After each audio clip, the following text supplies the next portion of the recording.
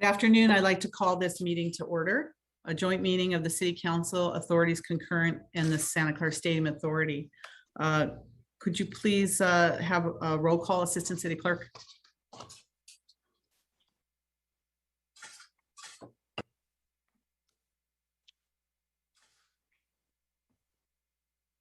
Councilmember Watanabe.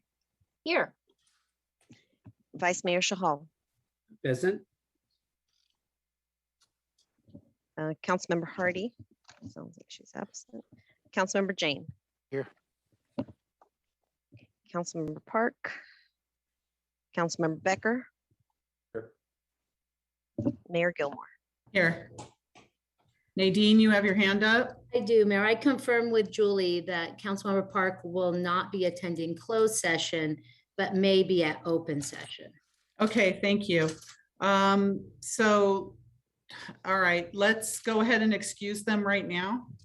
And then if they come, they come. So is there a motion to excuse Councilmember Park and Councilmember Hardy from this meeting? I move to excuse Councilmember Park and Councilmember Hardy.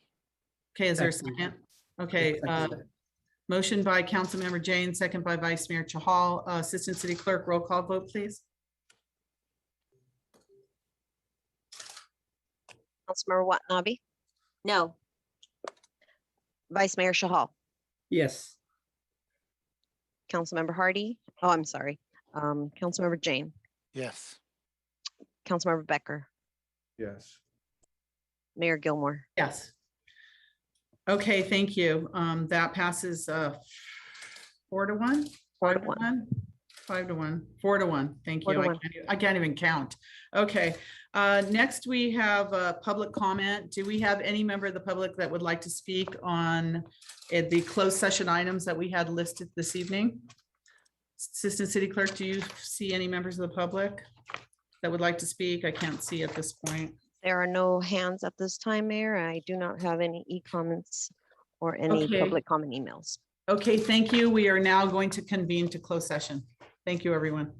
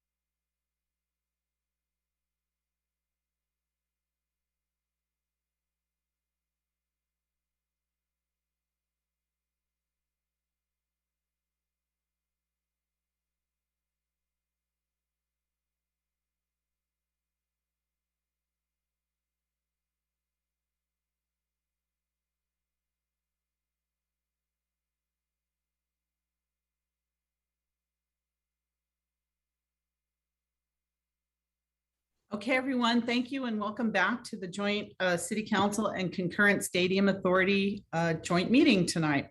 And welcome to our meeting. Could you please stand for the Pledge of Allegiance and remain standing for our statement of values?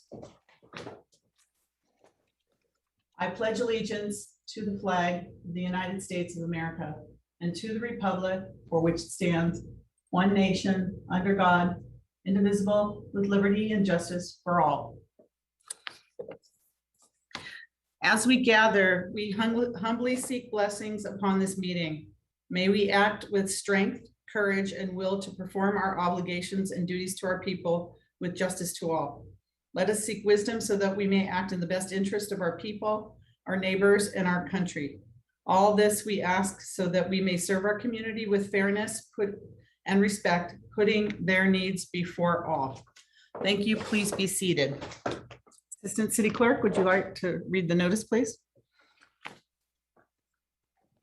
Yes, AB 23 announcement. Members of the Santa Clara Stadium Authority, Sports and Open Space Authority, and Housing Authority are entitled to receive $30 for each attended meeting.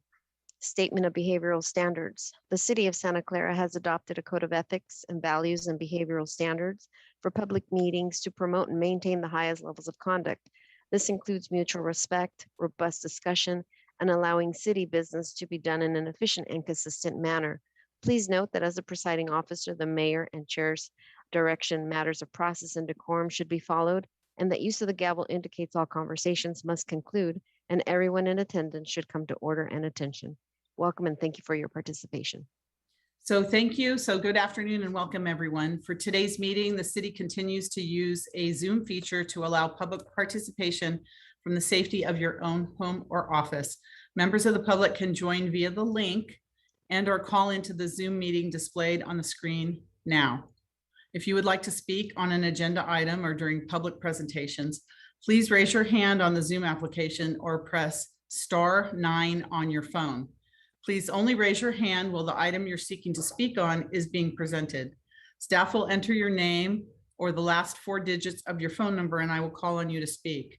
As a friendly reminder, members of the public have 2 minutes to speak on an agenda item and 3 minutes on public presentations, and those are topics that are not on the agenda.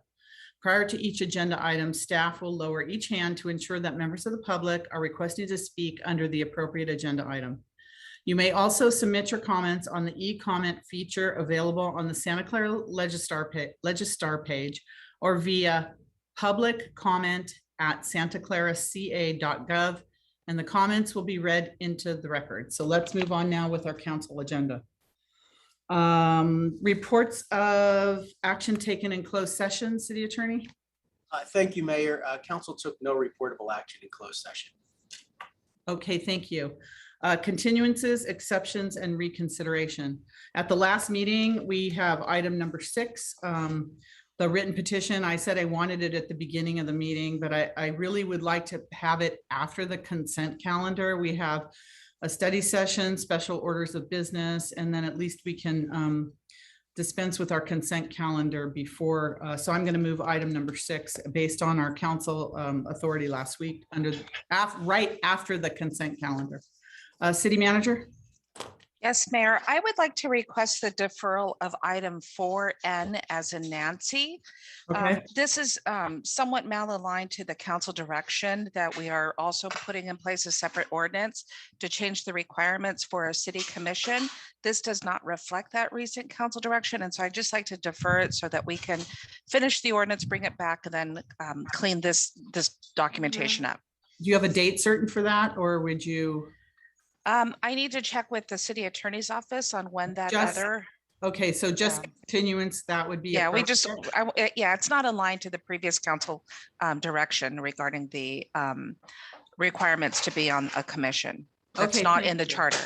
Okay, thank you. So may I please have a motion to continue that item for an introduction of ordinance to amend chapter 2.120 entitled Board and Commissions to add to the city's Housing Commission and establish the powers, functions, and duties of the commission and report and update on the city's implementation of the community plan to end homelessness. I think that was Councilmember Jane. Is there a second? Continue. Thank you for continuance. Is there a second on that? Second. Okay, second by Vice Mayor Chahal. Assistant City Clerk, roll call, please, on that.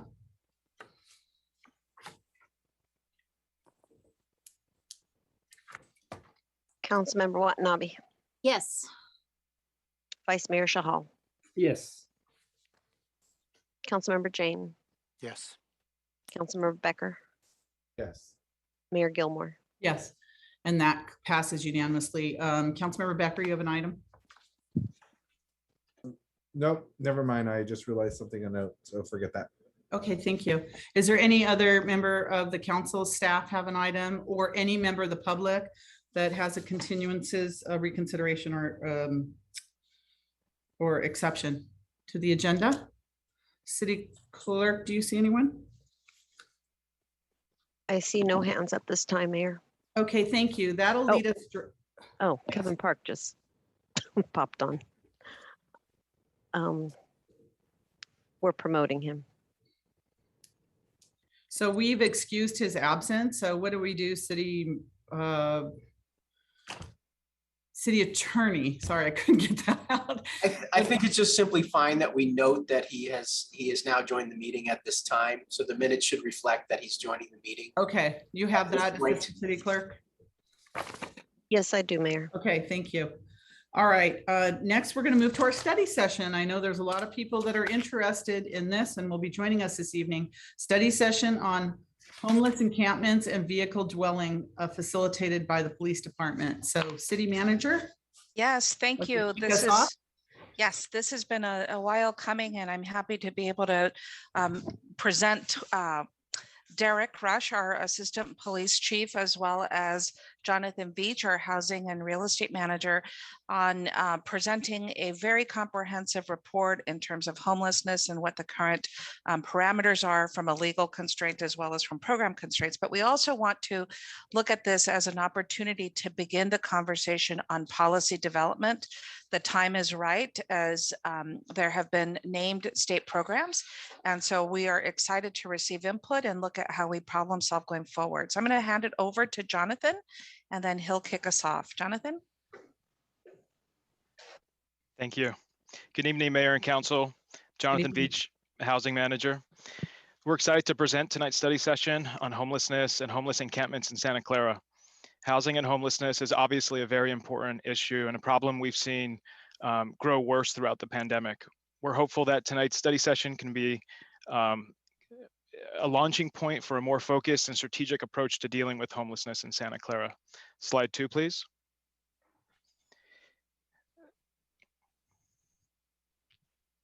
So to start, I'd just like to provide an overview of kind of our approach to tonight's study session and some high-level comments before we get into some of the details about what our police department is seeing on the ground. So when talking about homelessness, we generally start with the County Office of Supportive Housing, or OSH as we call them. And OSH has really taken a lead to increase our region's supply of supportive housing and supportive services available to the unhoused population. And the county's ultimate mission is to prevent and end homelessness. For context, OSH was created in 2011. They've grown their staff from 20 FTE in 2011 to 120 with an annual budget over $90 million. It's really a regional issue, and so the county has worked to establish a network of programs and resources that cover all of Santa Clara County. And I think intuitively, it makes sense to partner with the county on homelessness, partly because they're the main conduit for funding dedicated to homelessness. So most of our federal and state funds flow through the county before they actually make it to individual cities. But we also realize that there's a large component of mental health, medical care, and social services that are required and provided through the County Public Health Department and the Office of Supportive Housing. So with all that said, we know that more needs to be done at the local level to supplement and enhance what the county's already doing. So in June of 2020, the County Board of Supervisors established the Unhoused Task Force to identify feasible local strategies for cities to implement, with a real focus on emergency shelter and transitional housing solutions. So I think through that process, it became clear that as a city, we're making really great progress with permanent affordable housing interventions, such as rent assistance programs, and actually building permanent affordable housing. However, we do need to do more as it relates to temporary and short-term interventions. When it comes to short-term interventions, I think the main priority is figuring out how to deliver creative solutions for more transitional housing. But when that's not feasible, for whatever reason, sometimes you run into competing priorities related to short-term programs. On one hand, we're trying to address public safety concerns and make sure that the city is safe and clean. And on the other hand, if you start increasing local services outside of the context of a comprehensive housing strategy, you tend to see an increase in homelessness that corresponds to the increase in services. So the genesis for tonight's study session really came from an outpouring of feedback and concern related to the growing visibility of homelessness in Santa Clara, and specifically several homeless encampments and hotspots for RV parking in Santa Clara. And so our police department are really the front line for engaging with and responding to these issues on the ground. And our goal tonight is to hear from PD about what they're seeing in the community and some context about why we're seeing an uptick in homelessness, and then to start brainstorming with the community and council about possible interventions. Slide 3, please. I know we've received several questions related to homelessness statistics and data in Santa Clara. So the city doesn't run its own independent homeless census and survey, but we rely on the Santa Clara County point-in-time homeless census and survey. County census is done every 2 years. Unfortunately, the last one was completed in 2019. We missed 2021 due to COVID. Our latest count in 2019 was 326 homeless. And we recognize that the number is probably or likely an undercount. There are a number of hidden homeless, which describes people who are living couch surfing or living with friends or family. And we also recognize these numbers are likely to have increased during COVID. Slide 4, please. Although the county census, it's a little dated, but there's still a lot of really good information in the report and survey. Just a couple of key takeaways that I listed here. Over 80% of the respondents reported living somewhere else in Santa Clara County before becoming homeless. So a high majority of local households and residents. The unemployment rate among homeless survey respondents was 82%. Some of the biggest obstacles to obtain permanent housing listed were high rents in Santa Clara County, a lack of job or income, and just a general lack of housing options. And then not surprisingly, a high number of survey respondents also reported having health conditions such as mental health issues, drug or alcohol abuse, or PTSD. Slide 5, please. So at this point, I'm going to turn it over to our Assistant Chief, Derek Rush, to discuss what we're seeing and hearing from the community on the ground. Thank you. Jonathan. Good evening, Mayor, council members, and City Manager. Derek Rush, Assistant Police Chief. Thank you for the opportunity to speak on this important topic. I'll briefly discuss, as Jonathan mentioned, the issues associated with homelessness that the police department is currently facing. And this will include legal issues, our response during the COVID pandemic, as well as some specific encampment areas and RV dwelling locations within the city. So we receive complaints and hear from our community through a multitude of channels, primarily through the My Santa Clara app. We also get department-specific general email box intakes, as well as specific main phone lines or calls and complaints through that way, and also through our communications center, both the 911 system and our non-emergency phone line.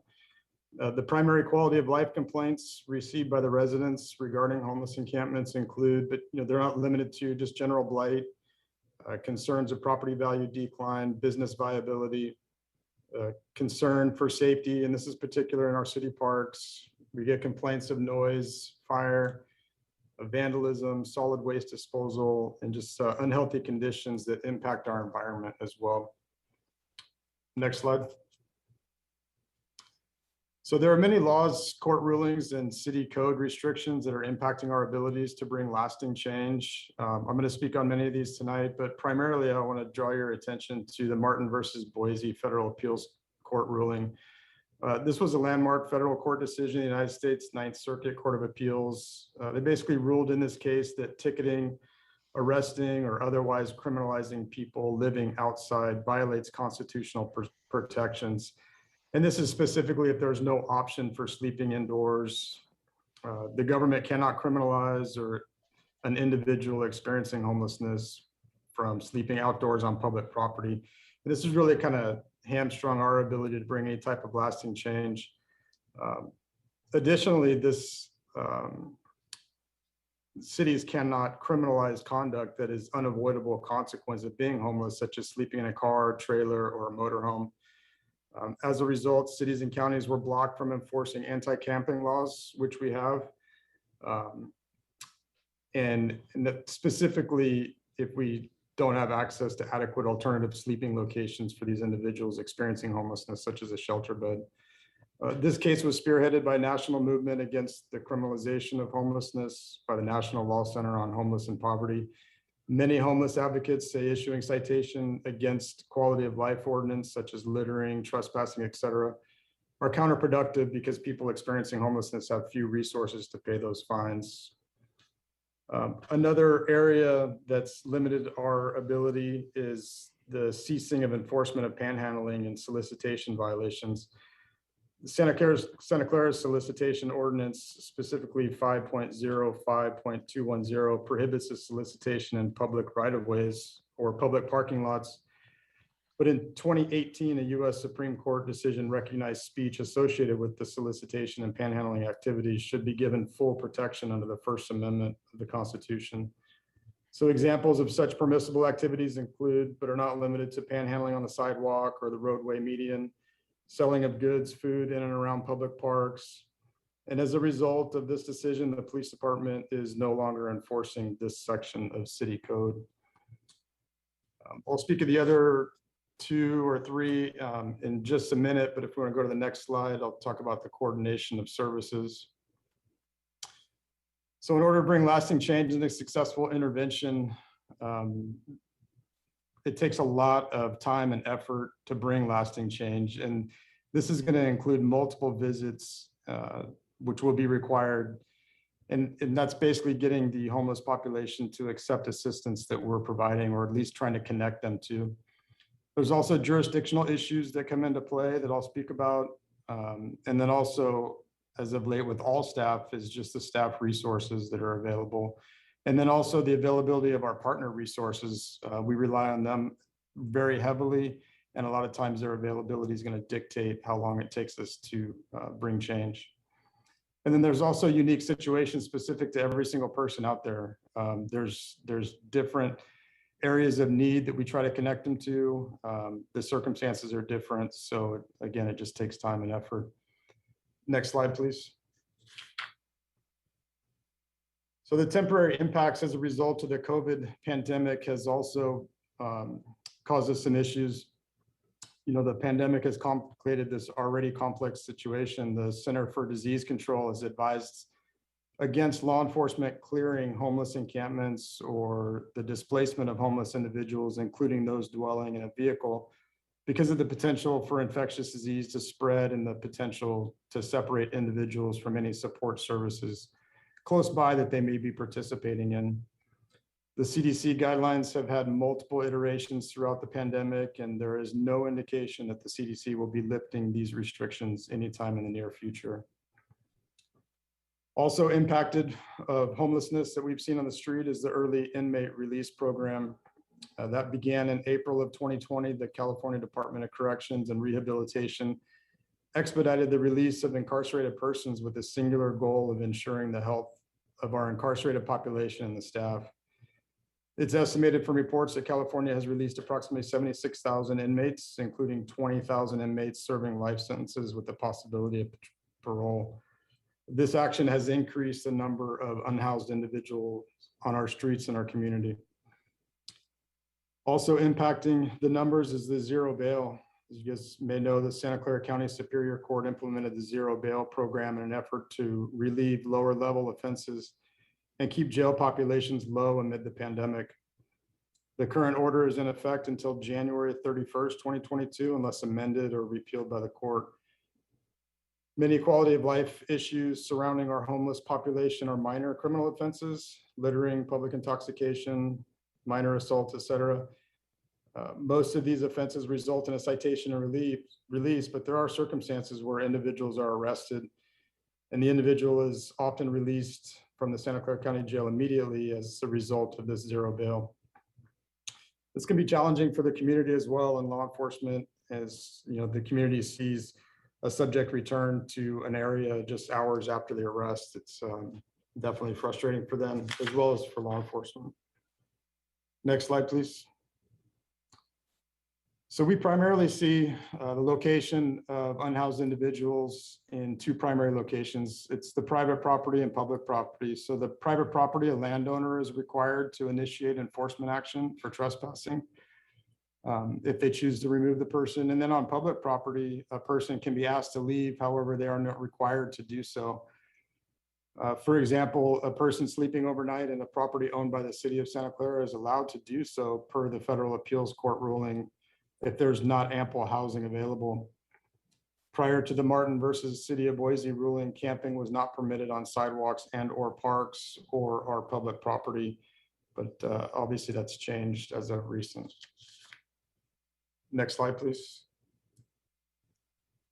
So encampments within the city of Santa Clara's borders may be under the immediate control of another entity.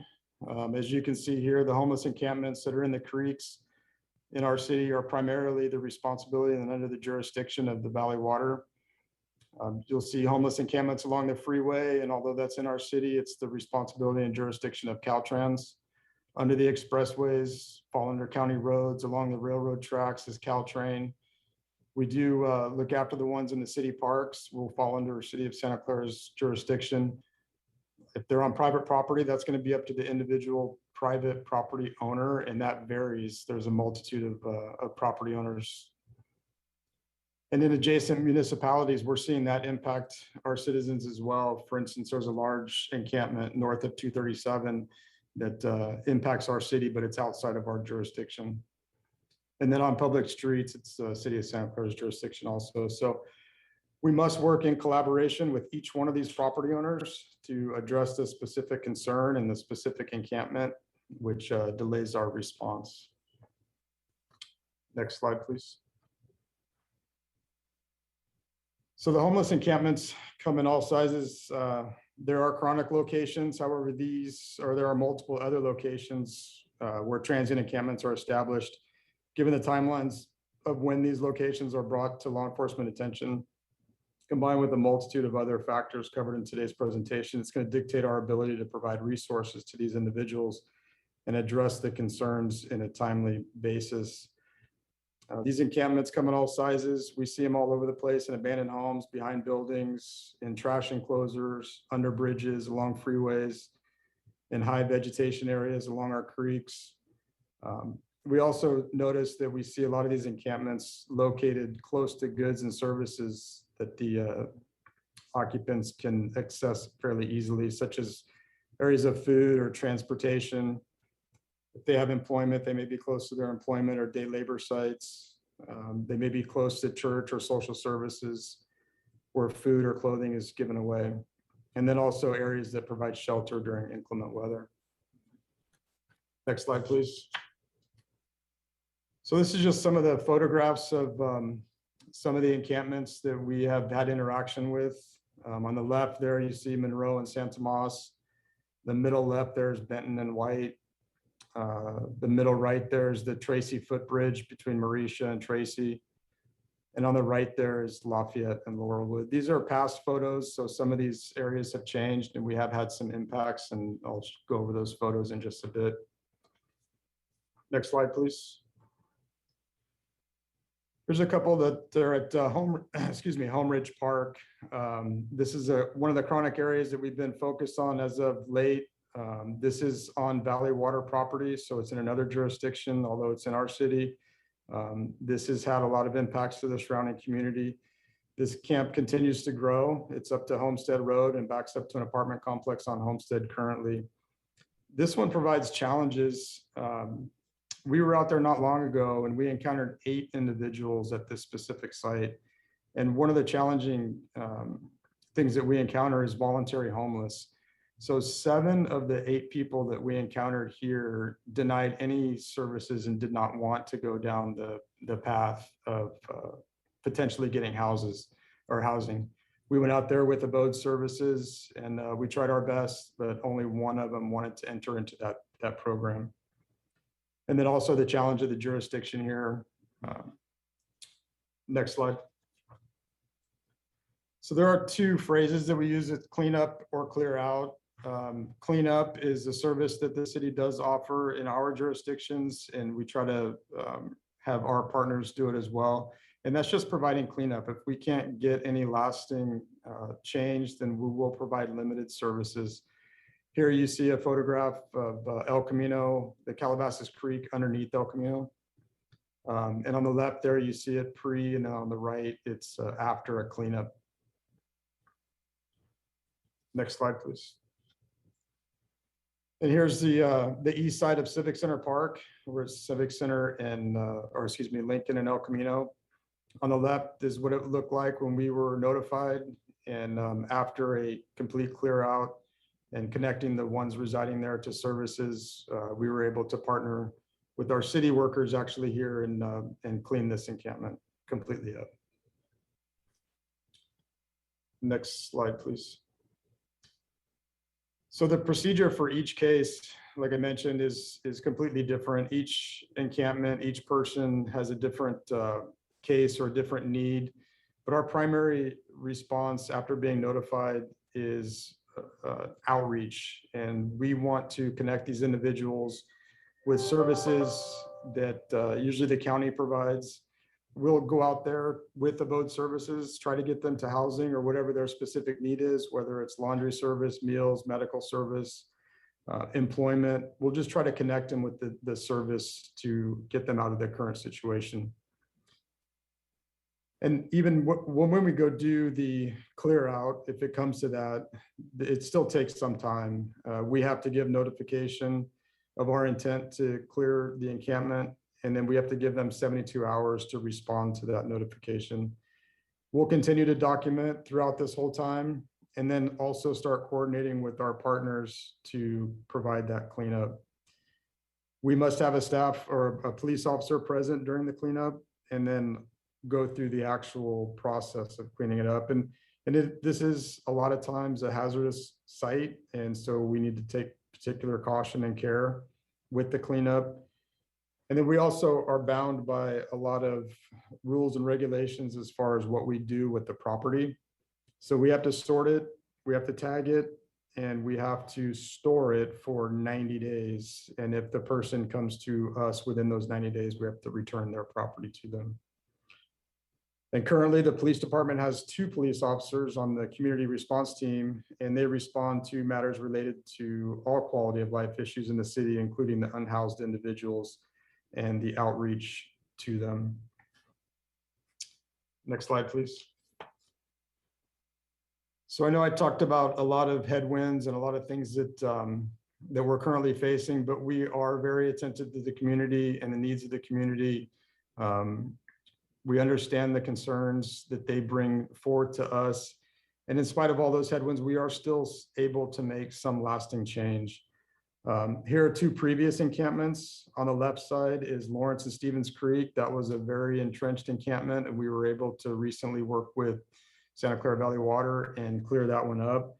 And then on the right is one that's impacted many of our community members between Mauricia and Tracy.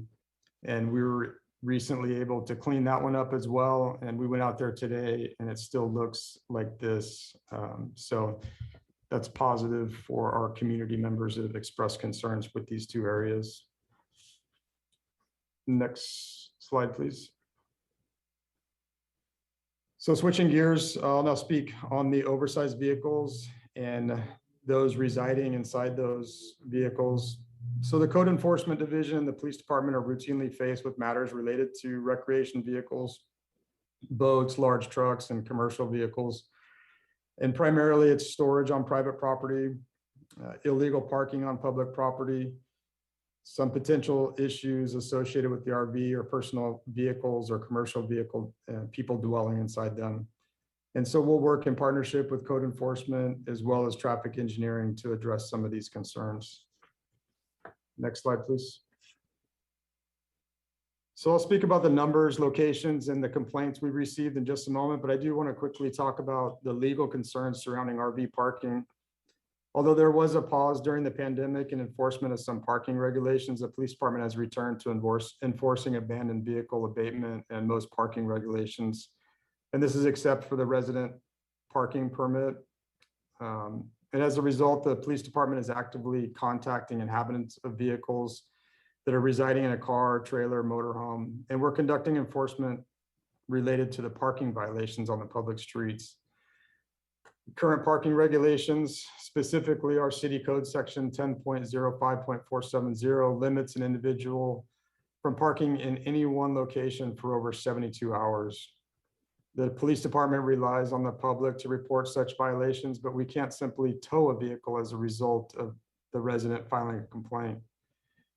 While violators are subject to a parking citation if they're not in compliance, the process for addressing these complaints is lengthy. I know the community demands a quick response, but once we receive a complaint, a community service officer responds within 4 days. And what they'll do is they'll mark the tire and or put an orange warning tag on the vehicle if they can't find the registered owner. And the CSO will return to recheck anytime after 72 hours or as time allows. And the recheck generally takes place within 5 days of that initial complaint. And at any time, the CSO may cite or work with the registered owner by giving an extension of time for them to abate the vehicle. And again, that's just going to be for their specific needs. But if a vehicle hasn't been moved after 10 days of being marked, then it's subject to being towed. And then the tow company has an additional 24 hours to pick the vehicle up once the request is made to them. And what's frustrating to our community is the timeline starts anew if somebody moves their vehicle from one location to another. And we see this quite a bit. And as a result, it's a challenge to law enforcement. Now, I mentioned our city code and our means to have vehicles moved that violate the 72-hour code. But I do want to state that something that we see on the horizon, and the Washington State Supreme Court just ruled actually earlier this month on August 12th that people residing in vehicles on public property cannot be cited and the vehicle cannot be towed for violating the 72-hour code, which is the one that I just mentioned. So this remains to be seen how this is going to impact us here in Santa Clara, but we definitely see it on the horizon. So next slide, please. So vehicle dwellers can be found throughout our city. On May 5th, 2021, the police department conducted an inventory of recreation vehicles throughout the city. And this was in an effort to verify the chronic locations and identify the volume that we faced. A large majority of the inhabitants were living by themselves. However, there were a handful with 2 or more occupants. A total of 107 vehicles, which included 97 RVs and 10 personal vehicles, were counted with evidence of individuals living in them. 73 of these 107 were among really 7 primary locations, which is consistent with the complaints that we get from the community. And primarily this was on Hope Drive, Bassett, Agnew, Memorex, Richards, Space Park, and Grant. So primarily other than Hope Drive, a lot of commercial areas. Next slide, please. So the complaints that we get specifically to RV, they come in the same way that we mentioned, the Santa Clara app, either email, phone, or to our dispatch center. And while most residents living in vehicles abide by the laws, the City Code Enforcement Division and Police Department routinely receive calls for service regarding code violations such as excessive litter and garbage, discharging of sewage on public right-of-ways, line of sight safety issues for pedestrians, bicyclists, and drivers. Specifically, as of recent, this has been an issue with Hope Drive. A reduction in parking availability, noise from generators, and unleashed pets are just some of the complaints that we receive from RVs. Next slide, please. So before I pass back to Jonathan, I just wanted to finish up with an overview of our city's current response and some potential strategies moving forward. I want to thank all the department heads and our administration for their valuable contributions to this report. It's really a collaborative effort in dealing with this complex issue, and it impacts each department, as you can see there. All of us care very much. We are interested in serving our residents and addressing their concerns when they arise. Yet we're also interested in helping our unhoused community. This is a balancing act between what we are legally able to do and what is in the best interest of all the members of our community. So thank you for your time, and I'll pass it off to Jonathan to finish up here. Thank you. Thank you, Assistant Chief.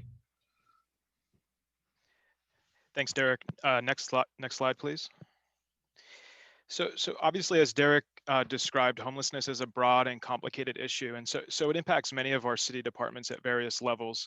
As we move forward, any strategies or solutions will require enhanced coordination and communication between our city departments as it relates to homelessness.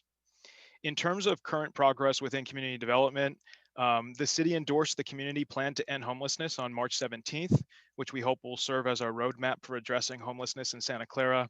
And we're also working on establishing a housing commission or housing task force to study and advance this issue, including drafting our own city plan. We're also working with Homebase, a nonprofit that the county contracted to actually design the community plan, and they're offering us 10 free hours of consulting, which we're hoping to use to help draft a framework for our city plan, and then to also help facilitate our working group discussions. In terms of short-term or interim housing solutions, Bill Wilson Center has been one of our key partners in Santa Clara. Bill Wilson operates a congregate 20-bed shelter in Santa Clara for unhoused youth. And additionally, Bill Wilson manages roughly 15 scattered site transitional living homes that have about 5 bedrooms each where they place unhoused youth. The county has also secured beds at two hotel sites in Santa Clara to shelter clients in emergency situations such as during COVID. Next slide, please. So additional short-term interventions. In May 2021, Covenant House, California just opened a full transitional housing program at the former Western Motel for 30 unhoused youth ages 18 to 24. And we worked with Santa Clara County Office of Supportive Housing and Cisco as partners to renovate the hotel to meet the needs of young people transitioning from homelessness to independence. Then regarding permanent housing solutions, we have 2 active rental assistance programs that are kind of the front line of homelessness prevention. We had a COVID emergency rental assistance program with funding up to $2.8 million to provide subsidy for rental arrears that were incurred during COVID for eligible households. And then we manage our ongoing tenant-based rental assistance program. And that program provides ongoing rent assistance of up to 24 months, along with case management services to support families that are homeless or at risk of becoming homeless. And currently we have 50 households that receive rental assistance through our TBRA program. And then in the permanent supportive housing pipeline, we have some updates. In May 2021, we approved a loan agreement with Allied Housing for a $4 million loan to support the construction of 80 affordable housing units, and 39 of these are set aside for chronically homeless seniors. In May 2021, Calabasas Community Affordable Apartments completed construction and began accepting applications and leasing up. Calabasas Apartments provides 144 total units of affordable housing and 80 supportive housing units. So both of those projects were with Abode, and they're down at the Lawrence Station area. In June 2021, we closed financing on Agrihood by Core Companies. That was a $250 million mixed-use development on city-owned land, which includes 108 units at 30% AMI or lower. So just across those 3 permanent supportive housing projects, we partnered with the county Office of Supportive Housing and leveraged $70 million of Measure A to make those projects feasible and create nearly 200 units set aside for formerly homeless. Additionally, in total, we have 1,000 units of new construction affordable housing in our pipeline, not just homeless housing, but general affordable housing, and an additional 1,000 moderate income units in our inclusionary pipeline. Next slide, please. In terms of next steps and possible short-term strategies, we're looking forward to establishing the Housing Commission or task force to study and analyze the issue of homelessness and help make community-led recommendations for policy interventions and programs. Also, just to report to the council, after our study session in July, 2 separate developers had reached out regarding Project Home Key sites. And so now both sites are secured through LOIs.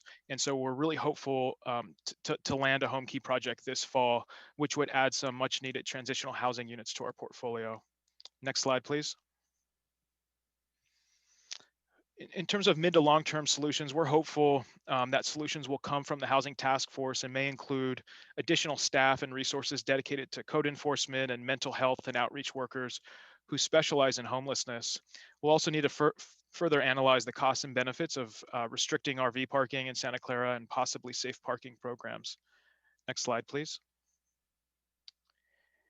And as always, we're continuing to look for opportunities to build permanent affordable housing and permanent supportive housing, including units set aside for formerly homeless.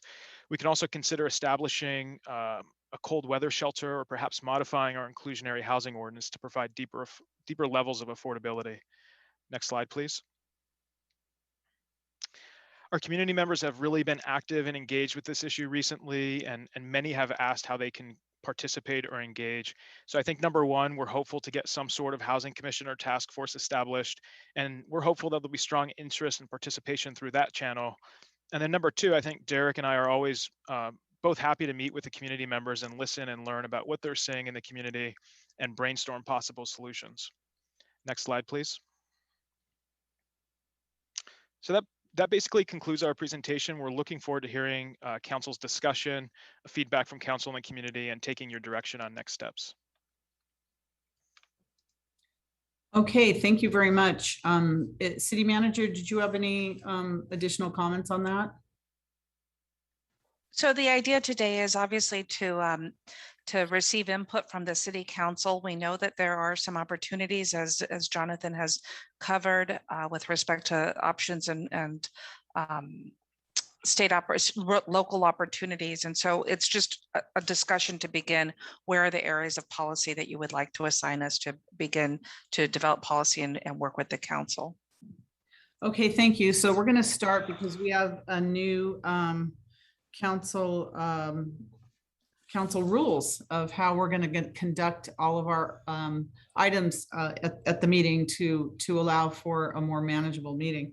So first, the staff makes, I just want to go through that because it'll probably take us a bit. I might have to be repeating these over a few times.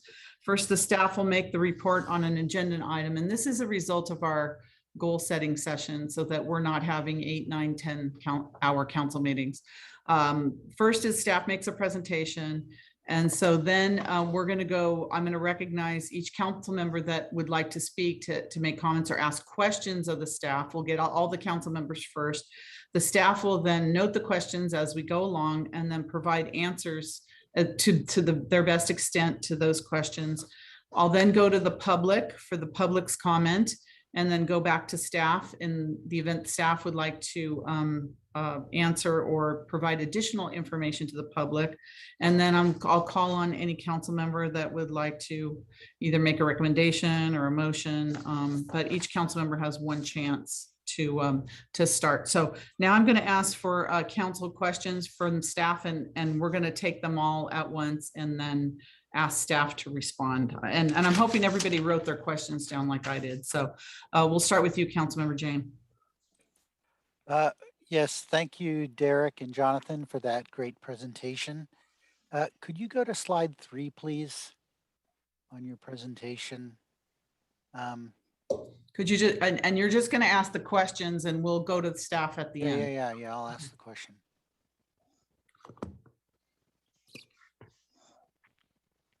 So I wanted to understand sheltered versus unsheltered here. In 2013, we had 203 unsheltered and 275 sheltered. And by sheltered, I mean, that's probably Bill Wilson and so on. And so I'm wondering, how did we lose shelters in the city, or what happened there? Are shelters empty? So, okay, my next question is, I don't know if you can talk about it, but I think very recently we had a fire, a pretty destructive fire, started by somebody who was unhoused. And then the third question that I have is that, you know, a number of cities around us do other things, like they have portable laundry services, they provide trash bins, they provide porta potties. And I think the porta potty thing is important to me. I mean, just a personal story is I was in CVS recently shopping and I needed to use the restroom, and both restrooms were closed. And they said it was due to, they were out of order. And I believe that a lot of our restaurants and our shopping places are closing their restrooms because of the unhoused. And so I was wondering if there was a possibility to provide porta potties like Mountain View does. Thank you. Thank you. I'm sorry, other council questions before we go to the public? Anyone before we go to the public? Councilmember Park.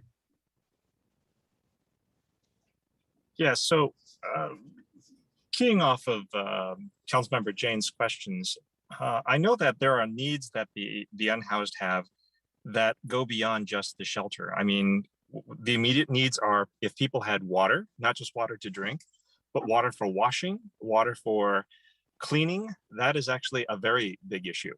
It also turns out that I've made lots of contacts with unhoused people during the summer and before the summer. And the biggest problem that I have is contacting them, because even if I have their number, if they lose their number, the Obama program replaces their phone and gives them a new number. So it's really difficult for them to have a list of the numbers that they used to have. And it's really difficult for people to call them who only knew their old number. But even if they have their phone, they often can't charge them, meaning that chargers and cables are one of the first things that are stolen or lost. And even if they have a charger or cable, there are very few public places where they can charge. I was told that one of the places they used to go to was the pavilion. There used to be outlets along the outside of the pavilion, along the edges, but those were turned off because they told me that city was concerned about people hogging the electricity. But there must be a way, and I'd like to point out that Salvation Army has made their outlets open to anyone during operational hours, except on Wednesdays from, I believe, 8 to 4 during the day. But those are like simple things. Well, I shouldn't say simple. These are more immediate than just housing and shelter. And I was wondering, how are we looking at addressing those kinds of needs? Thank you. Thank you. Vice Mayor Chahal. Thank you, Mayor. Thank you for the presentation, John and Derek. Appreciate that. My first question is, I know you mentioned that some of these homeless people do not want to take any help. Do you know what's the percentage of those people, and what can be our options, how we can help these percentage, basically? That's my first question. And there was a mention of Housing Commission recommendations to mitigate some of these issues. I know we are just forming the Housing Commission. I would like to find out what would be the timeline on that, because if we just say without timeline, that will not suffice. So I would like to put some timeline to that. My next question is, I know there are some recommendations for mental health. So what can we do proactive solutions for mental health issues? And last question is regarding the RV ordinance in industrial as well as long vehicle in residential. Can we have a sample of ordinances which can fit in our city? And can we put a priority on that? Thank you. Thank you, Vice Mayor. Anyone else? Was my hand raised? Sorry, Councilmember Watanabe, your hand is the hardest to see. I'm so sorry. Go ahead. That's okay. I'm sorry, I didn't realize I was unmuted. Thank you, both Assistant Chief Rush and also Housing Director for the presentation. It was very informative, and I know this is not an easy presentation to give, and it's also been a long time in the making, because there has been a lot going on. Even as of yesterday, there was a fire out at Lafayette and 101, and as a result of these issues.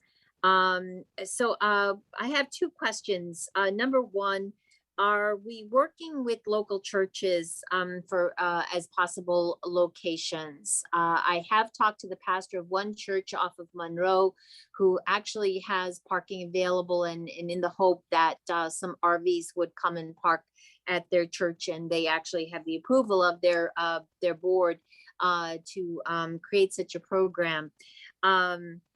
The other question regards the police department implementing a program, or maybe through the water district, about removing some of these encampments on a regular basis. On Sunday, I was just happened to be out on the San Tomas Aquino Trail near Santa Clara Square, and I noticed that there were tags on the fences, notices from the police department stating that within 72 hours, things would be removed, and there was quite a bit of belongings for somebody that had stored them underneath the overpass there. So I was wondering if the police department is doing this on a regular basis, or is it something that comes about as a result of complaints? So that's all I have. Thank you, Mayor. Thank you. Anyone else? Okay. Okay, I have just a couple questions. My first one was that to follow up on Vice Mayor Hall's question, I had how many unhoused people accept assistance, and if they don't, why not? And I know the answer to this, but I want to hear that for the public, that why they don't accept assistance, because that's something we really need to work on to help them accept assistance. And then the second question I had was, were the 2 home key sites that you mentioned, Jonathan Beach, that those 2 home key sites identified, are they in Santa Clara, and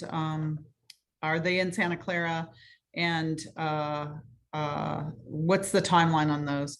And then regarding the Housing Commission, I attended the Senior Commission meeting yesterday, and the Senior Commission, however the Housing Commission is formed, they want a supporting role by sending an advocate to the meetings, because they're concerned about housing for seniors and the housing for the unhoused seniors. So they want to play a big role in it. So that's how I wanted to mention that. Those are the 3 things I have. So I'm going to go to the public now. And oh wait, Councilmember Becker, okay, go ahead. Sorry about that. You brought up something that I thought about. Okay. For police what can they do? I've noticed that about 2 residents have come forward to this about where homeless gentlemen are exposing themselves and doing other things to themselves. What can they do in that process? And I guess they come back. Is that your question? Yes. Sorry about that. Okay. All right, staff, we're going to go ahead now and have you answer the questions that the city council has posed, if that's okay. I know it's probably a lot of work to capture all of those. There's quite a few. So I don't know who, city manager, I guess we'll start with you. So what I'd like to do is, I know Jonathan and Derek must have jotted down some questions. Let's start with Jonathan and answer the questions that you feel you can, and then we'll go to Derek. I'll make sure that we keep track of all the questions that we received. I did take notes, and I can guide us through the conversation. Sure. Yeah, I'll go through kind of what I have written down, and then if I miss anything, just please ask the question again, and I'll jump in. The first question regarding slide 3. And the data regarding homelessness. So, we tend to look at the total number. I know there's some variance between sheltered and unsheltered. So in the point in time census, the HUD definition of unsheltered homeless is any individual with a nighttime residence that is a public or private place not designed for ordinary sleeping accommodation. So that would be kind of a car in the park, abandoned buildings, bus or train stations, airports, camping grounds. There was a change in methodology between the 2015 and 2017. I think a lot of it had to do with car parking and some other, I can get more detail on that, but basically there was a change in methodology on what they defined as sheltered versus unsheltered. So you saw kind of a steep drop in sheltered count and then an increase in your unsheltered count. There was a question about, not so much residential units or housing, but services. I heard porta potties, delivery of fresh water, chargers and cables. And, I kind of addressed this in my opening comments. I think there's, one of the challenges, there's a lot of things we can do, and we're really trying to figure out where to focus our attention. What are the most value add, kind of best cost benefit solutions to implement from a service perspective, and just want to be kind of aware that when we start increasing services, if we don't have shelter beds or units, you might increase your homeless count, as you keep increasing services in the short term. And that's okay. It's just something to be aware of. So I think we're kind of waiting for comprehensive direction before we start implementing some of these kind of service solutions. Then there was a question about kind of the voluntary homeless, and this is, this is one of the most interesting aspects, I think, of the issue. So I think what we see is when we talk to people at the county Office of Supportive Housing and we look at some of the data would say that the number of voluntary homeless is low, right? That the majority of people want services. But when we talk to people anecdotally, whether it's police department or even our staff, when we engage homeless, we do see a high number of people who are, refusing services. What I've seen anecdotally, to the mayor's question, is mostly mental health issues. We start getting into, number one, the process is intensive, right? So if I encounter a homeless person on the street, the first thing I do is I engage with abode services, right? So abode needs to come out to meet that person and do a VI SPIDAT, which is a vulnerability index or assessment, to kind of see where they score and what services are appropriate. So that first step, most people don't have a cell phone or email, so it's very hard to get the outreach worker connected with the person in real time. And once you do that, they get into kind of the county system, and then it takes time for them to work through their system. And when their name comes up, then you have to coordinate again. You have to find the person and coordinate the outreach worker. So we've gone through iterations of this and made it through the process. And then in the end, someone might have a unit available in Milpitas, and they say, they don't want to go to Milpitas. They want to stay in Santa Clara. And so it's frustrating, but I think anecdotally, we see a high percentage of voluntary homeless, but I think the data would say maybe otherwise. So I would say mental health is probably one of the biggest factors there. The timeline for the Housing Commission. So, it's on the agenda tonight. It was deferred. Once we clean up, I think, kind of the broader strategy with some of our commissions and kind of the makeup of the commissions, we're ready to go as soon as possible. So I mentioned in the report, we're working with Homebase, and so they're going to act as a consultant to really help us get a task force or commission off the ground. And so they're going to help us put together a framework for a city plan to address homelessness and really help us facilitate some of those conversations, because you can go all over the place with so many different topics. So it'd be nice to have someone facilitate our conversations, help us think about it in the right way.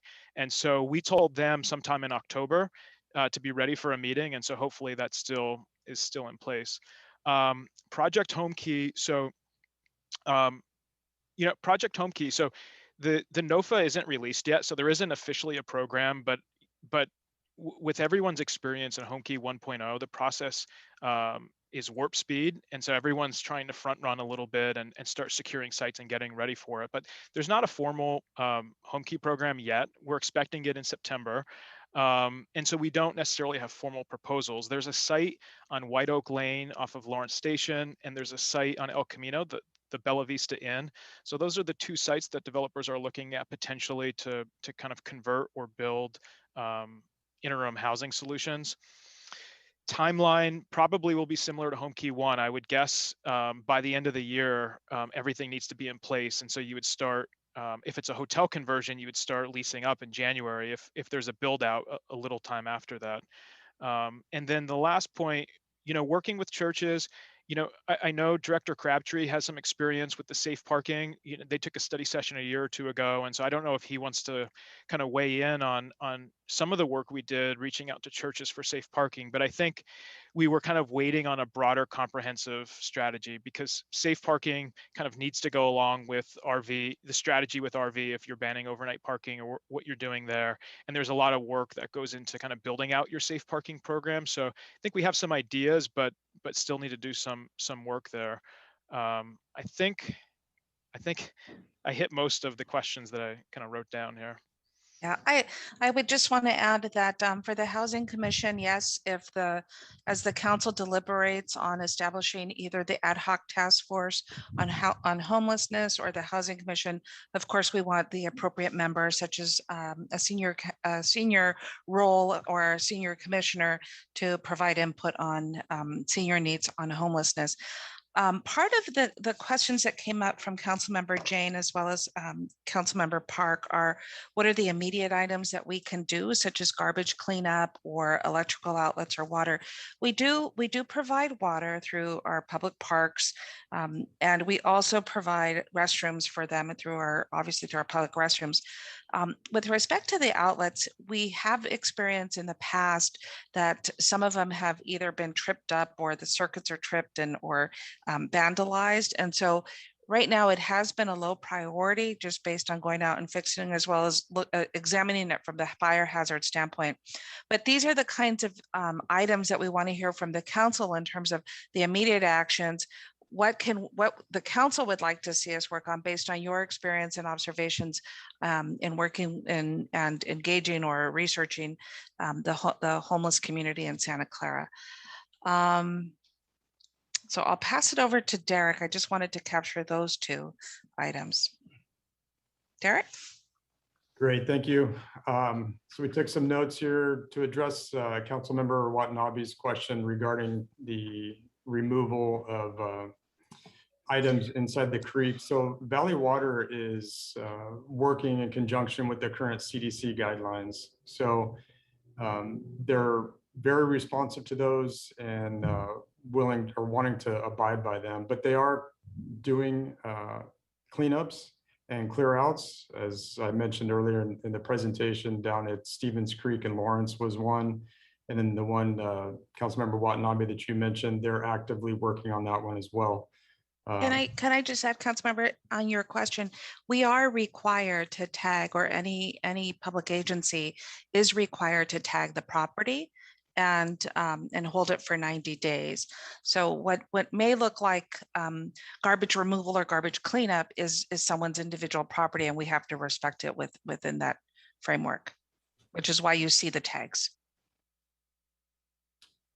Right, and there was a couple questions about the fire that was yesterday. I've asked Deputy Chief Jeremy Ray to be on. He can talk about the specifics associated with that, but that was in one of our largest encampments at the Lafayette and Laurelwood area. The fire impacted a small portion of that encampment, but I'll pass it off to Deputy Chief Ray for additional information on that one, if you'd like to speak on that. Thank you. Yeah, hi. Thanks, Derek. And thank you for the question. Yeah, unfortunately, we had a significant fire at that homeless encampment yesterday. We do not know the exact cause. We were able to pinpoint that the location of the fire did start in the homeless encampment, but in terms of any kind of a cause, it's still under investigation. It took a significant number of resources for several hours to essentially put it all out due to the location and the difficulty of being able to get enough water back there to put the fire out. So, you know, it is a significant incident for us. If there are specific questions other than, you know, the actual cause, because that's still under investigation, I can answer them, but you know, just suffice to say it was a significant incident, and it took about 4 hours to get it all completely under control and cleaned up to the extent that we could. So there's a couple questions left, and I'll take a stab at some of them. The first is from a mental health solution that Vice Mayor Shahal asked. This is an opportunity to bring in county resources and look at what resources they have available and any increase of resources that they would want to extend to the city of Santa Clara. By nature, as a local government, we're not into health and human services, and so we have very limited role other than referral and in collaboration with the county. And so if there is interest on the part of the council, we certainly can get information from the county and transmit that so that the council is equipped with that information. Also on RV ordinances, we can look at what other cities have put in place. We know that Mountain View has recently adopted an ordinance. However, we have to be mindful of the Boise decision and its implications in how we develop policy going forward. And then the last on that I feel like I could answer, and then I'm going to hand it off to Derek, is on Councilmember Becker's questions. If there's, as in any situation, whether the person's homeless or not, if there is anyone exposing themselves publicly, and particularly by areas where youth congregate, we need to have the police called and so that they can respond. So that's how I would respond to that question. I want to, since the mayor and the vice mayor raised the same question about the percent not wanting to accept help and what can we do, or what are the reasons? Derek, if you could just share your insights, as PD has a lot of first responder observations. Yeah, I guess, absolutely. Thank you. You know, some of the things that we've learned with people that are refusing services or specifically wanting to go to housing is there's a fear of living among people that you don't know. They're comfortable in their current environment, even though it's out in the open. They don't want to go to a shelter environment. There's also many prerequisites for admission, and some of them don't fit that. And then there's also general shelter rules that a lot of them don't want to abide by. There's curfews, there's moratoriums on bringing outside food, alcohol, drugs. There's limited smoking availabilities. So there's just a feeling of not wanting to be controlled. And that's another issue that we've seen. Some of the shelters are crowded. There's also, what we've noticed is a lot of people are connected with their services directly in the area where they stay. And when they're sent to services or other types of housing locations throughout the county, they may be in a different city and they would much rather stay here in that area. And then as far as Councilmember Shahal, you asked the question of the percentage that don't want services. We don't have specific numbers, but anecdotally, from speaking with our people in the community response team, about 60 to 70% of the people that we encounter in the streets of Santa Clara refuse housing or refuse to go down the way of going into those housing areas that we spoke about. So it's about 60 to 70%, but that's anecdotal, not specific. And then just to reiterate what Councilmember Becker talked about with the indecent exposure and the non-violent type crimes.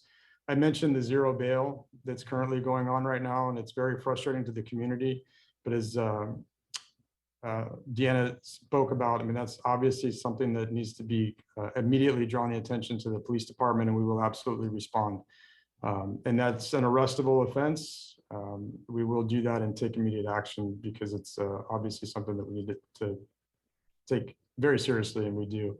But there's a frustration, and we see that in our community when we make an arrest, and in a very short order, they're right back out on the street in that same general area. But so that was a list of questions that I had, and I'll turn it back over to City Manager Santana. Yeah, I think we captured all of them. I took notes. If we didn't fully respond, the only item that I think we haven't commented on, and if this is a federal program, there will be limitations. That's the referenced new phone number when a cell phone is lost based on the Obama program.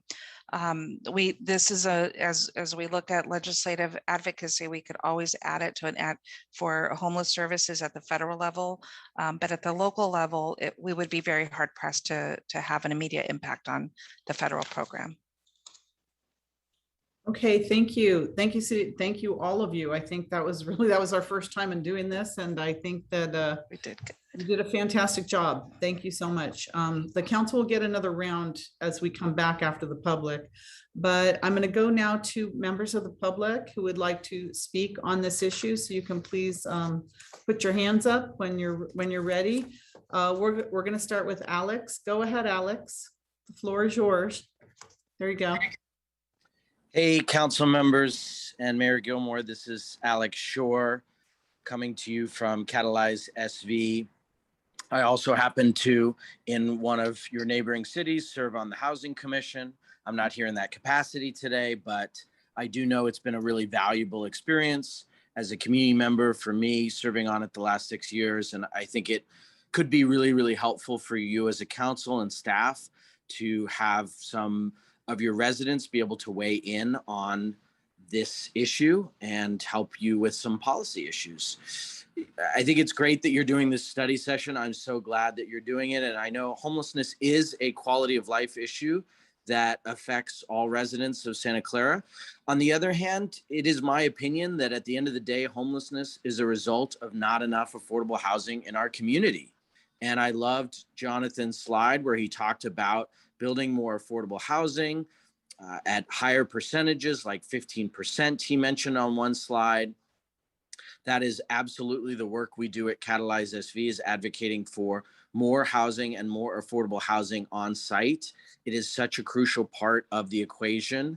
At the end of the day, homelessness is a result of folks not having enough income often, as Jonathan talked about, with most folks actually wanting services. So the reason they don't have enough income is because housing is so darn expensive here. And so we've got to build and preserve enough affordable housing for everyone. So every single project that comes before you on the council, please, please, please encourage the developer to build affordable housing. And please, please, please don't downsize, delay, or deny affordable housing in our community. That's how we'll get folks off the streets. And that's where we hope the council's focus will continue to be. Thank you again so much for doing this study session. We hope there are more to come. Thank you, Alex, for comments. Vanessa, go ahead, Vanessa. The floor is yours. Hi, Mayor Gilmore. Thank you to the council. Thank you to Ms. Santana and to Jonathan for all of the wonderful information. I'm sure most of you know that I have been spearheading a community involvement movement amongst the residents of Santa Clara to try to educate regarding homelessness and then to instigate some change within our community. The Homeless Initiative is what we call ourselves, and we are very excited that this is a part of the discussion. So I actually just wanted to comment regarding the cell phone charging. There is a company that makes solar-powered cell phone chargers, and it might be something worth looking into as we start offering services to the homeless community, because yes, not being able to reach them, dead cell phones and all of that is always an issue. I have two questions actually that I wanted to pose. The first one is, what kind of land is available for something like the Community First in Austin, Texas? This is a homeless community that was created on 45 acres that provides all levels of housing, because as we know, not all of our homeless community can live indoors. So we have to also meet them where they're at. So my first question is, what land is available or can be available for to partner with the city and perhaps maybe a nonprofit? My second question is regarding the Martin versus Boise. And I wanted to know if anyone knew how Venice Beach down in Southern California cleared out 300 homeless people in a week in spite of this, and how did they provide housing? I just would like to know if anyone has any input on that. So thank you so much for allowing me to speak. Thank you, Vanessa. All right, anyone else from the public? If you would like to speak, just put your hand up. Jeff, go ahead, Jeff.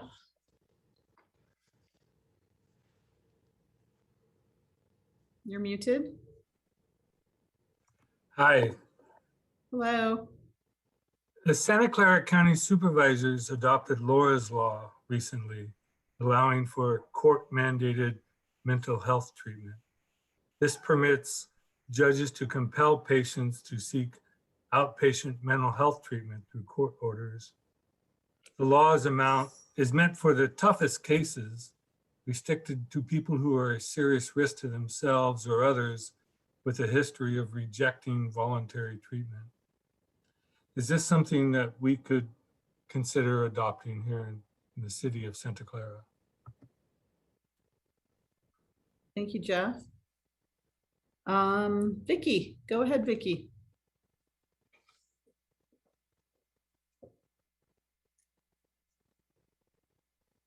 You're muted, Vicky. There we go. There you go. My husband has a question. Charles, this is Vicky and Charles. Hi, I'm Charles. I had a question for the folks that presented the presentation. I'm a data-driven person, so I was very interested in, what are the categories of the various people? We just saw sheltered and unsheltered. That seems like it's too coarse. And then also, what was I going to say? I saw so many different programs that the city is looking at, and a whole bunch of different numbers, but I didn't understand like how those numbers relate to the some 326 people who need help. So I didn't understand, like, do we have enough, too little? How are we apportioning that help? So that's all I had.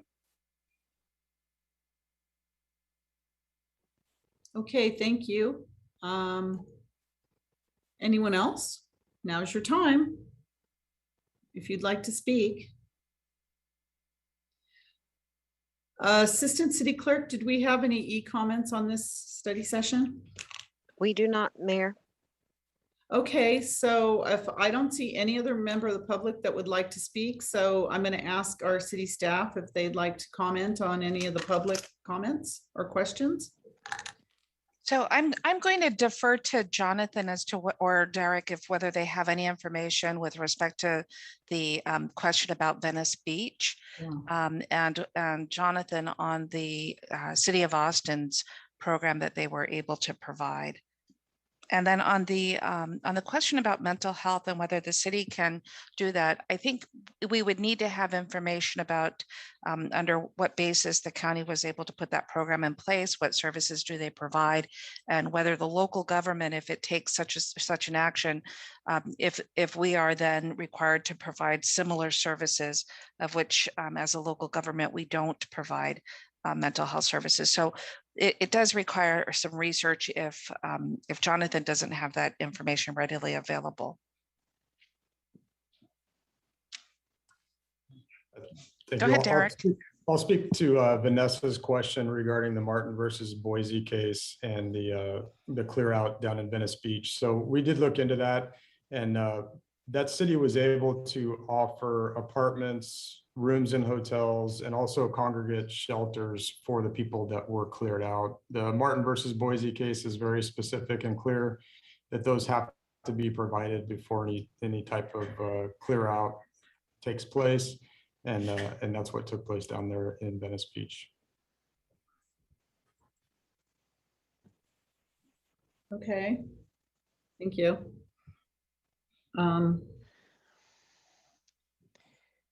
City manager on the other project.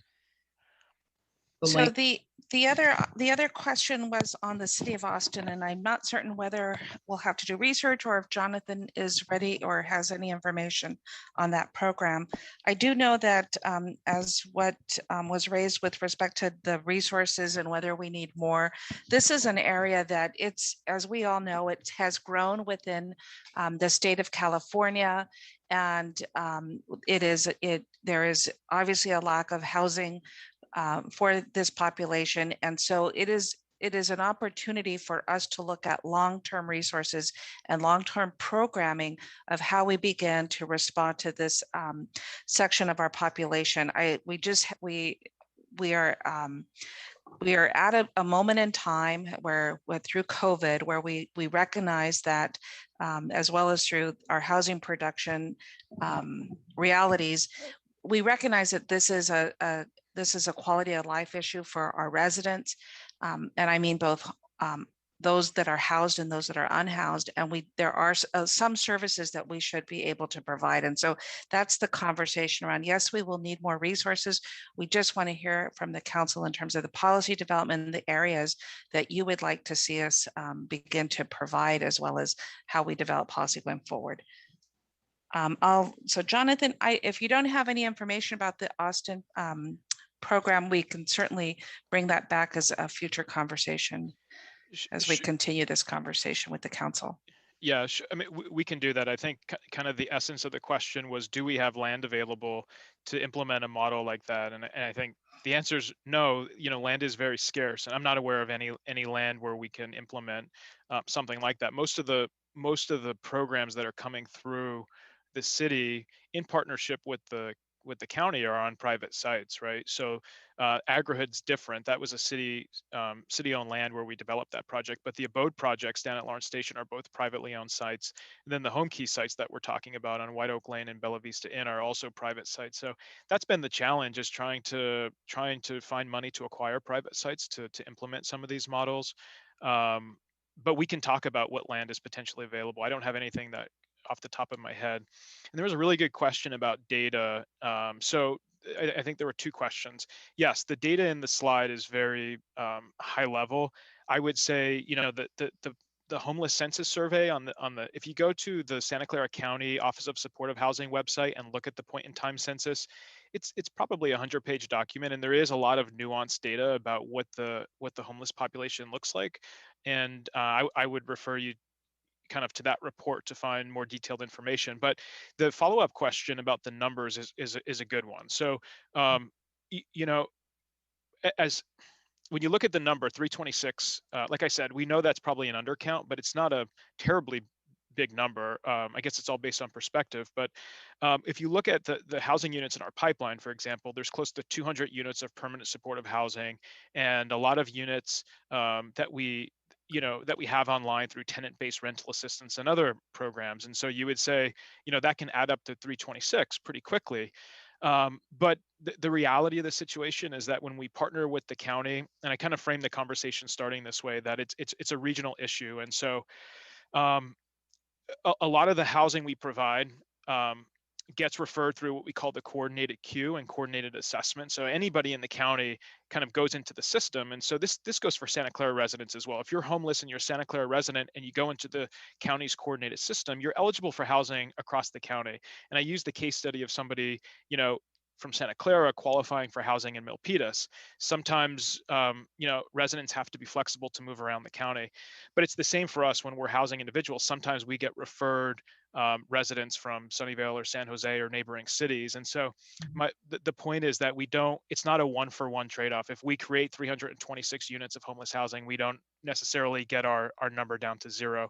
It is really a regional initiative. And so I can say that we're doing our fair share, at least, you know, based on our numbers and what we're providing, but we'll still have to make sure that we kind of keep pushing towards bigger goals here. Thank you. City Manager, is there any additional information before I go back to the council? May I ask you, City Manager, what are you looking for? Just council direction, council comments? I know it's study session. We don't really take action, but are you just looking for more input from the council? Can you tell us? So we spent on July 13th some time presenting the state program, as well as an example from Mountain View of how the project is administered. We've provided information today that there is interest in 2 sites in Santa Clara. Is the council on board with us continuing on pursuing and exploring these options as the state begins to look at releasing their NOFA opportunity? The second is, are there any other immediate actions that allow for that the council would like to see us begin to grow into that you have heard as areas of either portable potties, garbage cleanup, things that we talked about with the water and the restrooms and the outlets? Help us understand if we are status quo, or if there's areas to look at for additional services. And then we need to work, of course, on the resourcing of that. But as far as, unless there's any disagreement, we have been working as if from the July 13th that moving forward with the state program is something that the council would like to continue to proceed with. And so I would just like to know first on that question, because once we are able to have transitional housing, obviously, as we've demonstrated today, there are other opportunities. Okay, so really comments, and are we going in the right direction for all the things that we're doing? So, okay, keeping that in mind, council. Now I'm going to go back to the council member, each council member, and you don't have to, each one can have an opportunity to make their comments. We'll start with Councilmember Jane. Yes, I'm very supportive of the interim housing, similar to what Mountain View did with their Leghorn project with the Project Home Key. And I think that was a very quick build. It was quite inexpensive per unit. So I'm very much supportive of following something like that. I think we're a little bit behind some of the other cities in terms of, things like support this basic services like laundry services and porta potties and showers, portable showers. Because I think that, if we want these people to work, they need to be able to show up at work and be, presentable, you might say. And I think it leads to a lot of health effects if people don't have basic sanitation. So that ends up costing us in terms of hospital visits and so on. So I'm very much supportive of moving forward with a robust program. And I really think we got some great input from our residents. And I really think we need to involve our residents before we make any final decisions. Thank you. Thank you. Councilmember Watanabe. Thank you, Mayor. And again, thank you to everybody for this really great, robust discussion and just all the information that's been brought forward. We know that this is just constantly changing. This is an area that's constantly changing. And so I'm really appreciative of all the work that's been put into putting all of this information together and the options. I'm fully supportive of moving forward with the state program as the city manager was requesting. I don't know if you need a motion based on the handout that we received, but if you need a motion regarding adopting an ordinance formalizing the city's housing commission and that the city's housing commission will study in advance the needs of Santa Clara's unhoused populations. I'm happy to make that motion if you need that. We don't need that. That's coming on the next, we just continued that earlier in the meeting. Oh, excuse me. I'm sorry. Yes, that's right. That's right. Yeah. This is just to get our direction. That's all. Okay. But I agree with the portable showers as well. I had made a note of that because I hadn't heard it mentioned. And I know there are ways that it's been implemented, like in San Jose, they use portable showers. I think that's all I have, but definitely I'm fully supportive of moving forward with the program. So thank you. Thank you. Councilmember Becker. Thank you, Mayor. Thank you, staff, for your presentation. Thank you, Jonathan. You guys all put it together. Thank you, Derek. I really have to also say thank you to Vanessa for putting a meeting on in her backyard. Thank you, Mayor Gilmore, for attending that meeting and being a part of that conversation, because I think we really connected to the residents. And I think now that we are aware as a council and as a community, I think we can work together in solving a lot of these problems. So I really want to say thank you to the staff and thank you to the mayor, as well as thank you to Vanessa for putting that together. And I look forward to your next meeting and going over some of the things that I really feel that are really important. I mean, I think my colleagues have covered a couple of it, which was Councilmember Watanabe and Councilmember Jane about the laundry services, showers. I mean, those are very essential services. I mean, I think there's nothing better than feeling to get a shower. And I think that's something that they would benefit from.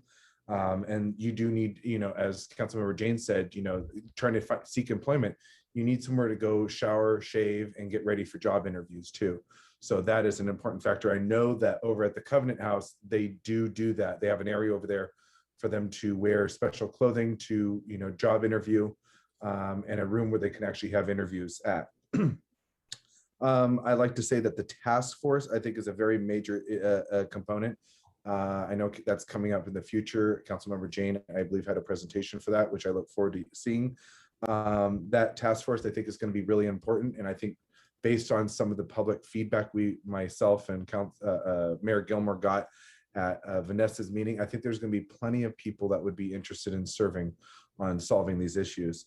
I got to say, we're doing pretty good based on what you guys are giving in feedback. We're really making progress because I see it as this, is if you go to the Central Valley in certain cities there, Stockton, or if you go to other cities like San Francisco, San Jose, you have to use a code to use a bathroom inside Taco Bell, or like as Suds was Councilmember Jane was talking about, CVS in certain other areas, because of the unhoused are starting to stay in those bathrooms. We haven't gotten that bad yet, and we really want to make sure that we cut that off before we get that bad. I know one thing that was talked about, which was about housing during the winter. And I think that's a really important factor, because I know in the city of Gilroy, one of my aunts who was unhoused with her 3 daughters, they were staying in migrant housing during the winter because there was no crops to be grown. So they were utilizing that land to service people who were unhoused during the winter to keep them out of the cold. And I know that was a very cold winter back in 2018. So that, I think, would be great, considering with all the fires. I think we're going to have a pretty cold winter this year. And then my cell phone charging, I really think that's a major component. And I don't think that's just for the unhoused. I think this is also a major component for people who are taking transit and commuting, especially on the trains. Trust me, I've been there before, where you're on a train, your phone's going to die, you don't have a portable charger, you get off the train and there's no outlet to go charge your phone. And I know a lot of people get stuck in those similar situations. So for the unhoused, it's even harder. And I think that would be something that I would like to see some kind of pilot project to see how that might work. Because I know if we go too many, people might vandalize it. And then, mental health, I know, when we were in the backyard group thing with Mayor Gilmore, it was talked about a lot about mental health. And I think mental health is a key. I mean, this all started back with the Reagan administration. I mean, you can go all the way and start, every president continued to pass this along. And I'm not saying that Santa Clara is going to solve a national issue, but I think that as a community and with elected officials, we're going to be able to accommodate the needs of the residents of quality of life issues, as well as those who are unhoused quality of life. So I really hope that we can enhance a little more on mental health services, because that is key. And I think Santa Clara could be leading the way in those services, as well as with the county. But other than that, I got to say, you guys did great providing this feedback. Oh, my last comment is, all the old motels that we have around here, I know a lot of residents are concerned about density being built behind them on El Camino Real. I know that's a concern from residents who have spoken to me. One thing I say is that these old motels, I hope the city look at purchasing this land or these old motels once they're no longer in service, to start using this as basis for transitional housing for people, kind of using the Covenant House model. And I think that would really help kind of balance with the neighborhood, especially concerns about density being built on El Camino Real in certain areas. We do need housing, though. I agree with Alex Shore, that was a major comment. We do need housing, but it's especially the affordable housing, because the people that are suffering are those that are usually living in RVs and they're working jobs full-time.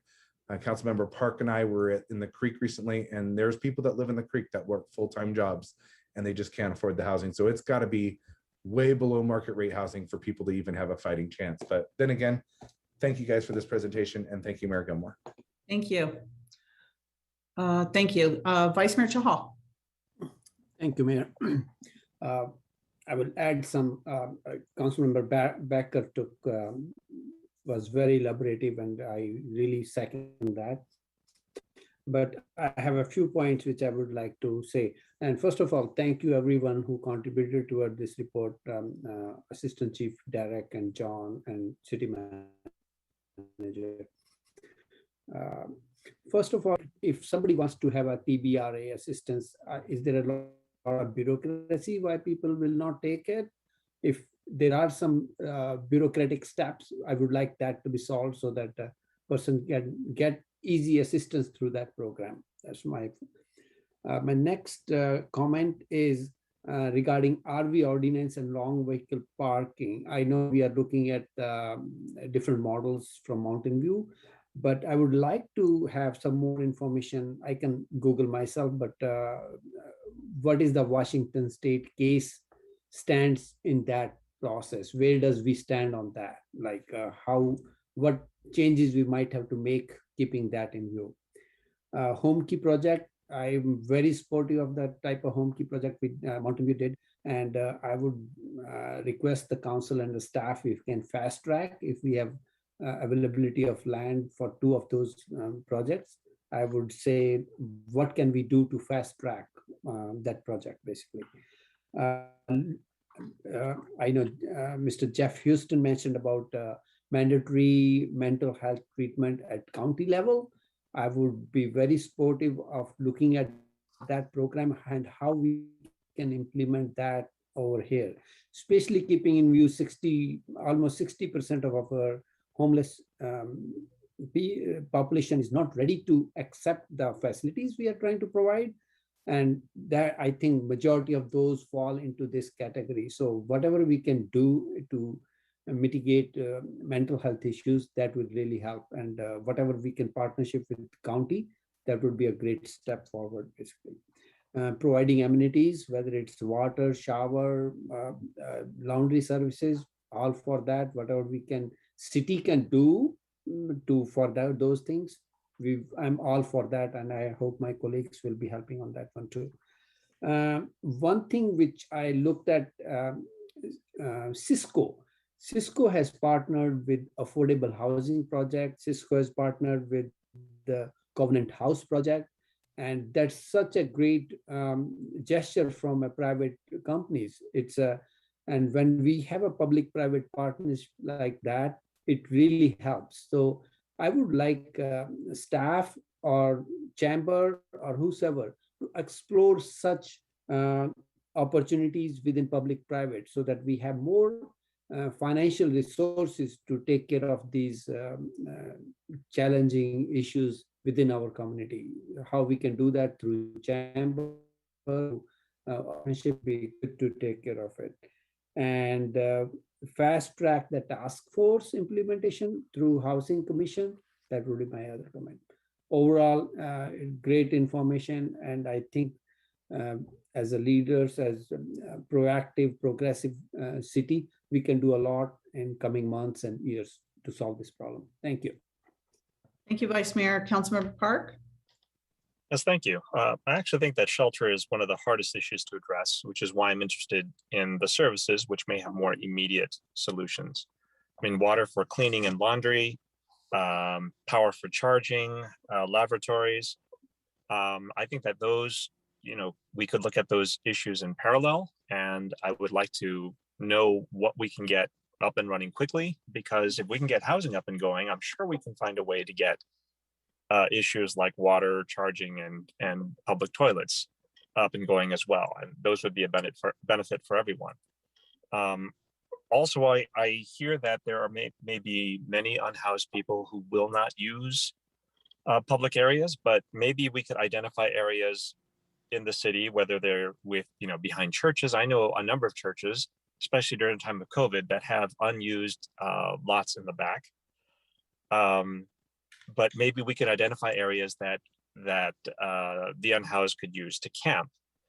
Controlled areas that require some sort of commitment from the people who stay there, which could include COVID testing and drug testing, and even a sign up. This would at least move them away from the creek and residential areas to known areas. And I think that's one of the big issues from the neighbors. It seems that there would be people who wouldn't use these services, but we could at least address people who would use the services. And I'd like to know what the available county and state funds are, because my concern is also, as we provide more services for the unhoused, actually more service in general, we may attract or bring in more people, which is not a problem if we can get credit and help for those additional people that are coming in. I also know that many of the unhoused have mobile phones, which I believe requires some sort of registration. Could we use the phone numbers, or could we use the phones that they have for some sort of accounting or registration purposes? One of the reasons that phones are so important and why charging is so important is Many of the services that they sign up for, it turns out they can only sign up for online. And it turns out many of the responses they get are only going to be available through phone or through email. And when they lose contact or they lose connection with those, they're lost even if they've done the right thing.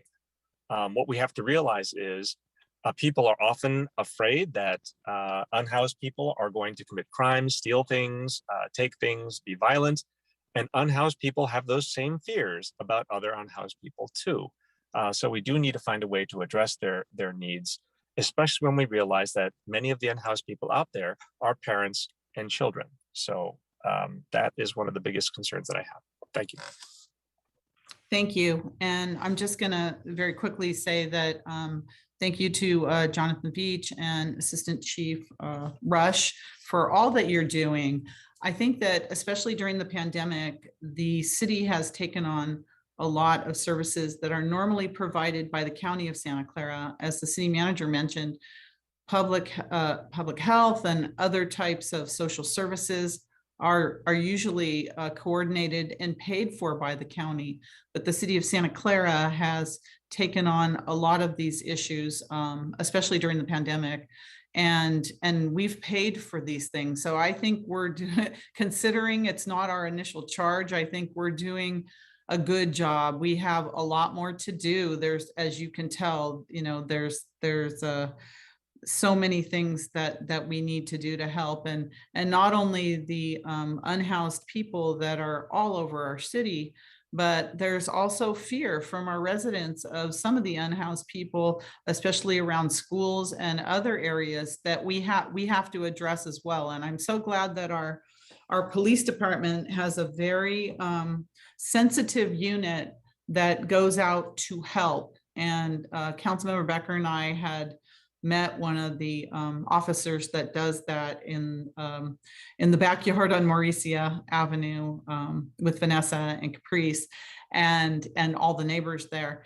And he was really, the officers were really a wealth of information to us in terms of how they handle the unhoused, the homeless situation, the unhoused, and how they handle them with empathy. And I think that's really important, treating them like, you know, individuals, real people, and handling them with empathy and really trying hard. And many takes multiple visits, trying hard to get them the resources and the help that they need. There's a lot of mental health issues that, you know, I can't say we are super equipped to deal with, but those are things that are, even if you have the help right in front of them, they don't want to take it for many reasons. And many do want to take it. So every single person that we can help is a victory for us to do that. But they also supply security for some of the residents that are fearful about people coming into their backyards. And we heard some horror stories the other night. Councilmember Becker and I heard some stories about, you know, homeless individuals that had real extreme mental health issues that were, you know, doing things to people's property and other things I don't want to really mention. But it's such a sensitive topic that it requires sensitivity and empathy to help people, especially during this time. And I think that we're doing a good job. I'm really excited about our Housing Commission. And I really know that there's so many ways that we can support the Housing Commission once it's up and running. But to be able to have one body in our city that is responsible for looking at this and making recommendations directly to the council, and this is what they focus on. And I know, as I said, the seniors are ready to support that as well. So I think we're doing the right thing. We're using Measure A funds for affordable housing. We're building affordable housing. We're doing the best we can. We're not going to be able to get it up fast enough. So some of these things like, you know, plugs and showers and other things we can help in the meantime. But I think that, you know, it's supporting our police department unit, which is very busy with us, and supporting our housing department and really working with our community, because that's how we find out about the encampments in different neighborhoods, the nuisances, the trash, the fear of, people exposing themselves or getting too close to schools. We have to take that into account as well and keep everyone safe, not only our unhoused population safe, but our residents safe as well. So we've got our work cut out for us, but I think that we're on the right track. And I think based upon our last couple study sessions on this, I think we're being proactive in that respect. And I support what we're doing so far. So that being said, thank you very much, everyone, for being involved in this. And we're going to move on now to the rest of our agenda, unless City Manager, you had any closing comments. No closing comments, except that when the state provides information about its notice of funding availability, we'll be sure to make that make that aware throughout the community, certainly the council. And we will look at the other items that came up today and assess them and bring back information to the council. Thank you. And thank you very much for this presentation. So we're a little tiny bit behind schedule, but our next special order of business is first, proclamation of September 2021 as Community Preparedness Month. So as a special order of business this evening, I would like to announce the month of September will be Community Preparedness Month with the theme Santa Clara Ready, to increase public awareness of the importance of emergency preparedness. And I think we've learned that this past year and a half. National Preparedness Month was launched in 2004 as part of FEMA's Ready campaign. September was chosen in commemoration of the tragedies of September 11th, 2001, and as a reminder that our community needs to be prepared for all types of emergencies. The council will be commemorating the 20th anniversary of September 11th, 2001 next month. As we are still in the midst of the COVID-19 pandemic and the extreme drought, we also realize the need to remain prepared for all disasters, including earthquakes. In honor of Community Preparedness Month, the City Council will present the Community Preparedness Month proclamation to the City of Santa Clara Office of Emergency Services leaders. And so at this time, I'd like to invite our Chief Emergency Services Officer, who we have come to rely on for the past year and a half, Lisa Schoenthal, to comment on Zoom. Lisa, are you with us? Thank you so much, Mayor Gilmore, and thank you, City Council, for emphasizing the importance of emergency preparedness. I also must thank our Director of Emergency Services, City Manager Deanna J. Santana, without whose leadership we never could have mounted the response we have had in the city for our community. So thank you so much for your support for this proclamation, which I share with Emergency Operations Center staff. It looks beautiful. Thank you. It looks beautiful. I also share it with the fire and police departments and with all of the disaster service workers, our city staff, many of whom worked tirelessly beyond their comfort zones during the past year and a half plus. So thank you very much. It took a village, didn't it? It sure did. It does, and it does. So we'll make sure that you get this, Lisa, for your office. Thank you very much. Thank you. Okay.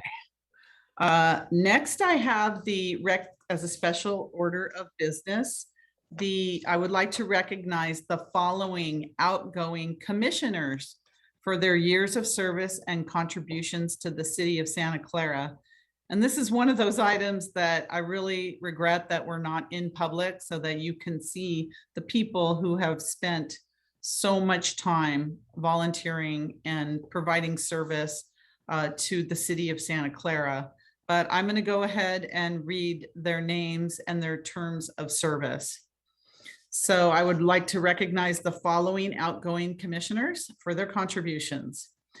Board of Library Trustees, Joshua Briefman. He served 2019 to 2021. Cultural Commission, Habir Bhatia, served from 2016 to 2021. Cultural Commission, Neha Mathur, served from 2017 to 2021. Historical and Landmarks Commission, Stephen Estes, from 2014 to 2021.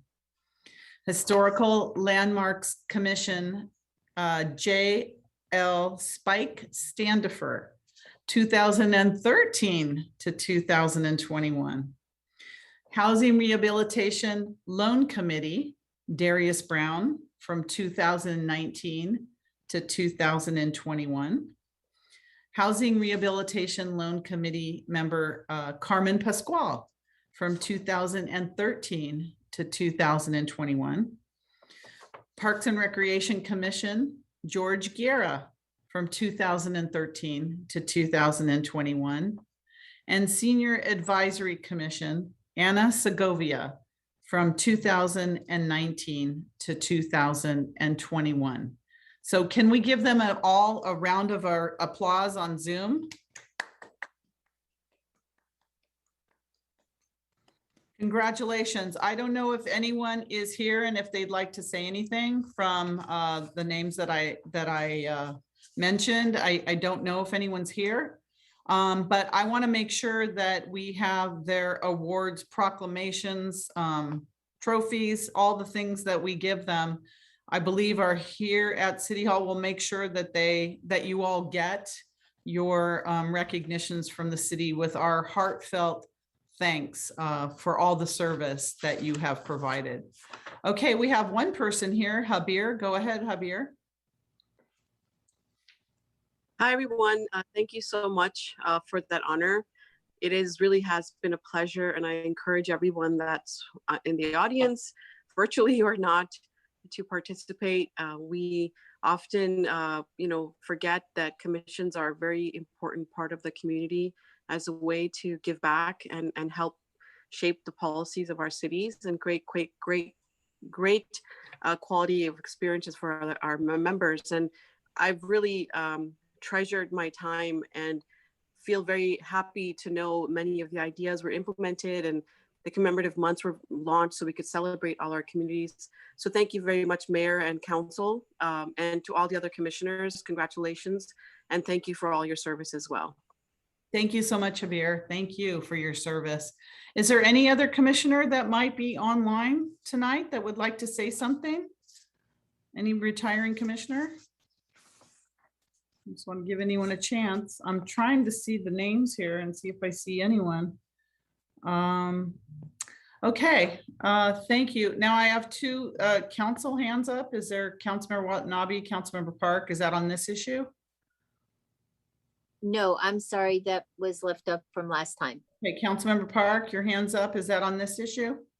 That is true for me as well. Okay. Not used to happened. All right, thank you. All right, and again, thank you so much for everyone. And I'm really sorry we're not in person because I think that's I feel a little better giving you your recognition and to have everyone see you, but maybe we can go back and do that afterwards. All right, the next item we have a special order of business. This evening, I would like to announce that August is American Muslim Appreciation and Awareness Month. Since 2016, the City of Santa Clara has recognized August as Muslim Appreciation and Awareness Month to affirm the city's continued support and to stand in solidarity with the Muslim community against anti-Muslim rhetoric and attitudes. Muslim Appreciation and Awareness Month honors generations of Muslim Americans for their many contributions to our city, state, and country. In honor of American Muslim Appreciation and Awareness Month, I have signed this proclamation. I'll show it here. Can you see it? Oh, wrong way, I'm going the wrong way.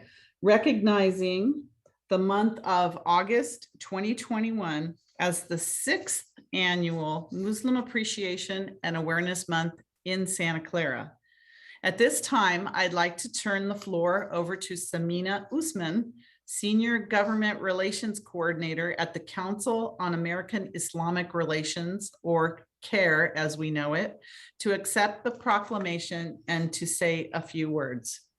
Samina? Yes, hi, thank you so much, Mayor Gilmore. for presenting the Muslim community with this proclamation. It is incredibly important, and it's special that the city of Santa Clara has been partners and has been recognizing this. It's the Muslim community has especially been very active, especially during the pandemic, by providing food and services and money and other forms of support to those who have been most deeply affected by this pandemic. I want to give a shout out to one organization in particular, which is Support Life Foundation, who has been distributing food, especially in Santa Clara County, through the Muslim Community Association on Scott Boulevard. And since the pandemic, they've been able to distribute about 1.5 million pounds of food to those who are in need in Santa Clara County. And this means so much to those families who either don't have a paycheck or don't know where their next paycheck is going to be coming from. And so honestly, it really means a lot to folks. And so I'm thankful to have been able to be a part of that, also like every weekend almost, and to be able to see how the community has come together in order to support the greater community. And so we appreciate this recognition, and we thank you. Thank you, Samina. And I had the honor and pleasure of interviewing Dr. Mohammed Nadine about the services that the Muslim community has provided on the Merit Noon Show. And it was amazing what the Muslim community provided, not only the city of Santa Clara, but the entire Bay Area throughout the pandemic. And you don't turn anybody down. Anyone can come and get help there. And just the myriad of services was so amazing. So thank you for everything you do for the community. And I'll have this here. We'll make sure that you get this, Amina, to bring back to the organization with our thanks, prayers, and love. So thank you. Thank you, Samina, for being here this evening. Thank you. Okay, next item on our agenda. Oh, hold on. Do I have a, Gina, would you like to speak on that issue? I see that your hand is up. Okay, can you hear me? Yes, we can. Go ahead. Okay. So I'm a published author, and I've done a lot of studies on these type of religions and things like that, religious script, the Quran. And I'm just curious, how is this not, because I always hear people accuse Christians and you got to get all this stuff out of government, 10 commandments and stuff. How is this not crossing over church and state? Just an observation. Okay, thank you. And I think we've cleared that with our city, that we are okay and accurate and approved for what we're doing. But I hear what you say. Thank you so much. All right, we're going to move now to our consent calendar. All items will be approved with one motion unless items are pulled for discussion. We're going to start with Councilmember Jane. Yes, Mayor. I would like to recuse myself of item 4D because my wife works at Santa Clara University. I would like to pull item 4K and 5D, like dog. Okay, 4K and 5D, and you're recusing from 4D. And then I also want to remind the council that we have continued 4N regarding housing, in case anybody was thinking of pulling that. All right, thank you. Vice Mayor Chahal. Madam Mayor, I would like to pull item 4X as an X-ray.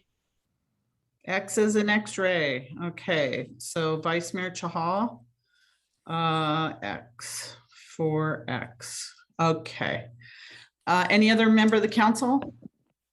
Any member of the public want to pull an item, or staff? Madam Mayor? Yes. I have an e-comment for item 4E. Okay, let's hear that e-comment now. Okay. And let me just introduce whatever that item is. Hold on a second. Let me find it. Oh, action on an agreement with Nuvis Landscape Architecture, Inc. for design professional services for the Central Park new entrance, access, and parking improvements project. Yes, go ahead, please read that. The e-comment is from Susan Hinton. It states landscape design agreements must include text supporting sustainability and both the draft and final climate action plan. Sustainability and CAP should preclude synthetic turf, which pollutes our bay and oceans. According to National Geographic, microplastics are spread throughout the water column and are found in every corner of the globe from Mount Everest to the Mariana Trench and in municipal drinking water systems and drifting through the air. End of comment.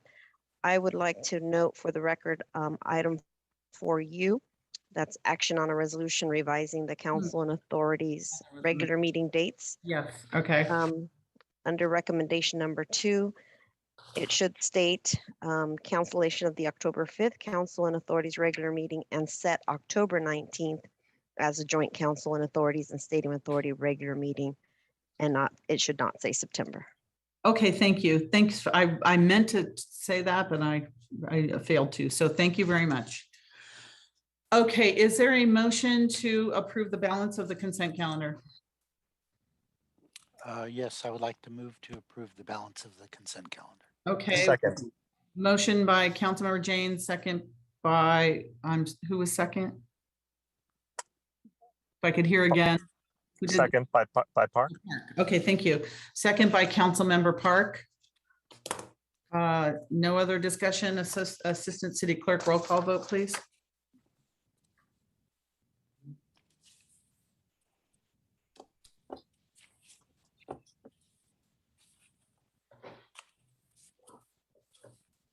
I'm sorry, bear with me. I'm having technical difficulties since he was marked absent. Just a moment.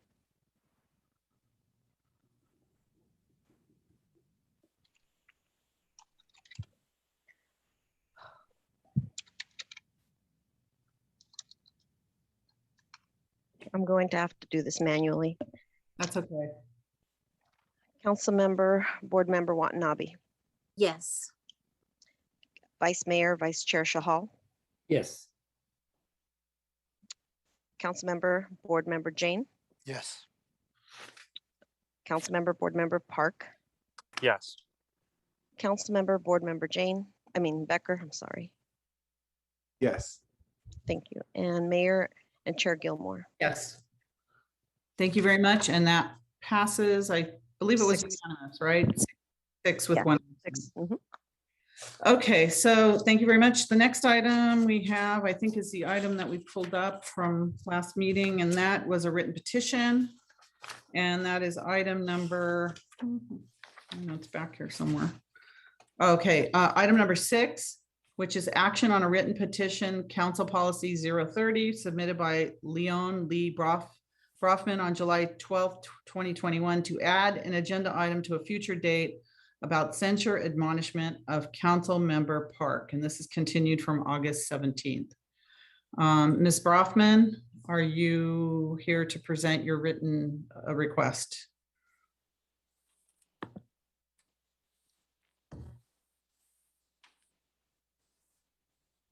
There you are. Go ahead, please.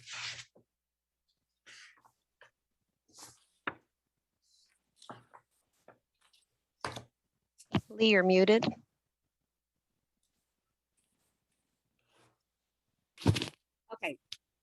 Okay.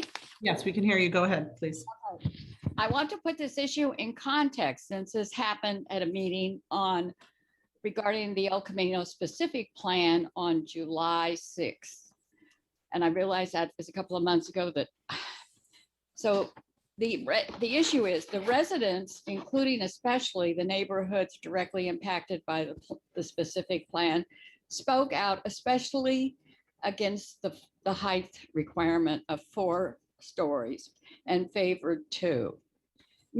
Councilmember Park opposed the decision and spoke at length, including these words. And this is from the agenda, from the minutes. Councilmember Park said, just like you can't ask toddlers to specify their own lunch, you can't really have single family homeowners design a city. I think that making demeaning remarks about folks who disagree with you is totally unbecoming members of our city council. I know you have recent experience. I know from your recent experience that our city council is very meticulous about behavior. And I ask that you admonish or censor Councilmember Park for his continuing disrespect for and behavior to residents and staff. Thank you. Okay, so this request is to put it on the agenda. So Councilmember Jane. Yes, we have a long history in this city of spending time on admonishments and censures, starting with, I think, a very unwise censure of Pat Kolstad and Patty Mahan, followed by a censure and admonishment that I opposed of Council Members Watanabe and Mayor Gilmore. I oppose those because these are very destructive to the functioning of our council. And I'm sure that I say many things that offend residents. If you read social media, people are talking about recalling me and people are talking about all kinds of things. And if we open the door for any time somebody in the city is offended to go through a whole censure motion, we are just going to destroy this city and this council. So I certainly am not supporting this. Okay, thank you. Councilmember Watanabe. Thank you, Mayor.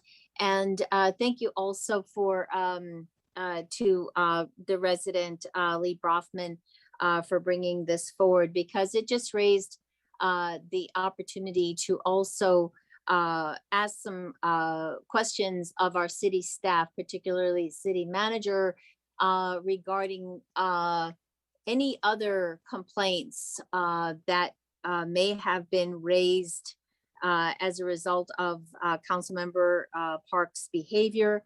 And this goes to all city employees, all staff, whether it be the police department, the fire department, city hall, all departments, department heads, any staff that have raised concerns or voiced complaints about behavior that they have encountered as a result of interactions with Councilmember Park.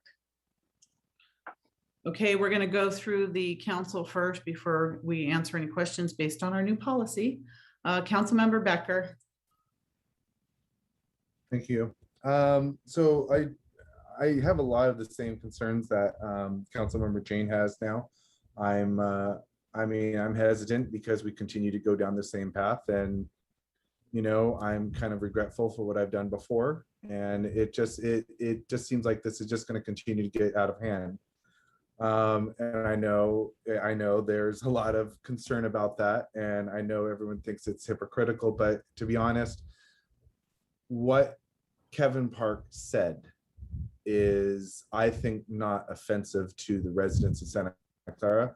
I don't think it's offensive at all, because I think honestly it comes down to Councilmember Park had the freedom of speech to say what he wants. That's freedom of speech.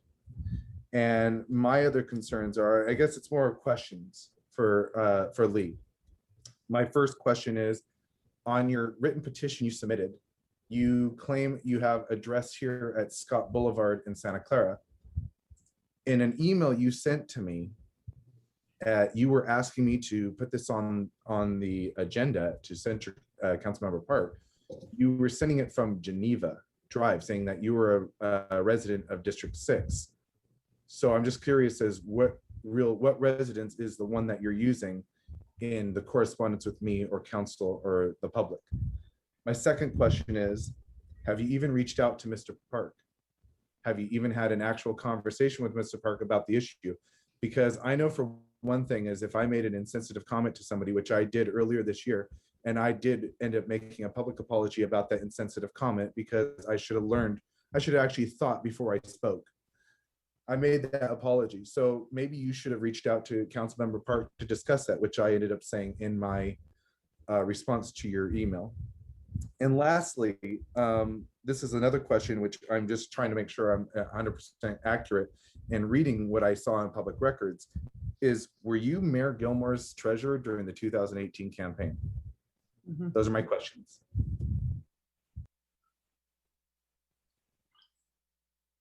Thank you. Councilmember Park. So I will start by saying I never made that comment to offend anyone. And I'd like to point out that I'm included in that comment because I am also a homeowner. I was merely pointing out and that you can't have a special interest. I mean, it's a very bad policy to have one interest making the decisions for a larger group of people. And the reason I made the comment about toddlers is, and that specific comment was, that is 100% on my mind because I'm trying to get a 4.5-year-old to eat every day. And I'm trying to get her to eat something that's more than just something sweet or something that's candy or other things. And that was the thing that I brought to mind. I never considered that people would be offended by that, especially people who have, dealt with children. I thought that would be an analogy that people would understand. At the same time, again, having censure, I did listen, I thought very hard about the censure and admonishment actions taken earlier this year. And I took particular interest in former council member Will Kennedy's comment. And he basically said, is this really what you want to do? Because this could be potentially, I'm paraphrasing here, opening up a can of worms that you may not want to open. And I thought about that for a long time. And the difference was, it was not a disagreement that caused the censure or admonishment. It was a pattern of behavior that was correctable, that the people that were the subject of this were addressed, not just once, but multiple times. And it was, in my opinion, the inability to come clean with the accusations or come clean with the, what people were accusing them of, that caused me to, to go through with what I voted for.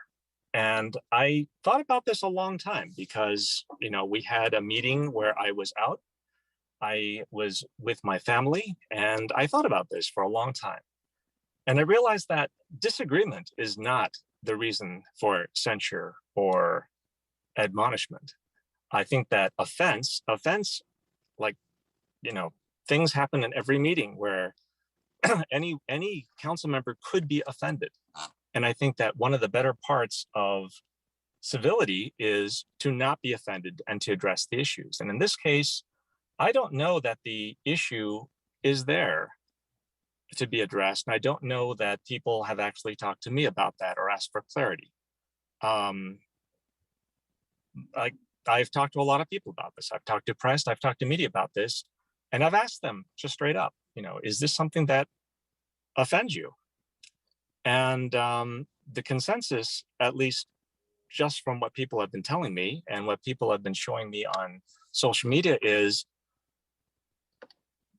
they could see how people could be offended, but they can't see how reasonable people would be offended. And I think that's the reasonable condition which causes me to question this action. Thank you. Vice Mayor Chahal. Thank you, Mayor. I'll keep it very brief because this thing is just to bring it in the future agenda. To me, I did receive an email from resident Lee Brockman about taking this thing. And to me personally, this does not raise to a level of admonishment or censure. And I respectfully told her so. And as such, I told her so in my email, and I will not be supporting this thing. Thank you. Thank you. Any other council members? Is there anyone left? Did everybody speak? Okay. All right, city manager, I think there was questions. I'll answer one question. Yes, Lee Broffman was my treasurer when I was running for mayor, and you knew that, Anthony, since I ran against you, you knew that. So Anyways, I'll answer that in public for you. City manager, would you like to answer the questions and then we'll go to the public? Yeah, this is an area where I just want to refer to a Public Records Act request as that's probably the best way to answer. And this is a matter of public record 641. Please keep in mind that personnel, medical, or similar files, the disclosure of which would constitute an unwarranted invasion of personal privacy, are exempt from disclosure in accordance with Government Code Section 6254C. Records pertaining to employee complaints regarding a council member or city staff would be protected as a confidential personnel matter and therefore would not be able to be released by the city. To protect any employee that has filed a complaint, the city can confirm that complaints have been received and that they have been handled by the city appropriately. No further comment or release of documents is available. Okay, thank you. Are there any other, I'm not sure there were any other questions on that. City manager, that was it, correct? Before I go to the public. All right, members of the public, Bob O'Keefe. Go ahead, Bob. Yeah, thank you. Good evening, Mayor and Council. I actually cannot believe what I'm hearing tonight on this issue. I thought it was council policy if a member of the public or anybody submitted an issue like this, it was simply to place it on a future agenda. What I have heard from 2 council members tonight is outrageous. Actually, 3 council members is outrageous. First of all, Council Member Jane spoke about public talk about a recall for him. Well, that's not about what Mr. Park said. It's not about what Councilmember Park said. It was about an issue that certain members in his district have about false statements that he gave when he was running for office. If he's going to be recalled, that would be for lying. Councilmember Becker mentioned he was cross-examining the complainant here. That is totally inappropriate to be done. And Councilmember Park has addressed the issue, but I have not yet even heard an apology or an explanation to say why he said. In fact, he repeated the exact comments that he said that infuriates me as a homeowner and a resident of Santa Clara. I would like to remind Councilmember Park and every member of the council that single-family homeowners, business owners, residents of Santa Clara, built Santa Clara, made Santa Clara what it is today. To even think about that a property owner, a resident of Santa Clara, comparing them with a toddler is outrageous. So I would like to get back to either place this on the agenda so citizens can speak to it specifically or not. If it's not on an agenda, believe me, I or other people will come when we're back in session and bring 100-200 citizens and talk about this at every single meeting. I am outraged. Thank you, Mayor. TK, go ahead, TK. TK.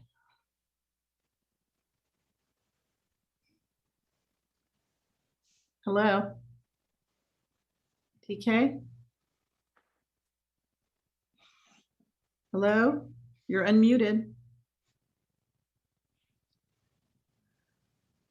TK? Are you there?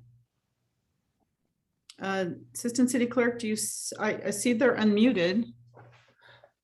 Yes, I do as well. Don't know what else I could do here. Let me see. Okay, let's go to the next one and then we can come back. Okay. Events SVH, events SVH. Yes, I apologize for the title. This is Matthew Reed from Silicon Valley at home. I attended the meeting in question. And I just want to give my perspective as a citizen of Santa Clara. I think the comment, you know, however you read it, was really driven by this question of how are we, Santa Clara as a city, to pursue our interests. The discussion that was happening was around a multi-year process with extensive opportunities for local public engagement, professional consultants, planning firm, professional staff, multiple presentations to the city council, including a study session. Engagement by citizens, by the public, by residents, homeowners, renters, students, everybody is essential to the public process. Planning, land use decisions, policy formation, moving our city forward. In the end, the city has a responsibility to a broad range of issues and constituents and priorities, and a professional staff that are tasked, frankly, for planning and designing the city. I think in this context, it was not demeaning of citizens of Santa Clara. It was actually supportive of citizens of Santa Clara and staff and city government and you all to say that there are established processes that are intended to bring people into this process. The comment came at a moment during which owners of adjacent properties in El Camino Real expressed personal concerns about the planning work being presented for council approval. Everybody's right to have concerns. In this case, it was a comment on the fact that cities need to be run professionally and there needs to be a process, and it's very difficult at the last minute to accommodate personal concerns. There's a process for that. Everybody has a right to be heard, but we need to have a professional city moving forward. Thank you. Thank you. Thank you, Matthew. TK, let's try that again. Can you hear me? Yes, we can now. Yes. Thank you. Hello, Mayor and Council. So this whole thing about getting Kevin censured is, to me, seems like nothing but retaliation for the previous censure for Councilmember Watanabe and Mayor Gilmore. So it turns out that they both, if it turns out that they both have voted for the censure, and to me, it seems that's going to be so obvious that the mayor constructed this position just to get back at him. So I don't know, it kind of feels like Bowman was given this petition just to put it out there. And furthermore, I don't know what Watanabe was talking about behavior, because after that last stunt she pulled, I don't know if she has to correct her own behavior. And it kind of sounded like Bob O'Keefe was threatening the council. I'm not sure where he was going with that. And that's it. Thank you. Thank you. Debbie, go ahead, Debbie. Hi, this is Debbie Triforos calling. Debbie, go ahead, Debbie. Can you hear me now? Yes, we can. Go ahead. Okay, I just unmuted. Maybe you should turn off, because we can hear turn your computer volume off. Oh, what do I need to turn off? Turn off computer volume, because you have a later echo. Oh, geez. Okay. What do I need to turn off? I don't know what to turn off. You have a later echo. I do. Your volume on your computer? Okay, hang on. I don't know what to turn off. Oh, God. Is that better? Technology, it's so fun. Is that better? Yeah, I don't think we can hear anymore. Okay, let's start all over. That better? Yes, it is. Go ahead, Debbie. Oh my gosh. Oh my God, I am so sorry. Just turn down the volume on your computer. I did. I turned down the volume. Okay. Now can you hear me? Yes. Okay. Yeah. All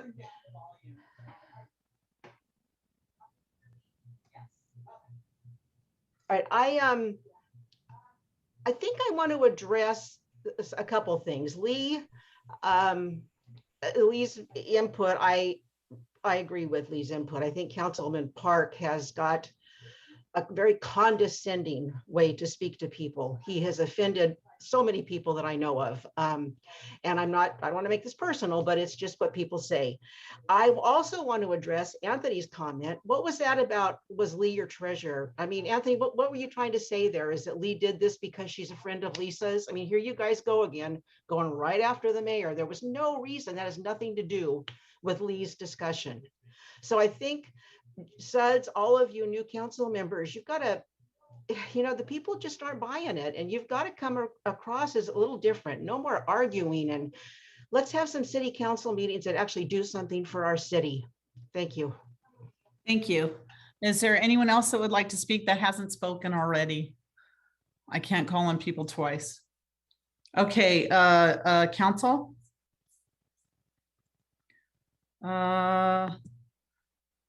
Councilmember Becker.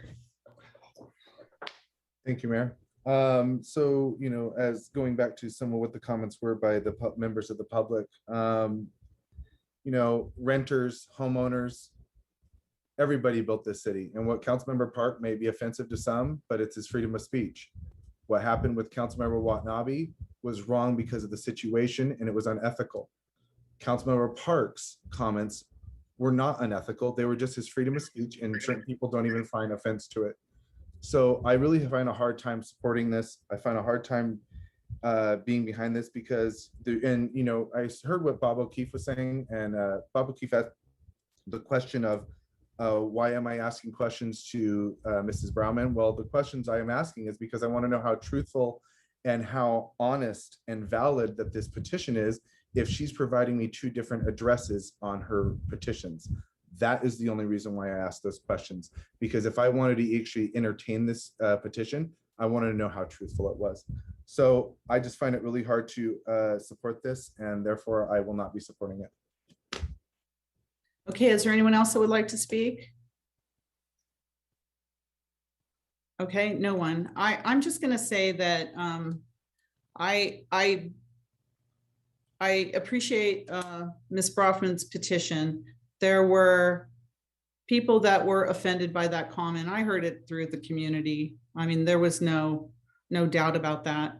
But I was concerned the last time that we had the censure admonishment. I'm still not sure why I was admonished, but admonishment hearings, that the bar was set really low for those kinds of things at this council level.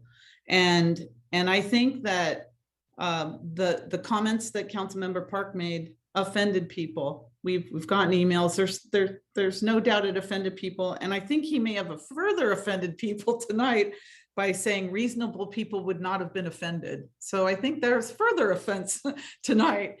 I would like to get back to city council meetings. I would like to get back to city business, and I do believe that I'm going to ask Councilmember Park if he would apologize to those who were offended in the community on his comments. I think that would suffice and we could move forward, because you can justify it all you want, but we know, and at least I know in public service, your words, you have to be careful with your words. Your words matter. And we have a very engaged community, and there's a segment of community that you offended. So you may not think so, but you did. So I think that I would like us all to move forward, and I think we could do that if Councilmember Park would consider apologizing for what he said. That's my take on this. And then we can save a lot of time, money, and effort without having hearings and other things. I am not going to talk about the hypocrisy here tonight. I'm not, but I just want to say that I would really love for us to get back to city business the way we should be, and not going through this. All right, now hands are up. Let's see. Anthony spoken. Councilmember Watanabe. I'm sorry, Mayor, who did you call on first? You, Councilmember Okay. Watanabe. Anthony's already spoken, so. Okay, thank you. And thank you, Mayor. I'm sorry you missed my hand earlier, but I'm glad that you spoke. Yes, I agree with you 100%. I understand what that the city manager can talk about complaints that have been filed. However, obviously, there have been complaints that have been filed because of words that Council Member Park has used with our staff. We have complaints from the public because of words by Council Member Park that have offended folks. Obviously, there's a pattern here, and it needs to be addressed. I appreciate what Lee Brofman has done in bringing the policy forward. However, I agree with the mayor that we need to move forward as a city. We need to stop with the drama. We need to focus on getting the business of the city taken care of. And so I agree with the mayor that an apology is definitely forthcoming. and should be forthcoming. And I know I apologized. And so I don't think there's anything wrong with Councilmember Park apologizing, especially since there have been several complaints, not just at the public level, but also at the city staff level as well. Thank you. Thank you. So I'm going to go now to Councilmember Park and, ask him to respond to what at least I said, Councilmember Watanabe as well. Councilmember Park. Yeah, I hear what you say, and I do understand the need for an apology, because I will repeat, the intent was not to offend, but that's not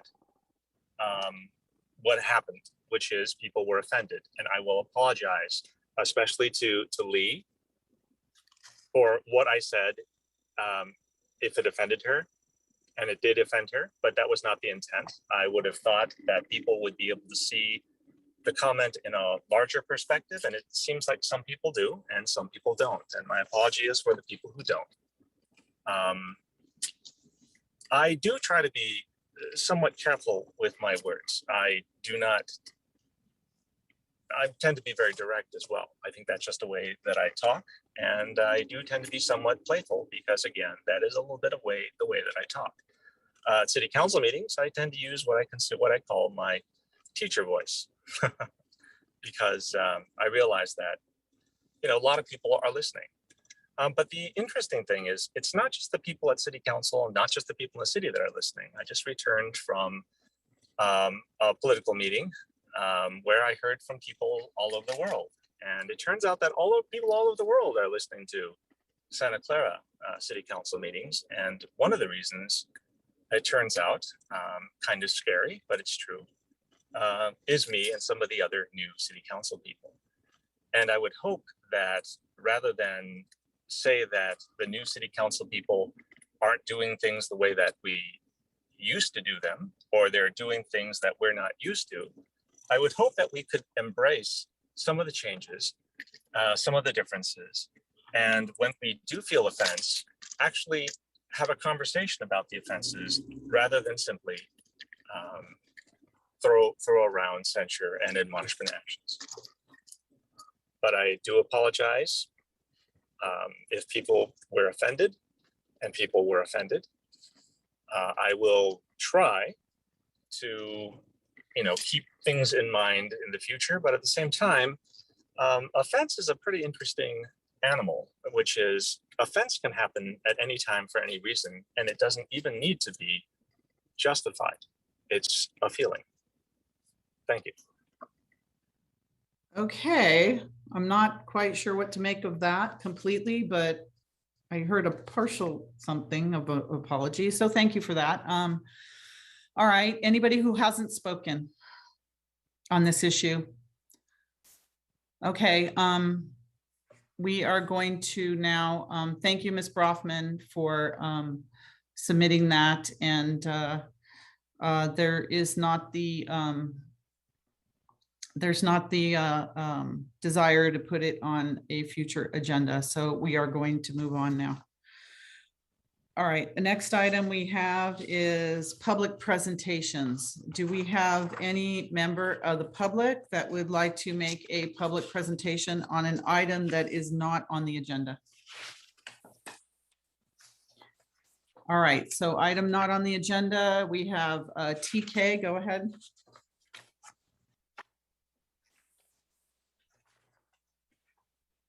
Hello. Can you hear me? Yes, we can.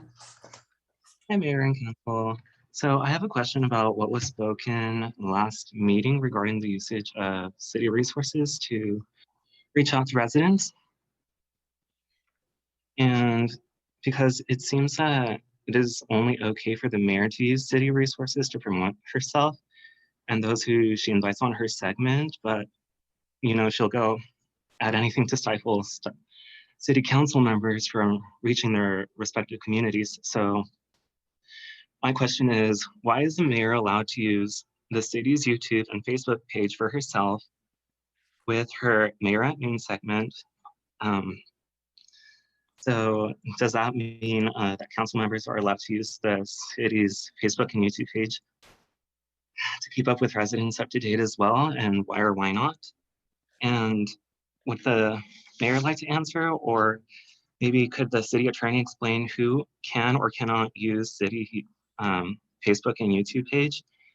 And how is it any different from council member to mayor? Because I imagine it costs money to record, edit, and produce this Mayor at Noon segment. And if so, where is that money coming from? Thank you.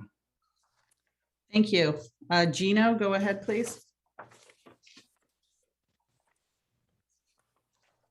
Okay, can you see my petition here? No, we can't. Okay, I'm sorry. I'll do it by word. Okay, so I Okay, submitted, If you I can. submitted, pardon me? Yes, if you can read it to us, because we don't have a visual of you. Yeah, okay. So I submitted a written petition with the city clerk's office on October 20th, 2017. And I asked for this, for an issue to be put on the city council agenda.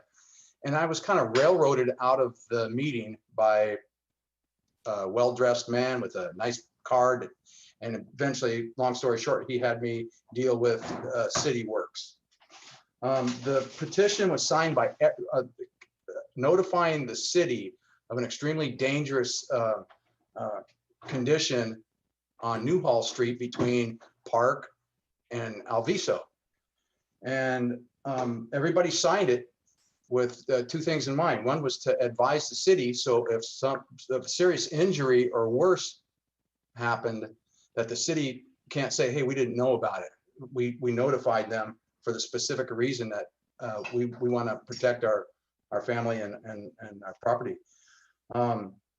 Many people who signed this petition told me stories about almost getting hit by cars, about cars going up on their property and things like this. Every person on the street in Santa Clara city limits and some from San Jose signed this petition, except for one guy. So I sent a copy of this to the, I spoke with the city attorney's office, and I sent a copy to them and the mayor's office, letting them know that it'd be a lot less expensive to paint two lines and put stop signs on the poles that are already there than to wait for something to happen, roll the dice, and if somebody gets killed, then, you know, what's that going to cost, and how's the money going to compensate life? And I sent pictures to the city attorney's office, and it's a very serious situation, and I'm wondering what the city's going to do about it. Okay, thank you. Do we have any other member of the public that would like to speak on an item not on the agenda? Okay, I'm going to refer that first speaker to the city charter to read about the mayor, and then the second speaker, I would like to refer to our city staff, to contact our city staff, because I'm not sure anybody remembers from 2017. So to refresh memories. All right, so next we're going to take a 10-minute break because we've been going for almost 3 hours to give our staff a break here. So are we allowed to give comments? Just point of order. Are we allowed to give comments on the public input? No, I'm not allowing that. So it's 8:10. Please come back here at 8:20. Thank you.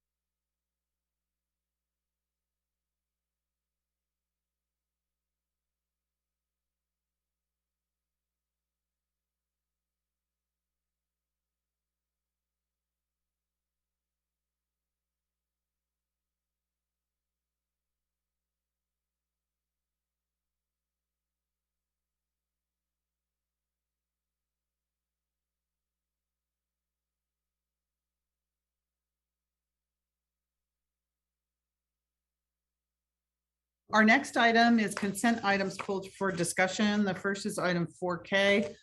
Action on amendment number 2 to the agreement with Moore in Ecofano Goldsman Inc., MIG, for preparation of the Freedom Circle Focus Area Plan. Amendment number 2 to reimbursement agreement and Freedom Circle Venture LLC and related budget amendment. And Councilmember Jane, you pulled this. Yes, I pulled this for two reasons. I didn't quite understand sort of this two-phase draft environmental impact report. I'm not sure how that works. I guess one half is for the gray star and one half is for the balance of the project, which I believe will add 2,500 units and 7 million square feet of office, which will add something like 10,000 people and cars and so on. And one of the things is that this goes along our very popular creek trail. And I've found that around Intel, which is where this is, a number of people walk for exercise during lunch. And when I ride my bike on there, the trail just seems like it's too narrow. And I know that that's water district land, but there is a park that's being developed along the creek there. And I'm wondering if there is any method by which we can work with the water district and see if we can widen that creek trail by perhaps either putting part of it in this park or, so I'm asking that the consultants consider that alternative. And then I'm also asking that the part of the plan, since we're expanding the plan. Did you hello? Okay.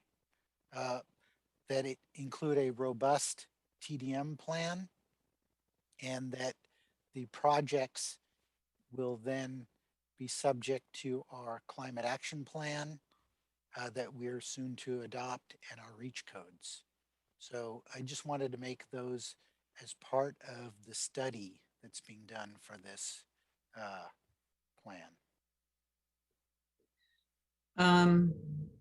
Any other council questions on this item before we go to the city manager to answer questions? Any other council questions? Okay, city manager, I don't see any other council questions. Sorry, was on mute.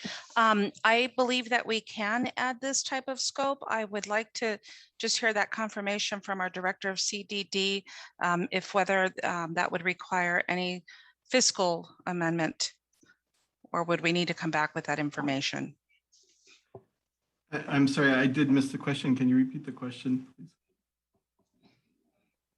So the question was to include TDM, as well as to include the cost of coordination to explore whether the creek could be widened and Creek work trail. with the creek trail, excuse me, I'm sorry. It's already getting late for me. To whether the creek trail could be widened and to work with Valley Water. And I think those were the two areas. Oh, and to help explain the difference between the way the contract is structured between the two parts. Okay. EIR, the two-phase EIR. Okay, so yeah, I think that we would have to come back with more information on all those three topics.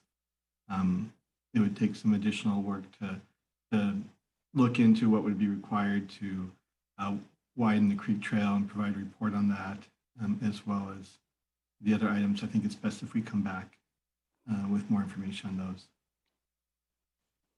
Okay. So can we continue this item?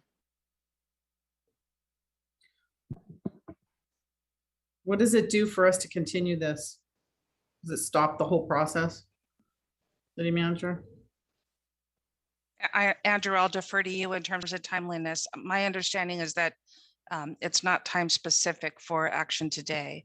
We could consider bringing it back September 7th, if you're able to bring that information, the responses to the questions. Is that Yes, I think we could do that by September 7th. all right? Councilmember Jane, will you make a motion to continue, please? Yes, I would like to continue this to September 7th. Is there a second? Second. All right. So motion to continue with the second of, I think that was Councilmember Park, if I understood directly. Yes. Correct? Okay, directly, sorry. All right, so motion and second. Okay, on the motion to continue, do we have any member of the public that would like to speak on the motion to continue? We have Gino to speak on the motion to, okay, no, okay, I don't see we have anybody, City Clerk, is that correct? That's correct, Mayor. Okay, so Assistant City Clerk, roll call vote, please, on the motion to continue. Councilmember Watanabe. Yeah. Vice Mayor Shahal. Yes. Councilmember Park. Yes. Councilmember Jane. Yes. Councilmember Becker. Yes. Mayor Gilmore. Yes, and that passes unanimously with one absence. Next item we have is item 4X, X and X-ray. It's action on agreement with Carl Warren and Company for general liability claims adjusting and administrative services, and that was pulled by Vice Mayor Chahal. Vice Mayor Chahal, you have questions on this? Thank you, Mayor. Yes, Mayor, I just have a clarification, like this is a three-party agreement between City, Stadium Authority, and Carl Warren. And for clarity and to adhere to measures J, I would like to find out how can. Vice Mayor Chahal, you're freezing and stopping. I don't know if you want to turn, while you're talking, turn off your video. That might help. Okay, let's try that again. Okay, can you hear me now better? Yes, we can. Yeah, better, much better. Thank you. So this item I just pulled because this is a three-party agreement between City, Stadium Authority, and Carl Warren.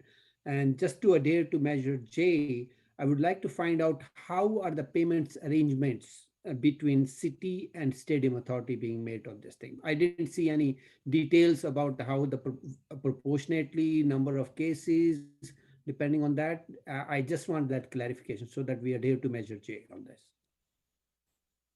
So I'm sorry. Staff, yeah, I know it's hard. We're like, you want to respond right away, right? I'm trying to do this. Okay. Anybody else have any questions on this for our city staff? Any other council members? Okay, go ahead. Sorry, City Manager, go ahead. So we are in compliance with Measure J and by the fact that we, we are in compliance with Measure J, and we do assign the appropriate cost when presented with any type of claims. I do want to have our risk manager provide further clarification with respect to this proposed action. So Greg? Thank you, City Manager. Yes, when we get claims for the city and for the Stadium Authority, we track them entirely separately, such that any Stadium Authority related claims that are accepted are billed directly back to the Stadium Authority. With this new contract, the only difference to that will be is we have a fixed, as the report mentions, a fixed administrative cost. So what we will do with the fixed administrative cost on a monthly basis is pro rata allocate the cost, total cost between the city and the Stadium Authority. So if I may understand, up to 125 cases, we have a 9,500 or something per month, right? And out of that, let's say there are 30 cases for the city and only 5 cases for the stadium. Are we trying to give that percentage, like 30:5, divide that 9,500 monthly charges to that percentage wise, 5:30? Yes, we would pro rata allocate that. And as the report mentions, this is a significant cost reduction from our past contract structure. Okay, got it. I just wanted some clarity so that we have clear demarcation how the payments will be made. Thank you. Okay, thank you. With that, I'll make a motion. Thank you. I'll make a motion to approve item 4X. All right, thank you. Motion by Vice Mayor Chahal. Is there a second? Second. Okay, we have a motion second on that. Let me go to the public. Is there any member of the public that would like to weigh in on this? John, go ahead, John.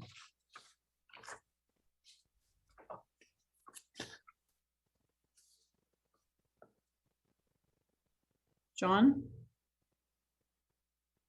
Oops, there, am I unmuted now? Go ahead. Yes, you are. Go ahead, John. Thank you very much. Welcome. My name is John Chakisa. I'm the CEO of George Hills, and really wanted to get on tonight and just really express our collective appreciation and gratitude for this long-term relationship with the city. We've had the pleasure of serving as your partner for 30 years now, and to include Roger Hayton, Marizelle Bajau, who have been your adjusters, and really also wanted to express their thanks for that and protecting your assets for that length of time. With that said, it would be disingenuous of me to not at least express sadness for the end of this 30-year relationship. And we highly value that, and was disappointed to learn of this reality and the fact that the reason for the changes has to do more with a lower bid versus quality, and our proposal is based on a 30-year relationship and a new pricing model. So with that, while we hope for a different result, we respect the procurement process, we respect the city, we respect the city council and your process this evening. And we certainly will act professionally throughout the end of this contract. And really, thank you for allowing me to speak tonight. And again, the gratitude for this relationship. Thank you, John. It's bittersweet for us as well. Thank you for all your good service in the past 30 years to the city of Santa Clara. It is well appreciated. Thank you. Lee, go ahead, Lee. Mute. Okay. I have a question. My name is Lee Brofman. I am a resident of Santa Clara, and I'd like to know these two issues about the consent calendar. Is this a normal way of doing business? You know, I've been watching city council meetings for a long time, and I remember back in the 90s when people in the audience would pull items and drug the meetings into the wee hours. And this seems also, these items do not seem to be, to me, to be part of their job description. Thank you. Anyone else like to speak on this issue? Okay, thank you. Assistant City Clerk, roll call vote, please.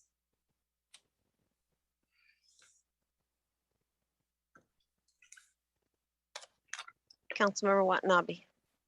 Yes. Vice Mayor Shahal. Yes. Councilmember Park. Yes. Councilmember Jane. Yes.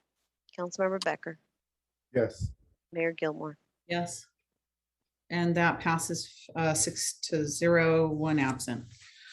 Okay, thank you. The next item pulled for discussion was item 5D. That is request from the stadium manager for staffing changes and related budget amendment, and that was pulled by Councilmember Jane. Do you have a question, Councilmember Jane, or can I go to, is there a Manco representative to make a request? Councilmember Jane? Well, I don't know if staff has a presentation on this. I do have some questions. I can ask those questions now. Okay, let me ask, it's a request from the stadium manager. Are there representatives from the stadium manager here tonight to make the presentation? It's their request. Do you have anyone from the stadium manager, Manco, to make a presentation? Okay, why don't you go ahead with your question? There isn't anyone here. Do we need to continue this until somebody comes to make a presentation? It is their request. City manager or stadium manager, stadium authority executive director.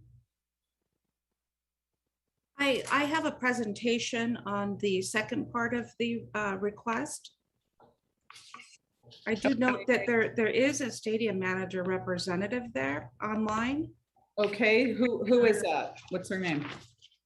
Madam Mayor, we have Brent Shobe's hand up. Okay, let's go. Why don't you defer your questions, Councilmember Jane, and we'll go to Brent. Brent, are you? Let me move him over. Manco, go ahead, Brent, with your request. Hey, can you guys hear me okay? Yes, we can. Awesome. We have, I know 3 of us here. You have Brent Shobe, who's the Chief Revenue Officer for the San Francisco 49ers. Jeff on our finance team is here as well, along with Jim McCarrier from our Stadium Ops team. And we do not have a presentation today, but we're happy to answer any questions. Well, if you're making a request, what are you requesting? Like what? I would imagine you would explain your request.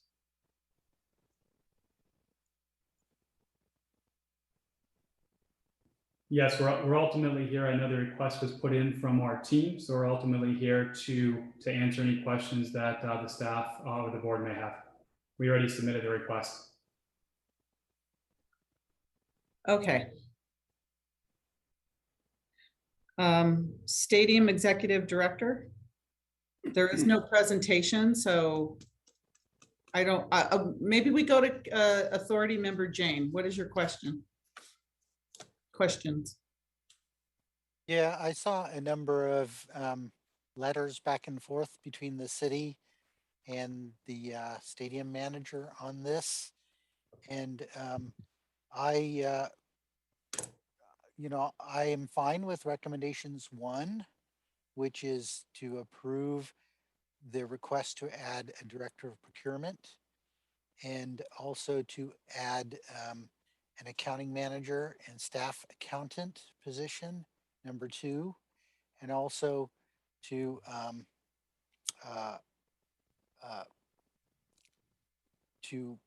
delegate authority to the executive director to approve the budget amendment for the Stadium Authority Board approved positions. That's number 3. The question I have is with item number 4.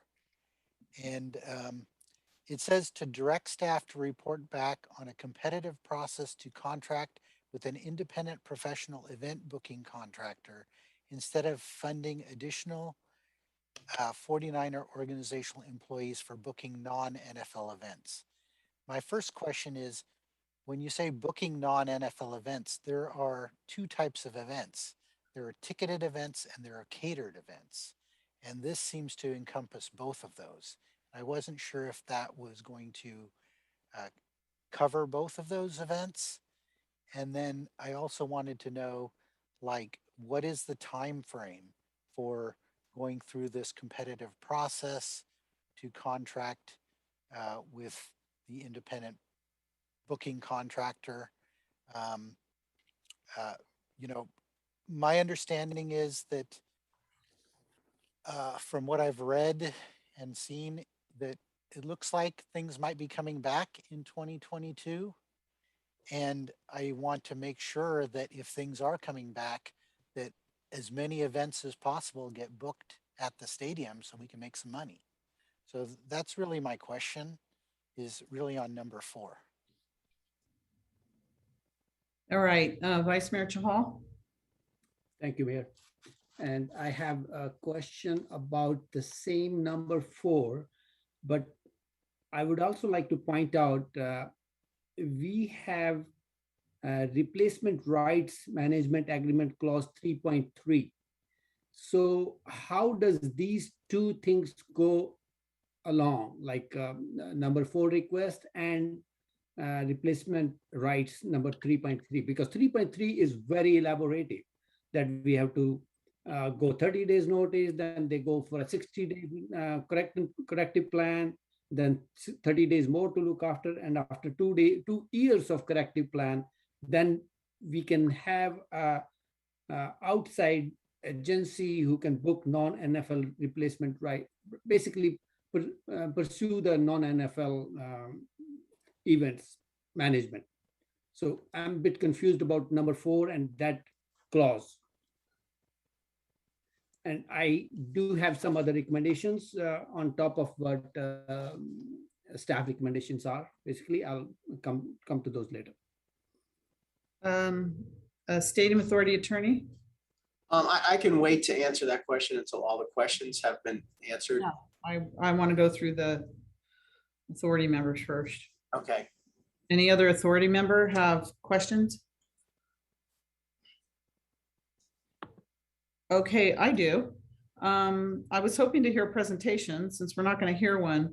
Do we have, my question is, do we have, since we're paying for positions in Manco now to do various jobs, I have an old list, but of positions, do we have a current list of existing staff positions that we are paying for now? And what jobs that they're doing? Because they're asking for a lot of money in addition to what we're paying for right now. And I don't know if I need to remind everyone, we're making zero money on this. There's no events booked, even though other venues are booking events. There's no events booked. We're making no money, but they're asking for, 1.3 million ongoing for additional positions that we are already paying for. So that makes absolutely zero sense to me or anybody else in the business world where you throw good money after bad until there's some kind of revenue generation from there. And I see none at this point. So that's my question is, what are we paying for now? And what, because I don't understand any of this as to why we would be paying any extra money at all. So I would like to, who hasn't spoken yet? Okay, everyone's spoken, everyone's asked questions. So I'm gonna ask the Stadium Authority Executive Director to at least give us her report and answer the questions, maybe Authority Attorney Doyle, as to why we're even discussing this at this point. Okay. So I have a presentation, and the first slide actually helps put context to some of the questions that have already been raised. So I'm going to ask if my presentation for item 5D2 can be put on the screen.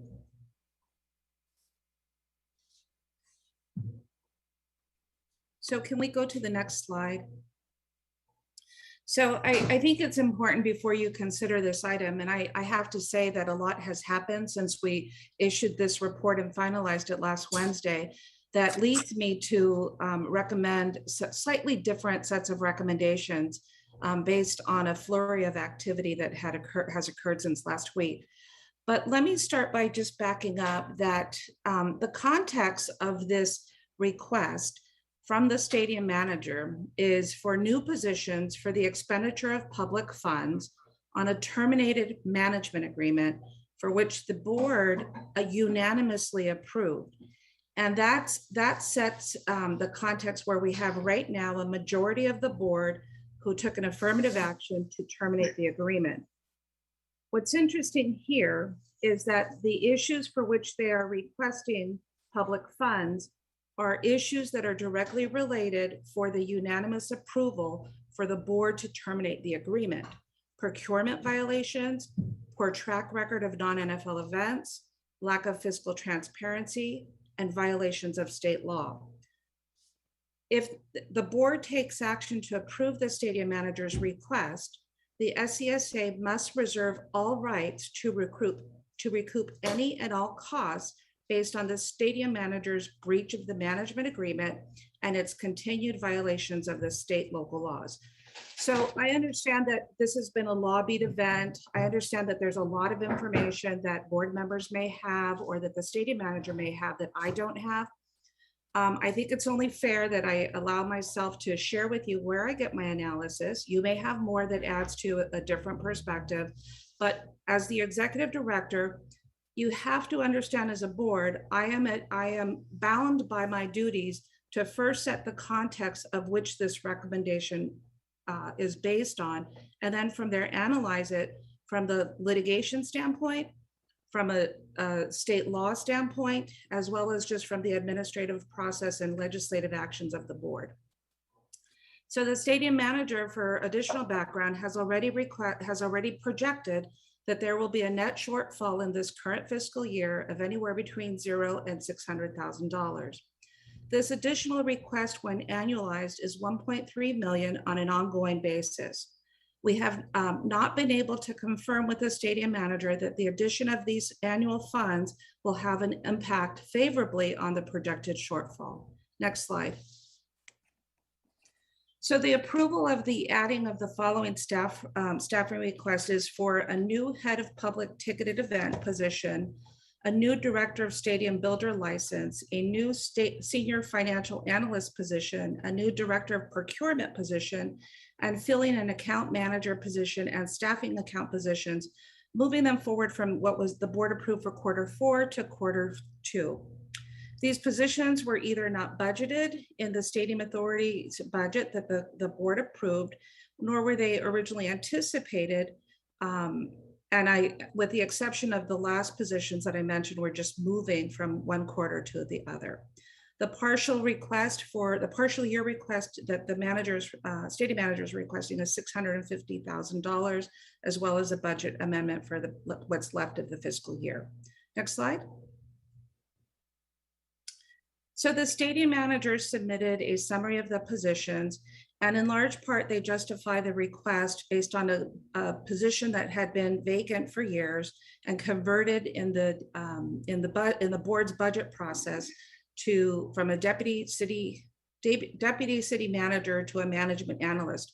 In fact, the position is still vacant and will be coming forward to the council to make the final approval of the position over the next meetings. The staff reviewed the request and set questions to understand the stadium manager's current workload, responsibilities, and the need for the requested positions.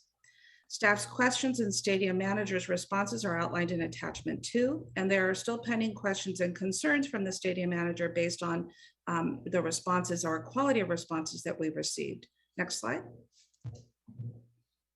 So in terms of head of public ticketed events, the stadium manager anticipated the need to book events in 2022 and 2023. In fact, we asked questions about the budget process when they assumed a full NFL stadium for attendees. We asked, what's the status of non-NFL events? I think that the board needs to be aware that their delay and now requesting to get busy with adding this position has caused for delays and seizing opportunities. And that's shown, even though these are just arenas which do differ, it does show that there is booking activity in the entertainment market when you could look at regional venues such as Oakland, SAP, and the Chase Center, which have a significant number of large scale events. In comparison, I'm basing my information on the June 2021 quarterly report. There were only 2 small non-ticketed events that were booked at the Levi Stadium, and there were no ticketed events booked. I have asked before for an updated report or any information, which I'm authorized under Management Agreement 3.3, and I have not received any new information other than what the exhibit in your packet is. And I have to say that the exhibit in your packet is far more information than we have ever received on planned events in the quarterly reports. That's good news in that there's a new transparency from the stadium manager with respect to booked events, and I hope that that continues in the quarterly reports. The SCSA funded non-NFL ticketing ops team has 8 members, and there's at least 2 directors and 2 senior managers. Now, I understand their letters talk about me looking at positions and Googling or going through anything that's relates to tickets. However, let's go to the next slide and I'll show you what we're basing our information on. It's unfortunate that I don't see Ken online, but as part of the year-end non-NFL documents, when we're looking at what is being charged to non-NFL events, their source document alone represents this ticket ops team. And in there, you will see a coordinator for ticket events and SBLs, coordinator for ticketing, director for ticketing, public events. These are people that they are charging to the Stadium Authority for non-NFL events. So if there is more information that we need to know about, I'm open to receiving it, but I'm working off of very limited information that they share. However, we do know that these 8 members do indeed charge to non-NFL events. So the question then becomes, what is the favorable impact of adding another director or head of public ticketed events when they already have this complement of staffing?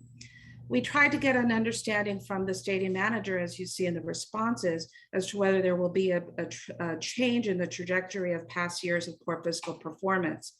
The stadium manager could not confirm that that would be the case. And so again, when you go back to the reasons for terminating the agreement, based on the at least the majority vote of the board, you have to look at that through.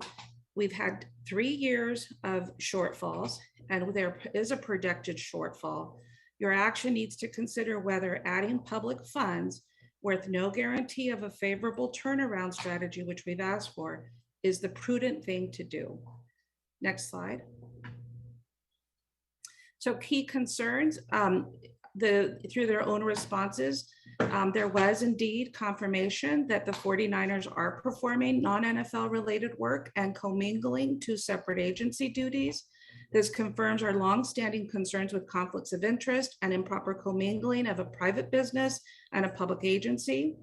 It's not fiscally prudent to add another head position when the team is not able to show how this will support a turnaround strategy, and it's unclear of the cost benefit for the stadium authority by adding one position with no data on how much booking activity this position will actually anticipate or generate. When asked to demonstrate how the addition of this position will pay off in terms of returns of revenue, the stadium manager states that the position will focus on revenue generation for 22, 23 and beyond, and that will not reduce the projected deficit. Next slide.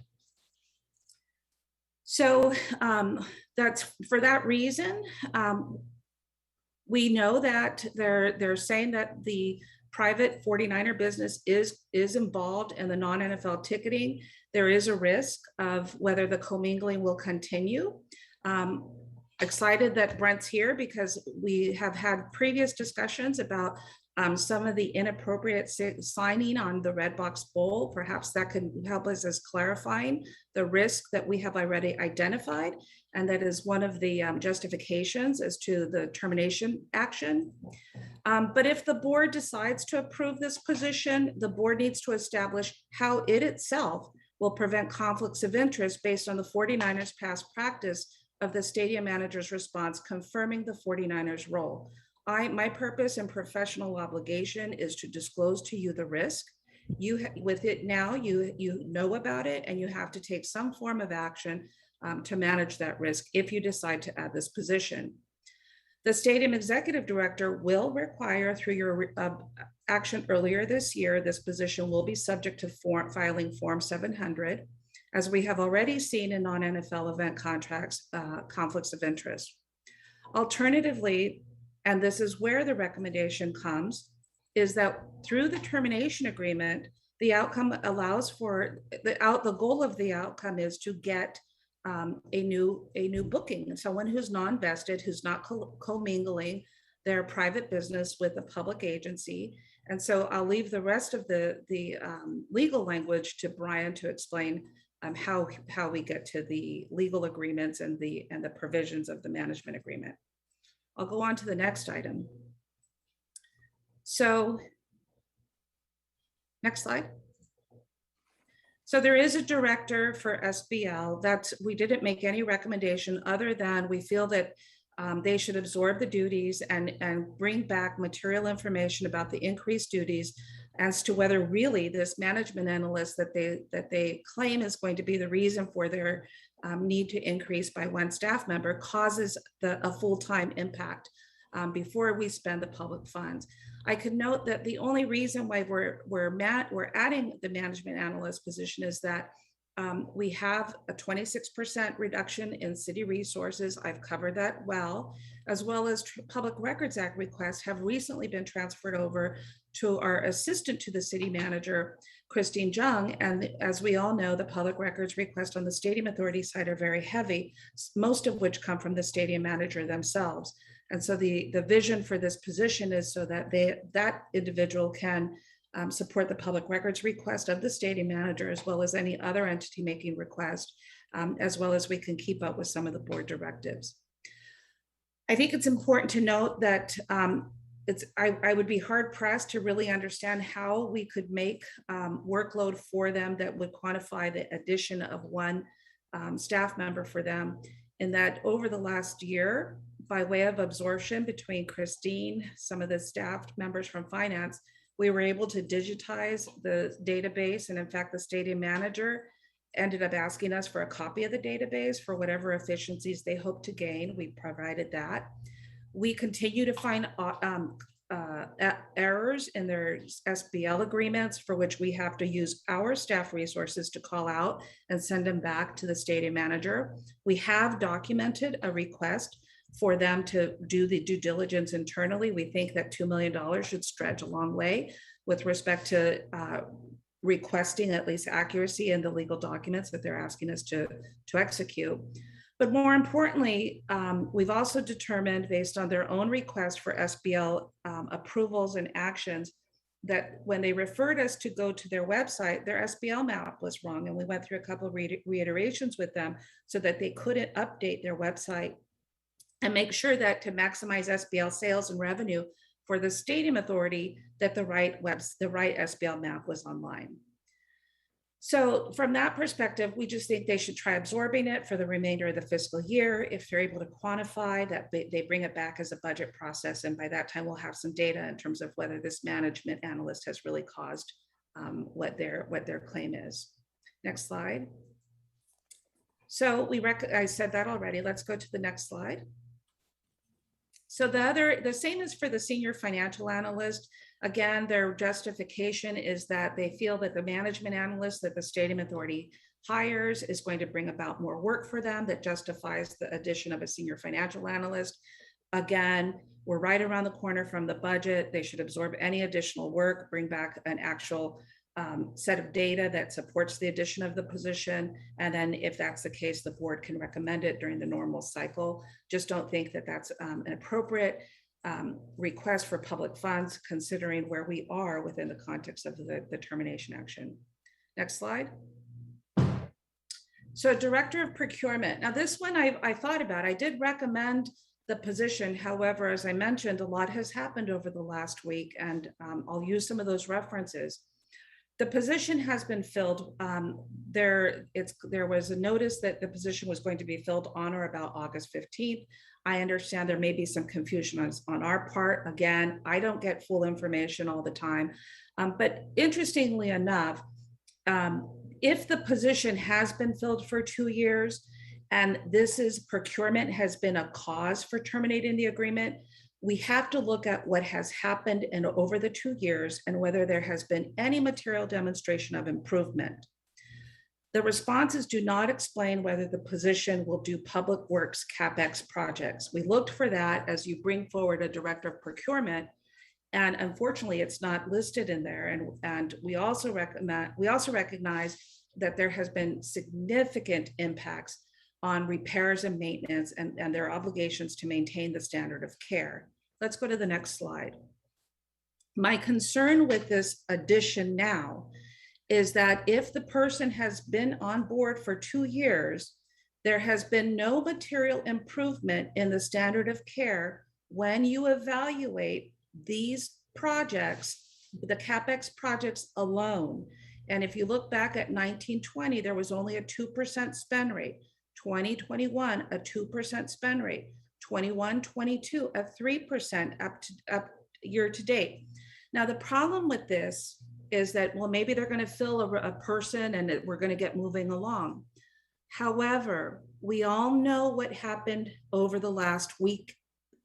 We literally had the stadium manager submit an urgent request in violation of the state law, encouraging, first lobbying the majority of the council, sending an email to the full council requesting that the board violate the law. And we had action on the part of the board to try to attempt to set a special meeting.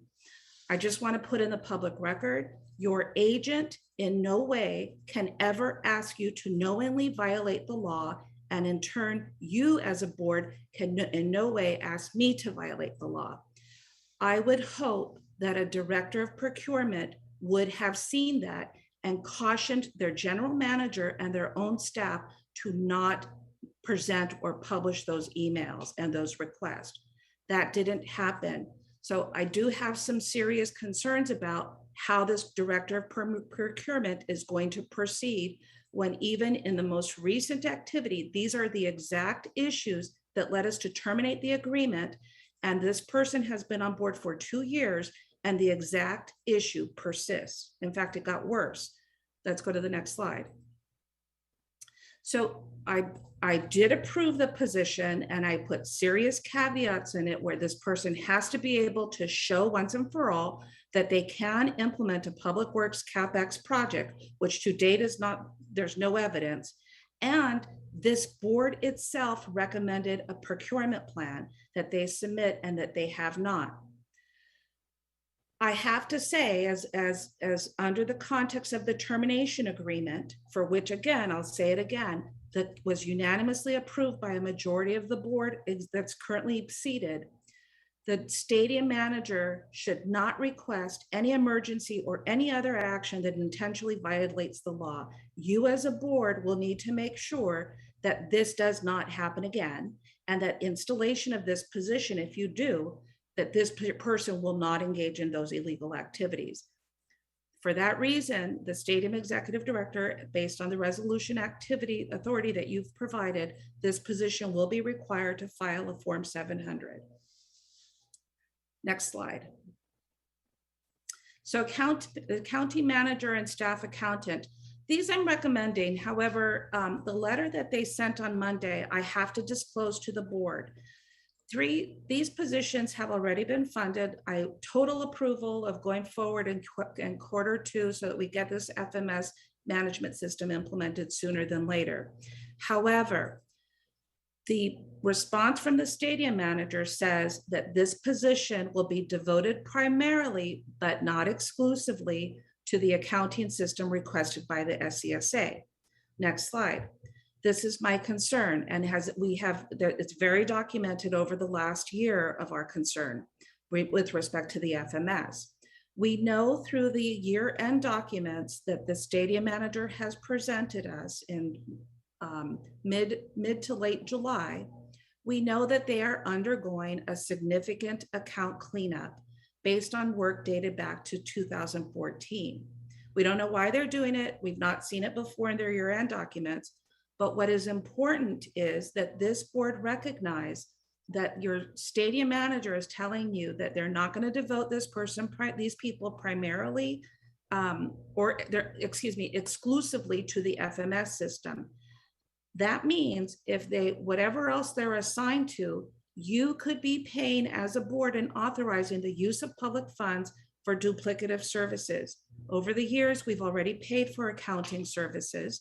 And if they start to work on cleaning up the books, then you are paying for it twice, and that's not an appropriate use of public funds. So the recommendation, of course, is to approve these positions to move up for Q2 to begin to implement the FMS system. But you need to be aware of these cautions based on their own language presented by the stadium manager. Next slide. So in terms of fiscal impact, I've already mentioned the annualized cost is 1.3. Their request is for 650,000. We do not have the annualized cost of each position.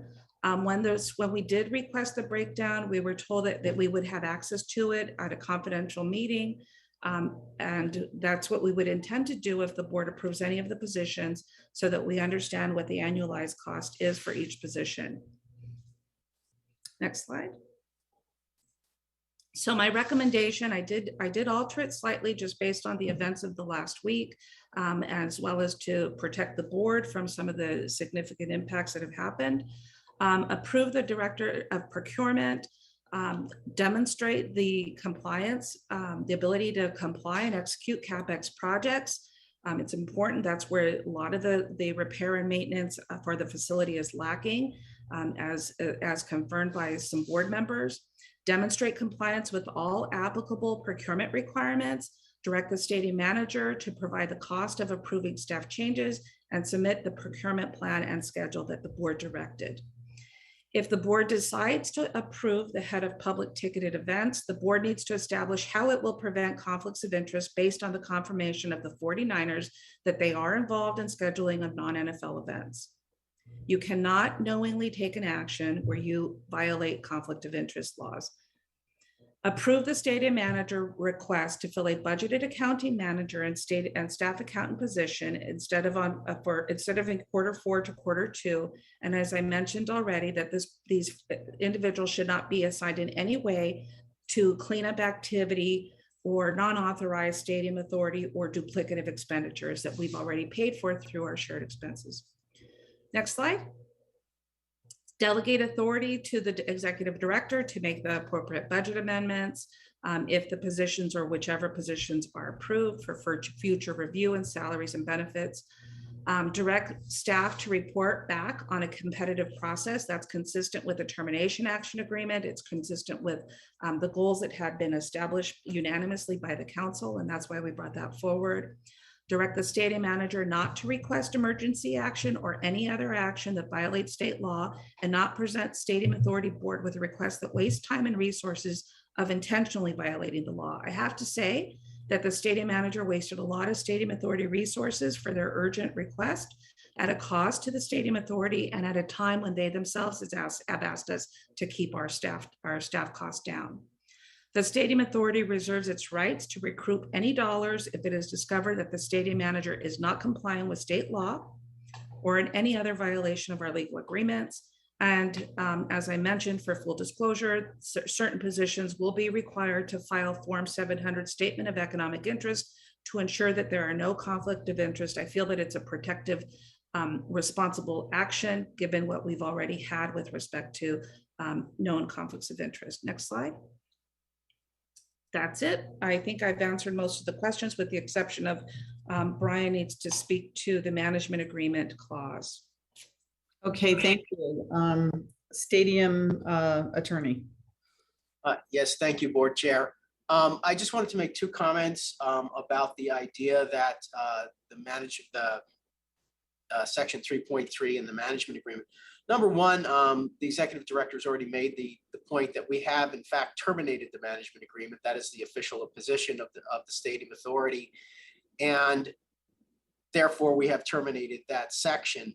And I don't think that under that circumstance, we're still subject to it.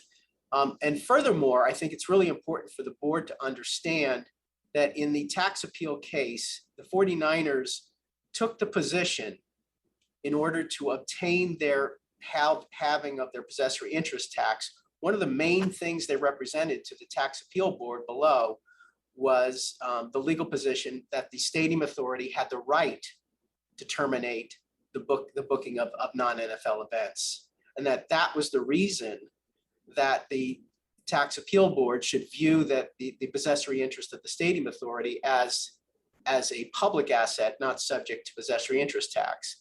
So I think they would be very hard pressed to, in one forum where they took advantage of a representation that we had the right to switch out who manages non-NFL events, and at the same time try to tell our board members that somehow we don't have the right to do that. So if I see that Jihad Beachman's on board here, and there's somebody named Al, and of course Brent Shobe. So if any of those folks would like to explain why they told the tax appeal board one thing and now they seem to be telling our board members something else, I'd be very interested in that. Okay, well, I want to give them an opportunity to respond.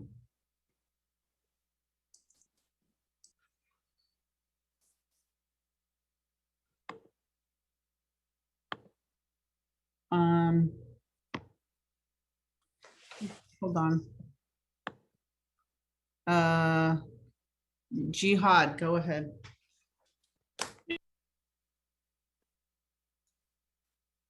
Go ahead. Oh, wait, you're muted. All right, go ahead.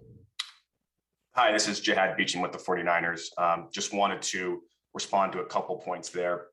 And we won't go into the details of the litigation between the parties. That'll be something that will be resolved with the arbitration and with the courts, and the parties have agreed thus far to continue the operation under the idea that the courts will be the one to decide whether there was the effective termination of the management agreement. And that's how the parties have been operating since that did occur.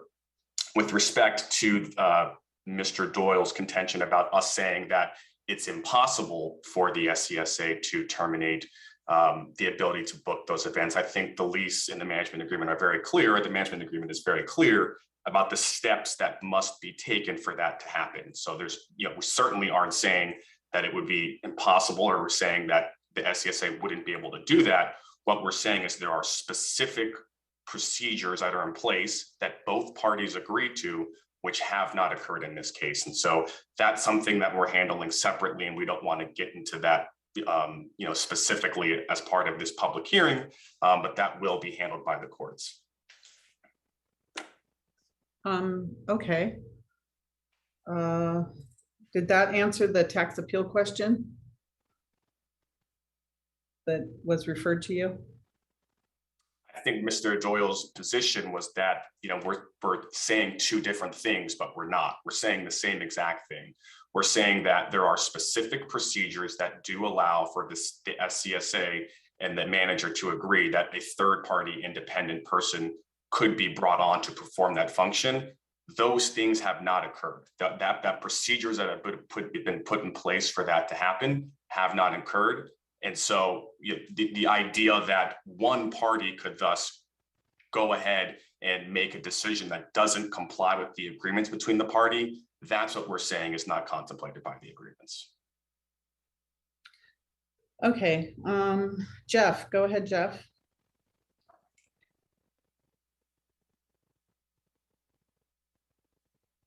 Hey, good evening, council members. My name is Jeff Fong, Vice President of Finance for the 49ers.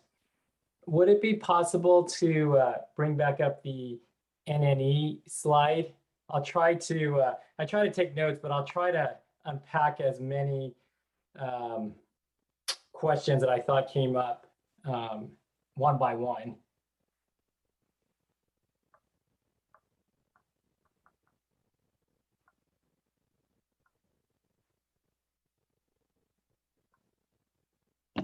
Can you repeat what page on that slide, or which slide, please? Can we start with the first one, the one on the non-NFL event heads?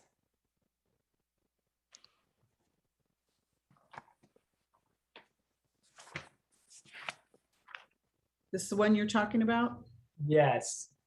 Okay. So I'll try to unpack a few things here. So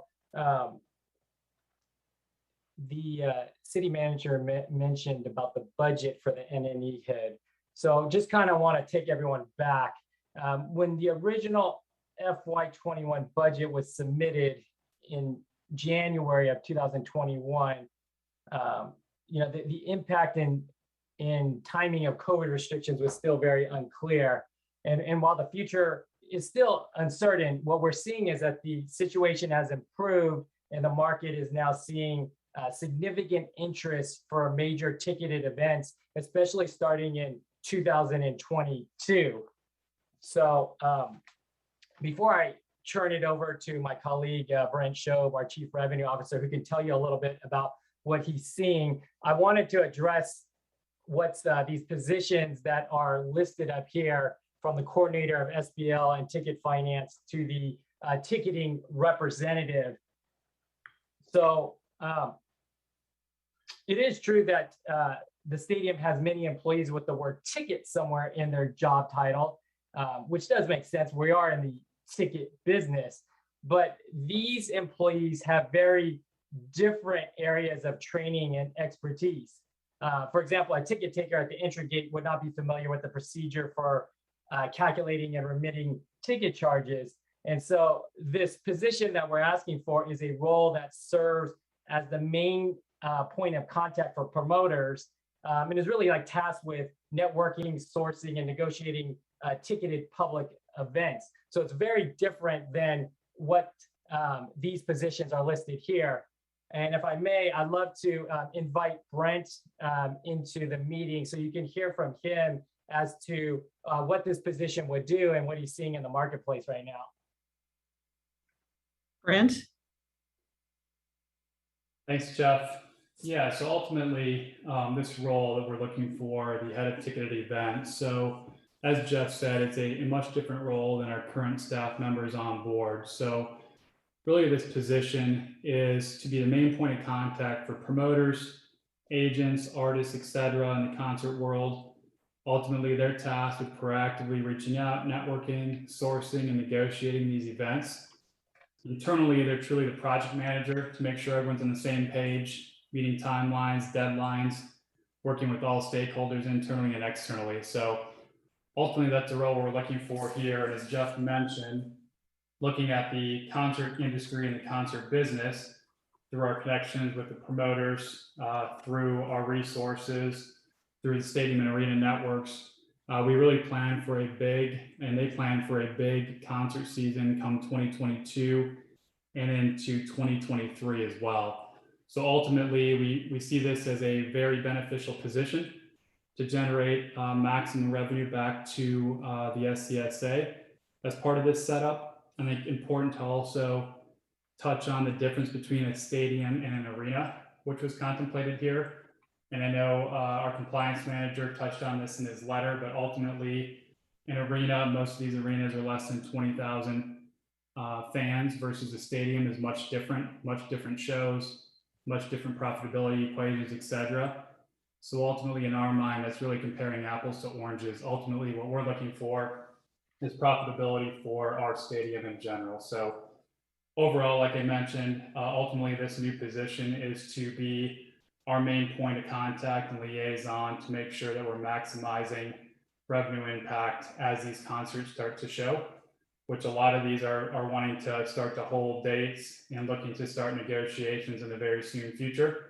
And it's going to be a very, very aggressive process in regards to venues looking to bring these large scale events in. So ultimately, that's why we're asking for this head of ticketed events position. Who did this in the past? It was across multiple verticals and handled by 49er staff for the most part. Okay. Okay. I got a lot. I'll have future comments, but Okay, am I still on? yes. Can we move to the next slide for the SBL head?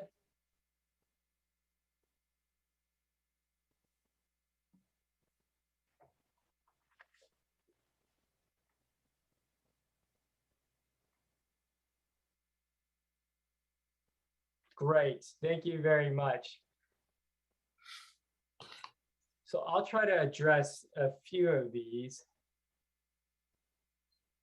So in terms of the SCSA pays stadium manager $2 million a year to manage SBLs with multiple staff. So the $2 million you are referring to is our SBL sales and service team.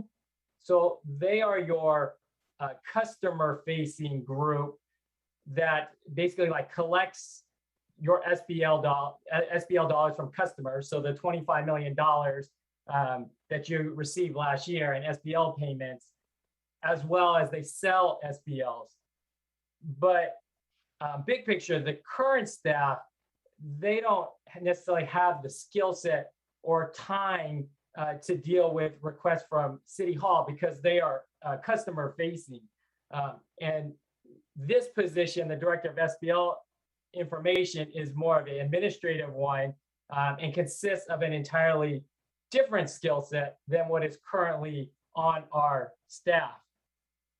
Now,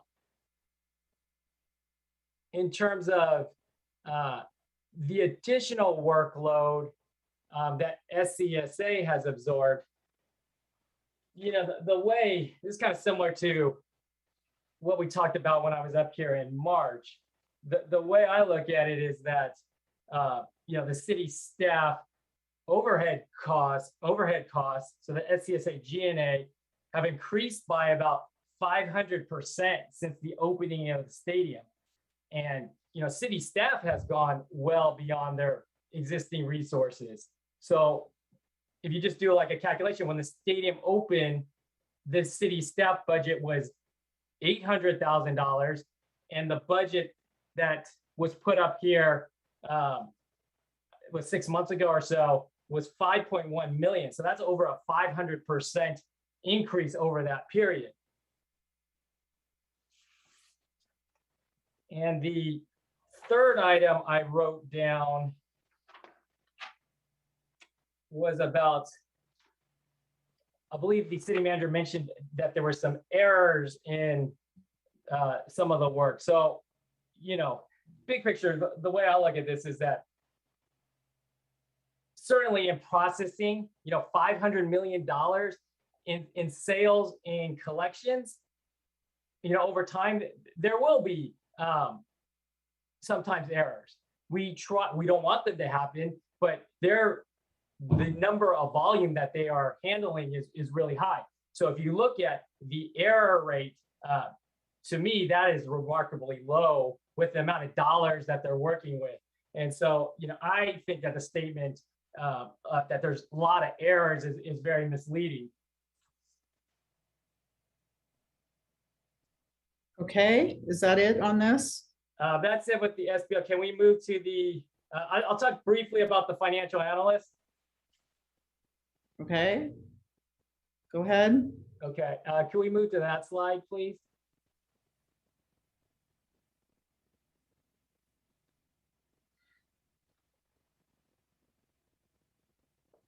So just want to give you a little bit of background around the financial analyst. So this position will be assisting with the daily management of SCSA financial operations. It includes preparing annual operating and capital budgets, responding to SCSA's numerous requests and inquiries. And yeah, we are expecting that once the management analyst comes on, that there's going to be additional workload, and we're really at our limits right now, right? So I have some staff that charges their time when they work on SCSA, but they just don't have the bandwidth to continue to work on, you know, the numerous requests that are coming by. And so it's very important for us to have this additional resource, so we don't hear the complaints from the SCSA about, you know, response time. And, you know, I think that's really important for the board to understand that the amount of workload has been, you know, we've been trying to absorb it, but the bandwidth of the team is, you know, that they're pretty much maxed out right now. Can I move? I'll talk quickly about a few things on the director of procurement position. Okay, go ahead.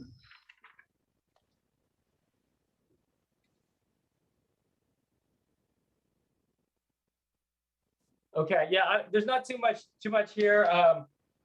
You know, you know, as we had said in our letter, you know, the 49ers have previously covered 100% of the cost of, you know, anyone who was working on stadium procurement.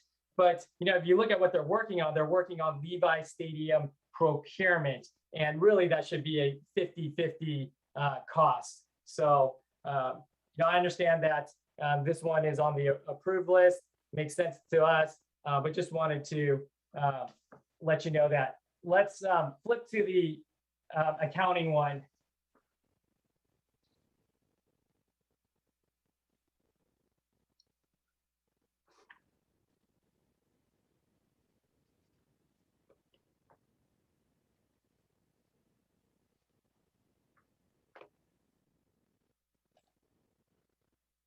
So yes, I agree that these positions were already included in the budget and were originally budgeted to start in Q4. Stadium manager is proposing to fill the positions in August of 2021 to assist with the financial management system. That is also good. Yep, priority will definitely be working on the accounting system. So I think the one comment that I had written down that I didn't know where it came from was that we are devoting a lot of resources to cleaning up prior years. That's a comment that's we definitely don't agree with. I asked like our team that your accounting team for FY20, and they told me that that the total amount of cleanup over the 5 years was very small. It was, I think they said under $40,000 is what I have down. So I'm not sure, I think that's regular maintenance and cleanup. Sometimes there's like some receivables on the books. Last year we went back and just made sure that everything was clean. But to say that we're going back and really trying to clean up, and that's what we need those heads for, that is definitely not true. I mean, the number is 38,000 over a 5-year period. So that's very small.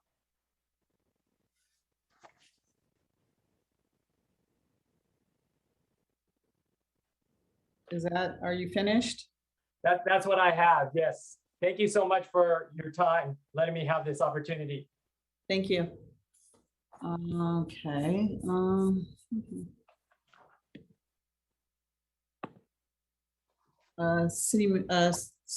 Executive Director. Thank you. I'm sure you have some comments. I do, and not a lot. Just that confirmation again about the 49ers engaging on NFL activity, particularly with an interest and focus on conflicts of interest. On the budget, I think it's really unfair that they say that our budget hasn't gone up by 500%. Our staffing cost and much of that increase has been related to the litigation. Brian has said before that the litigation that in most cases they have filed against the city. Our staffing cost of our budget is 1.7, and in the increases have been either cost of noise monitoring that this board has directed, as well as our annual audits. I think it's interesting that the comment on the accounting, I was very clear that it was duplicative services and that we did notice the cleanup. And it's just because they say that these people will not be exclusively assigned anything that is duplicative that we've already paid for. That's what we're cautioned for. It's not just an example as the cleanup that we've observed. And Ken is on the line if you want to hear his comments about what he observed by reviewing the books. Yes, please. Also, interestingly enough, and this you should be very cautious with this. They did not make any comments about whether the procurement director is going to be able to satisfy the needs of the facility for capital projects. They talked about putting the capital budget together. We know that they cannot spend it. And yet when given the opportunity to talk about this director position, they were not able to confirm that they will comply with the procurement plan and schedule that this board directed, as well as their ability to implement CapEx projects. That's very serious in light of what has recently happened with the request that they made of the council. Thank you. Director Lee. Thank you. Ken Lee, Treasurer for the Stadium Authority, for the record. Just in response to the questions around cleanups, as part of the documentation that we did receive from the stadium manager around non-NFL events, we did notice several reconciliation process that were initiated that go back to 2014 for events specifically around suite revenues and parking. And so the comments that are made as part of the presentation and the executive director has made it clear is while we appreciate the clean books and accurate books, we did send questions back to the stadium manager regarding those cleanups and why they're being done over 5-6 years past the event. So we do know that some time and work effort is being made to clean up some reconciliations. Thank you, Executive Director. I would only add that a focus was our observations that a lot of the cleanup was dedicated, well, not a lot, there is a significant or some dedication of cleanup specifically to the Red Box Bowl, which is a presentation that we have made regarding financial conflicts of interest, as well as Pac-12, which we know is one of the largest money losing events. Okay, I'm going to go to council now for council questions, and authority questions. Authority member Jane. Yeah, I have a number of questions. I guess my first question is I'm very confused here. I believe that the 49ers are saying that the procurement director for the past 2 years, who's been procuring goods, has been paid for entirely by the 49ers. Can anybody confirm that? Because it seems like that should have been a shared expense. And then, since we're lumping all our questions together, if we can go to slide 15.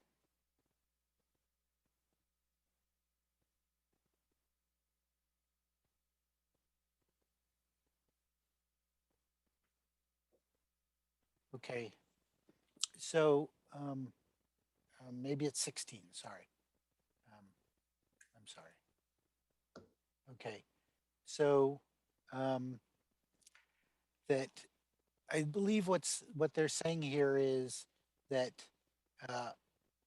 these accounting managers should be devoted primarily, but not exclusively, to the financial management system. I guess my question is, let's say the city has a question about an old bill, and are these people not allowed to answer those questions? So that's my second question. And then I had asked this question earlier, that for item number 4, there was supposed to be an independent professional event booking contractor. And so I wanted to know, is that for just ticketed events or for catered events as well? Because I know that a number of the clubs inside the stadium are, very exclusive clubs, and they're full of like football memorabilia, and people book those for the football stuff.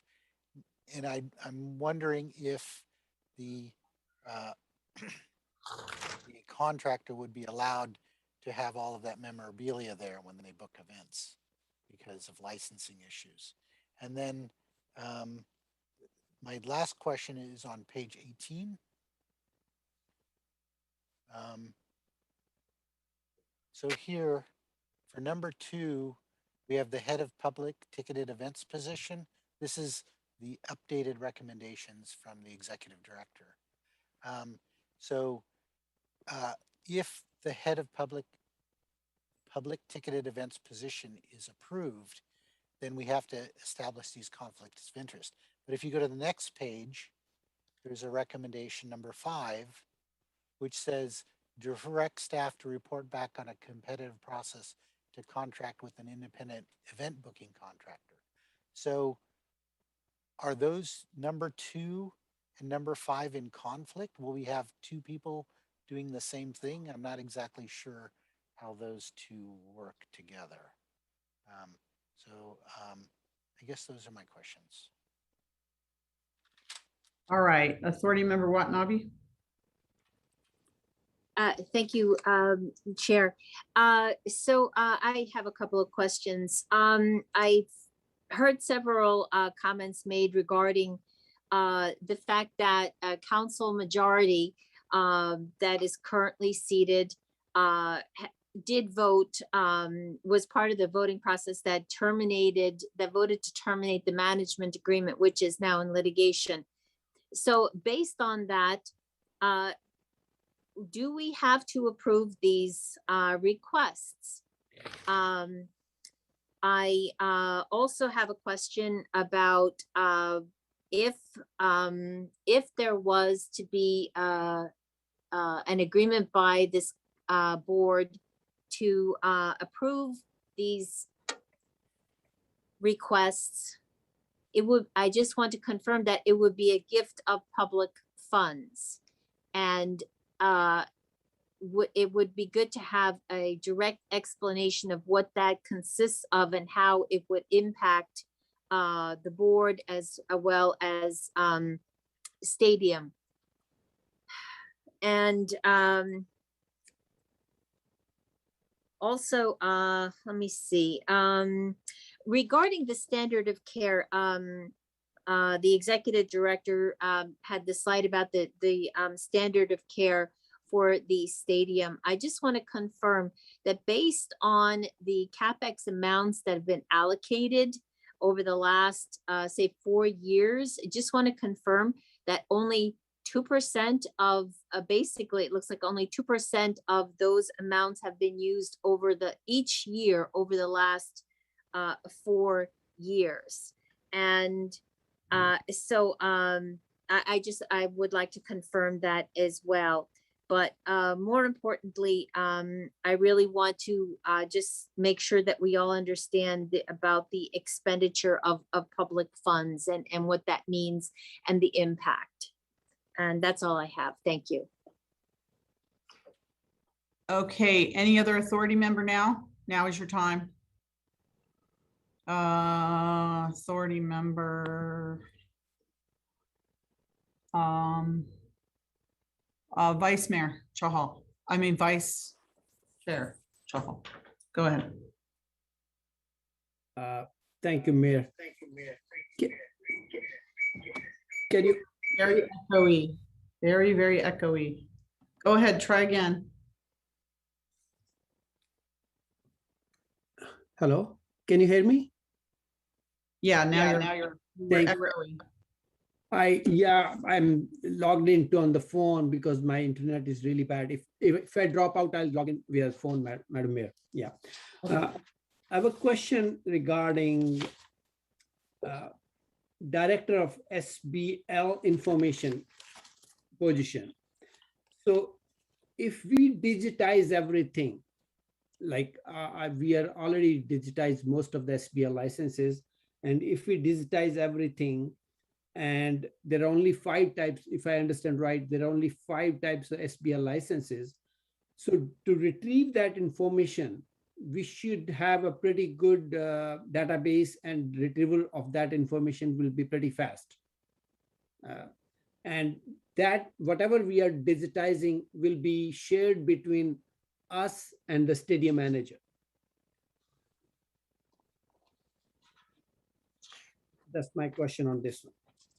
Okay. And do you have any other questions or comment?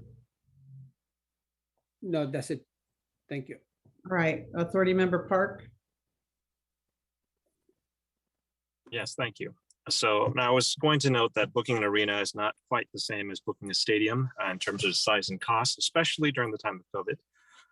I would like some clarity, meaning when we do hear notes from the staff, it would be nice if we can get some crispness in the information that's being presented. The same goes with the applicants. It would be nice if we can also get some crispness there as well. But I'd like to go into some of the suggestions being made by staff. How is the request for more work explicitly a request for duplicative work? I mean, adding members to a team does not mean the same work is being redone, especially if we specify the work not be duplicated. And with the hiring of new positions, help separate the private and public events, or the NFL and non-NFL events. And rather than say that a filled position had no effect, is it possible that the job would have been worse without the help? I mean, these are the kinds of things that I would ask as an engineer. It also makes sense that the skills that were projected initially and the skills necessary today are different because of the learnings that we have done in actually doing the business. It is very easy to say, well, you know, they've had this business before, they should know all the ins and outs. And it turns out that every single difference creates changes that may need to be addressed. The same goes for, you've created a chat program, the next chat program that you create, you'll have different issues, even though you're trying to create the exact same thing you did before, because you had some learning on the first time, during the first time that you did it. As someone who has worked on business data, we have the word material for a reason, meaning that there are differences that are not material. And saying that there are errors is a bit disingenuous, in that it is rare that a system, especially one that, you know, dealing with millions of dollars in tens of thousands of transactions, is problem-free. I mean, even engineers at good high-tech companies spend an appreciable amount of time fixing bugs or refactoring. And the last time I checked, we were the only ones writing the code. So it's no one else's fault that the bugs are there. I would like a little bit more detail on, from the 49ers on what the issues are from their, what they think the issues are from their side on legal issues that are brought up by staff and by city attorney or stadium authority attorney. But at the same time, I would like to hear a few more clarifying details from staff that doesn't deal with errors or duplicative work. Thank you. Okay, did I go to everyone already with questions? Okay, all right, here's mine. So first of all, there's a lot of positions being asked for, and I actually have a list of the positions that I guess we are paying for now as the stadium authority and to the management company. And I'm not going to say the names of the people that have these positions, but I'm just going to focus. There's a whole bunch of corporate partnership sales positions. There's a ton of those, a ton of engineers, a bunch of guest services. But I'm going to read these positions in terms of premium sales. These are just individual positions that we're paying for. Director of Premium Sales, Suite and SBL Sales. Membership Sales Manager. Senior Manager, Suite Sales. Manager, Suite Sales. Suite Sales Consultant. Senior SBL Sales Consultant. Program Sales Consultant. Senior SBL Sales Consultant. Senior Premium Sales Consultant. Coordinators, Suite Sales and MENA memberships, which I don't know why we're paying for that. Group Sales Consultant, Group Sales Consultant, Premium Sales Consultant. And then there's 1, 2, 3, 4, 5, 6 SBL Sales Consultant. Let me go down to Special Events Sales and Service. Vice President Levi's Stadium Events. Director, Special Events, Senior Event Manager, Event Sales Manager, Event Manager, Event Manager, Special Event Sales Representative, Special Event Sales Representative. There's all kinds of positions here that we are already paying for. That's why I asked, what positions are we paying for now? And these new positions that they're asking for should be absorbed within those positions, especially now because I can't remember the last time we had an event at Levi Stadium. So what are these people doing? So that's the first thing.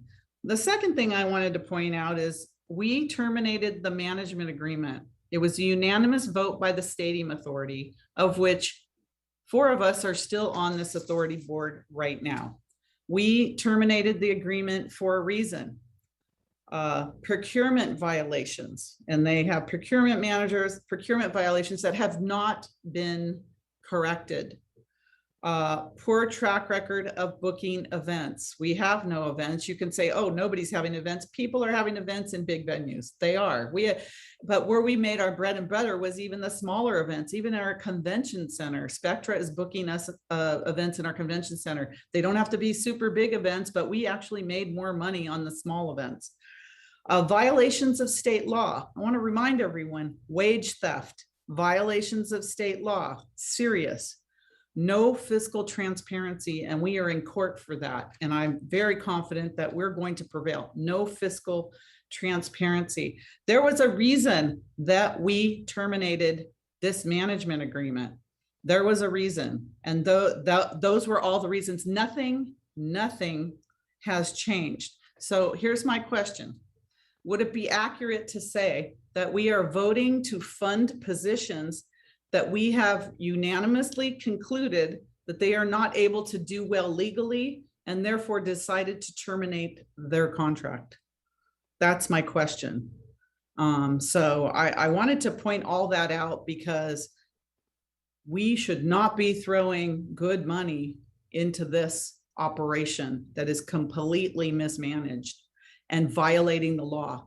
And the fact that they're asking for emergency meetings for signs. And I'll tell you something, we have 5 members of this board 5 members that meet with the Manco and the 49ers on a regular basis in closed door meetings that refuse to tell the public and the other 2 of us that are on this council what you're talking about. But miraculously, 4 of them have been contacting our staff for special meetings for a sign. Isn't that amazing how that happens? I think that's a violation of the Brown Act for giving money away, for giving money to the 49ers. And I think that's what all this is tonight. So, so those are my questions, Executive Director. And I think you're ready to answer all the questions from the board. So I'll start with Councilmember Janes. The procurement director, as they stated, has been on board for 2 years. If they've stated to you that in the 2 years, the person has been procuring goods and services, what's important to note here is that the board directed that any contracts for goods and services need to come to the board for approval in order to expend the public funds for the Stadium Authority. Despite having that position filled, there was no activity until recently on the part of the board, on the part of the stadium manager to get approval to expend public funds. So I really can't speak for what the procurement director has been doing. I can confirm that the procurement director has not presented any documents in those 2 years for goods and services where the board can approve the expenses.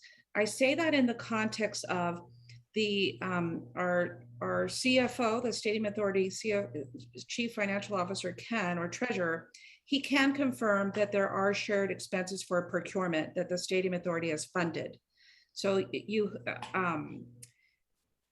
I think what's important again is this was an activity of having this position engaged in not following the direction of the board, expending shared expenses for which this board approved budgets for. And if they're saying to you that they engaged in goods and services and materials, then they certainly did not bring those to the board for approval of expenditure of public funds. And I think the data show by the CapEx project implementation that certainly wasn't being done either. The FMS is a priority.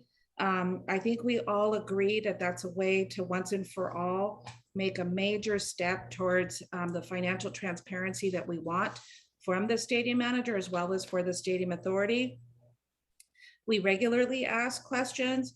My concern on the new staff, as I've said before, is that they not engage in financial work that would be duplicative.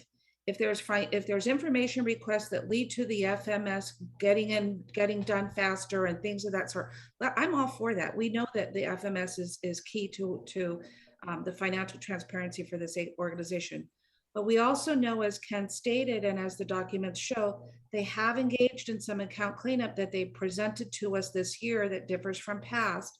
And some of it is involving the Red Box Bowl, which is a critical project, an event where we noticed significant concerns that led to termination. So we just have to be careful that we're not using those expenditures for these types of activities. The ticketed events and licensing issue, I don't understand your question. I know that they said earlier and put on the record that this position would be for scheduling ticketed events. And just to get to Councilmember Park's statement, I was very clear in differentiating that stadiums and arenas are two different entities, but it was just by way of example that there is scheduling and booking activity. And if this position was not added in the budget and during the proper process, it should have been, because we've lost time. In terms of number 5 and number 2, how they relate together is, I'm not recommending the addition of that position for various reasons that I've already stated, and for alignment to the termination action that the board approved. And so the prudent action would be to go out and do a competitive bid process, or as the general counsel explained. However, I am very well aware that the stadium managers lobbyists have already been meeting with board members, you may have more information than I have in terms of their justification. And so there is a possibility that this board may decide to add that position. And in the event, I want to make sure that any of conflicts of interest that have existed in the past with people who are on this call tonight and others that you are being cautious about that action. I say that because your own stadium manager is telling you in writing that they've commingled the businesses before. We have documents that show where they've commingled the business, and that concerns me. So filing Form 700 is a separate action. That's just a form where you disclose your financial interest. The actions that they take on a day-to-day level also need to be free from conflict of interest. Board member Watanabe is correct with the majority vote that this board took, but the unanimous vote that this board took to terminate the agreement. You don't have to do this. You could request that this information come back as part of the normal budget cycle. We'll be starting the budget in the late November, December timeframe so that we can present it to the board through study session in March.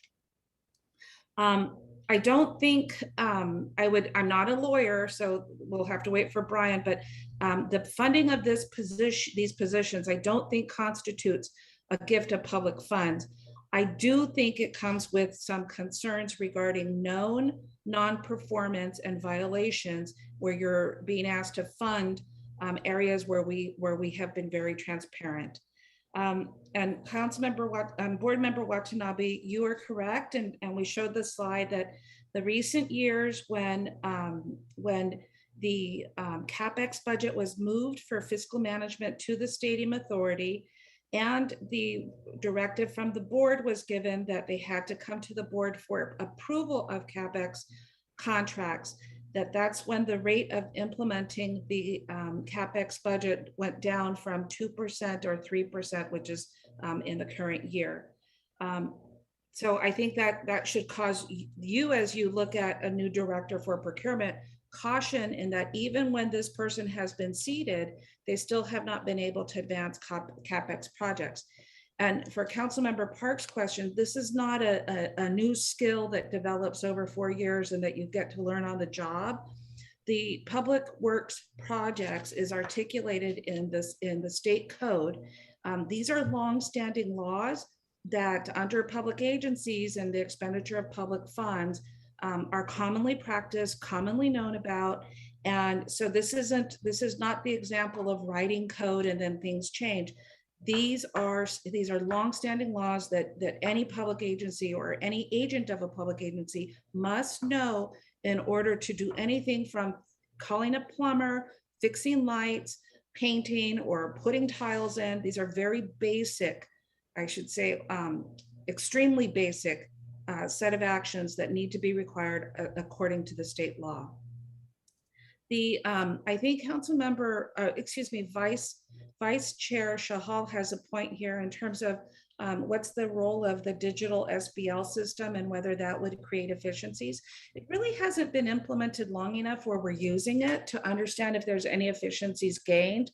But I do think that with improved due diligence on the part of the stadium manager, as well as the recent database, I do think it is worth observing before an action to add the position is taken.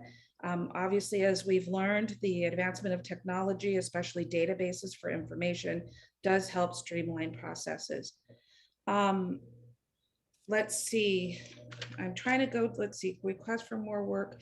So I think I commented on the duplicative work in terms of, and the difference between requests for new work. I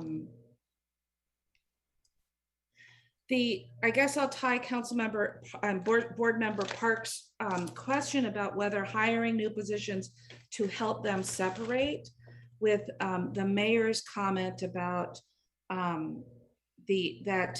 are we going to be giving more public funds where we know that this is a legally terminated, this is a terminated contract and that they cannot legally do the job. And that's what my presentation is exactly about. We know that past years have shown shortfalls.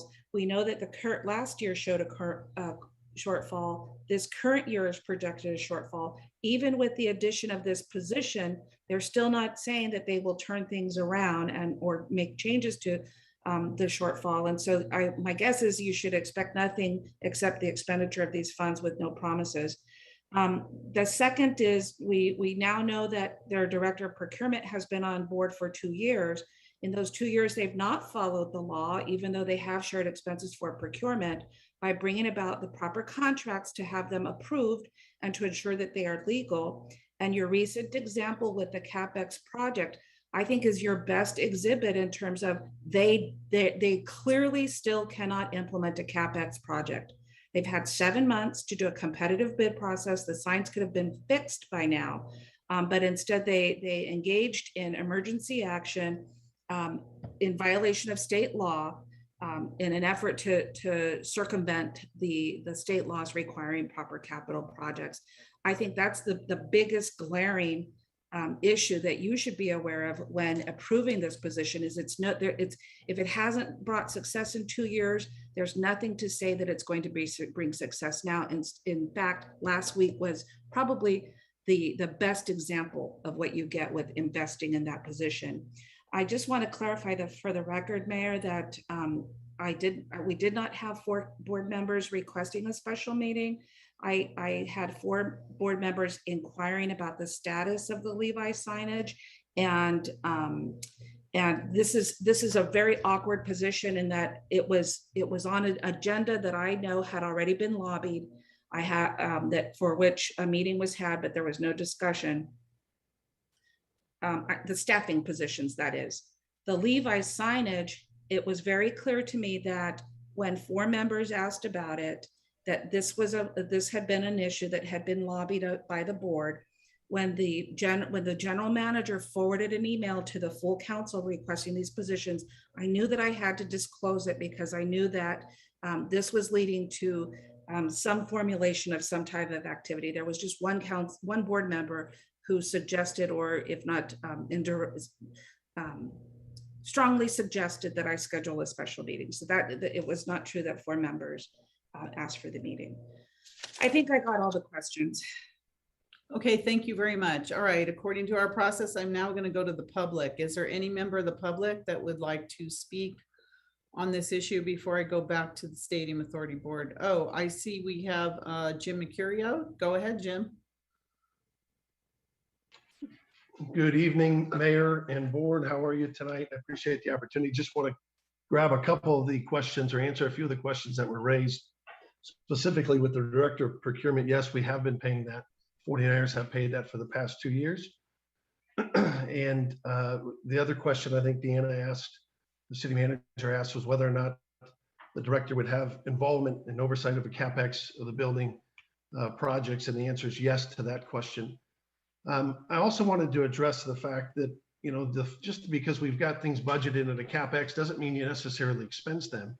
And so to suggest that we haven't taken any CapEx projects the past 18 months or 2 years is a reason to believe that we're not capable of doing a project or a process is completely false.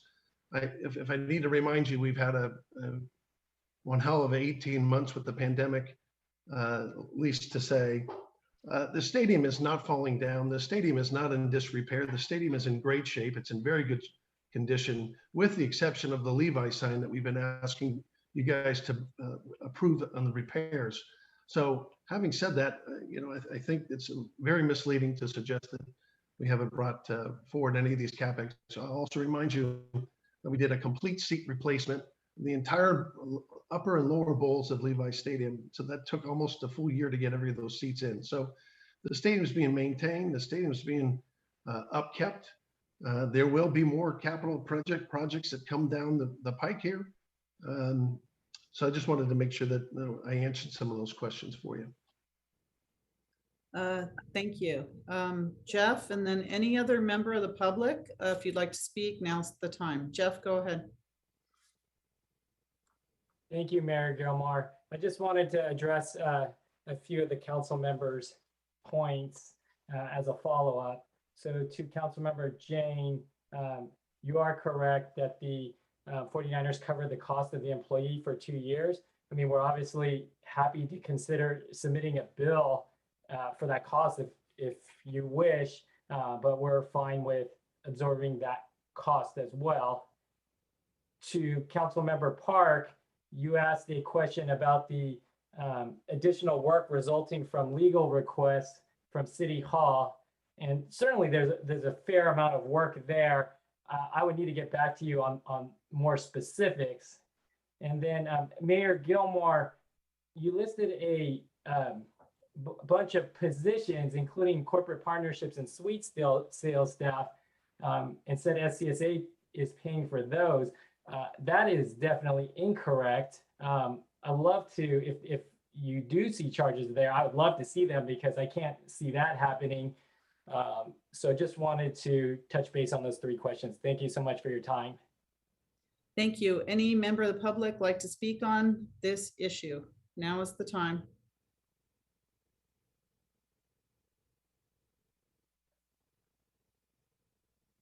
I don't see any. Nora, excuse me, Assistant Stadium Authority Clerk. There are no hands at this time, Mayor. Okay, now it's the time for the council authority members to go through one time. All right, Authority Member Jane, go ahead. Yeah, I'm looking at a document that was shared with the entire council and executive director, and it shows catered events for fiscal year ending 3/31/22. And I know that there was a statement saying that there have been only 2 events booked for 22, or 2 events booked. Well, in the past year during COVID, from July to December, there was actually $1.2 million worth of catered events that were actually booked in the middle of COVID, with one event having 3,000 attendees. So I think the allegation that they're not booking events doesn't seem to hold water in my mind, because they did 1.2 million in the middle of COVID. But I never did get my questions answered, which is that if 2022 looks like it's going to be a great year, then how are we going to get item number 5 done in time to book events for 22? Or is the idea that we're just not going to do any events except football games for the future? I'm trying to understand where we're going with this. And then I think executive director didn't quite understand my question, is that these catered events happen in these exclusive clubs.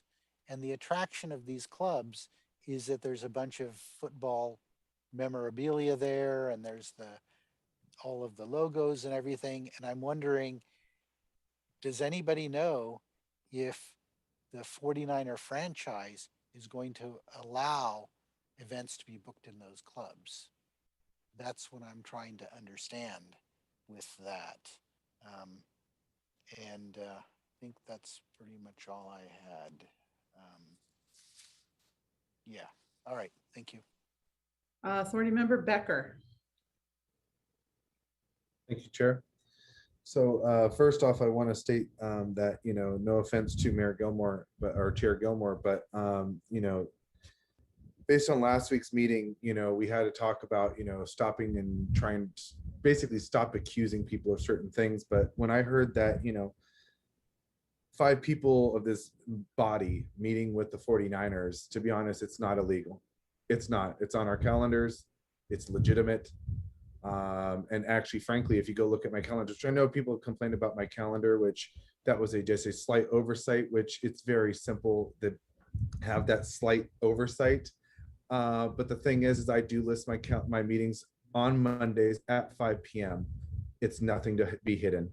And I also am listing what is discussed in these meetings. So the accusations that nobody knows what's going on in these meetings, please give me a break, go look at the notes. It's on there. It tells you what we're discussing during those meetings.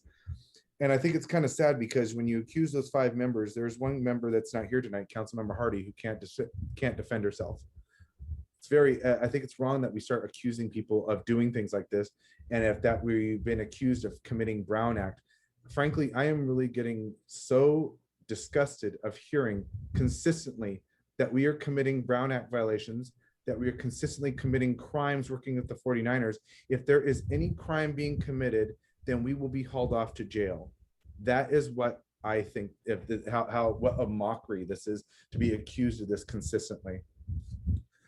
State law. I keep hearing about, we keep violating state law. I mean, if this was a game at a bar and we continue to play a game of for every time someone says the word state law and take a shot, I think this whole city council would be drunk by the end of that.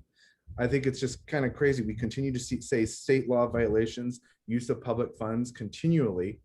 But if this is true, then why is this not on all these other news blogs, news sites? Why is it not over all the news free press? Why is there not helicopters flying in and people being arrested? Why are people from the 49ers not being put in jail for these crimes that they're saying that they're being accused of? So if there was, any violation of state law, why is nobody talking about it besides blogs? And so, I mean, I have a long list of things here that really kind of upset me, because the consistent accusations of what we are doing is wrong, and concerns about a sign that, yes, there is concern about a sign. I did bring that up. I think as a community, as a leader of the city, I want my place squared away. I want this place to look good, because we have a presence to show. And from what I hear in a bunch about around the Bay Area and the communities and other cities, is the toxicity of the city of Santa Clara and how people really don't want to work with Levi Stadium or the city of Santa Clara. So when we talk about disrepair and we talk about, I guess what I'm trying to say is, when we keep saying about disrepair and there's issues with the signage and everything else, I'm sorry, but we've only been on the job for almost 9 months. This falls on the prior council. If there are disrepair issues and you say there are disrepair, this falls on the prior council, because the buck stopped with you. And I'm really upset that we continue to hear about this disrepair problems, because if that's the case, look in the mirror. And lastly, again, we are always being accused of doing something wrong, I feel. And to be honest, it gets to be almost harassment. If we go back to last week's meeting about what we talked about in our goals, this is one of those goals, and we are not following through on it. I mean, to be honest, it's not illegal to meet with the 49ers. It's not illegal to meet with anybody. We're listing it. We're also listing what we talk about. So it's really unfair that we get accused of this, and it's really unfair that we continually have to defend ourselves. And we have to waste time to defend ourselves, because these accusations then end up being printed on a blog and shared to the community, which are nothing but lies. So again, if we are in major violations of state law, and if we are major uses of public funds, I would like to see major news sources that are saying that we are committing law. I would like to see criminal actions that are being taken for these crimes. There's nothing that's being taken. I don't think there's any crimes being committed. And that's why when I hear half of this stuff, it just seems like it's just words. So when we start talking about, people calling out about politics, those people should stop throwing rocks in their glass houses. Are you finished? Thank you. Vice Chair Chaha. Thank you, Mayor. I would second some of the comments Council Member Backer made, Board Member Backer made. And time and again, these are the same accusations coming. And Mayor Gilmore, there have been instances when you have met developers, and all 7 council members have met different developers. All 7 council members probably met related developer. That time it was not a crime, but now it is a crime, because only 5 are meeting and you 2 are not meeting. That's the distinction. And we can cherry pick as long as it suits us. That's good. So that's on that. And I don't want to go detail into it, but this comes again and again and again. So I have to counter that again and again and again. So now I'm looking at one question I have. It's being told that because we have terminated the management agreement, so we cannot approve these positions, or we cannot do this, we cannot do that. We just approved 5C, and 5C pertain to Stadium Authority too. And whenever we have approved the budget, we are the authority, we approve the budget. If we have terminated the management agreement, then let's be clear, either we are doing business or we are not doing business. If we are not doing business, let it be with us. Tell the council, you cannot do any business with 49ers. Whatever needs to be done, let's do it. But if we are doing business, when it suits somebody, we do business with 49ers, it's okay. When it doesn't suit, then it's not okay. And what are they asking? Like, as Councilmember Jane mentioned, they have Exhibit A shows that they have booked $1.679 million catered events. And which was, I know maybe executive director didn't have that report, but they have done that. And if the things pick up, the head of ticketed events, the way the position has been defined, it role that serves as the main point of contact for promoters and the tasked with networking, sourcing, and negotiating ticketed public events. That is in our benefit. If we book those events, if we get some revenue, that's in our benefit. But if we are just taking an excuse that because we have terminated the management agreement, so we should not approve any of these positions, that's not acceptable unless we get a clear guidelines that we do not want to deal with 49ers in any way, then we can, okay. Coming back to other position, the senior finance analyst, we have been emphasizing that they have to give us all the financial data. And when we do not cooperate the way they are asking to fulfill those requirements, that doesn't sound good. It's not a one-way traffic. I'm so happy at least today, 49ers came aboard and they talked about these things. And I applaud them and I thank them for coming over here after such a long time. This is a good sign and that's good. And I would like to see if we are trying to do business, and we should be approving the head of ticketed events and the senior financial analyst and accounting manager, staff accountant, and director of procurement. Coming back to director of procurement, I saw the reports which I never saw earlier, their procurement report for 5C basically. I saw that report and I'm glad they are producing those reports, those detailed reports, along with the answers which we posed them. And if we want to streamline that process, we really need to help ourselves and do this thing that we need to help and we need to work on it. Only position which I can think we can wait till the time we streamline the process of digitizing and putting everything into the database is the director of SBL information. And don't get me wrong, SBLs are the one which are getting us the maximum amount of revenue to the stadium.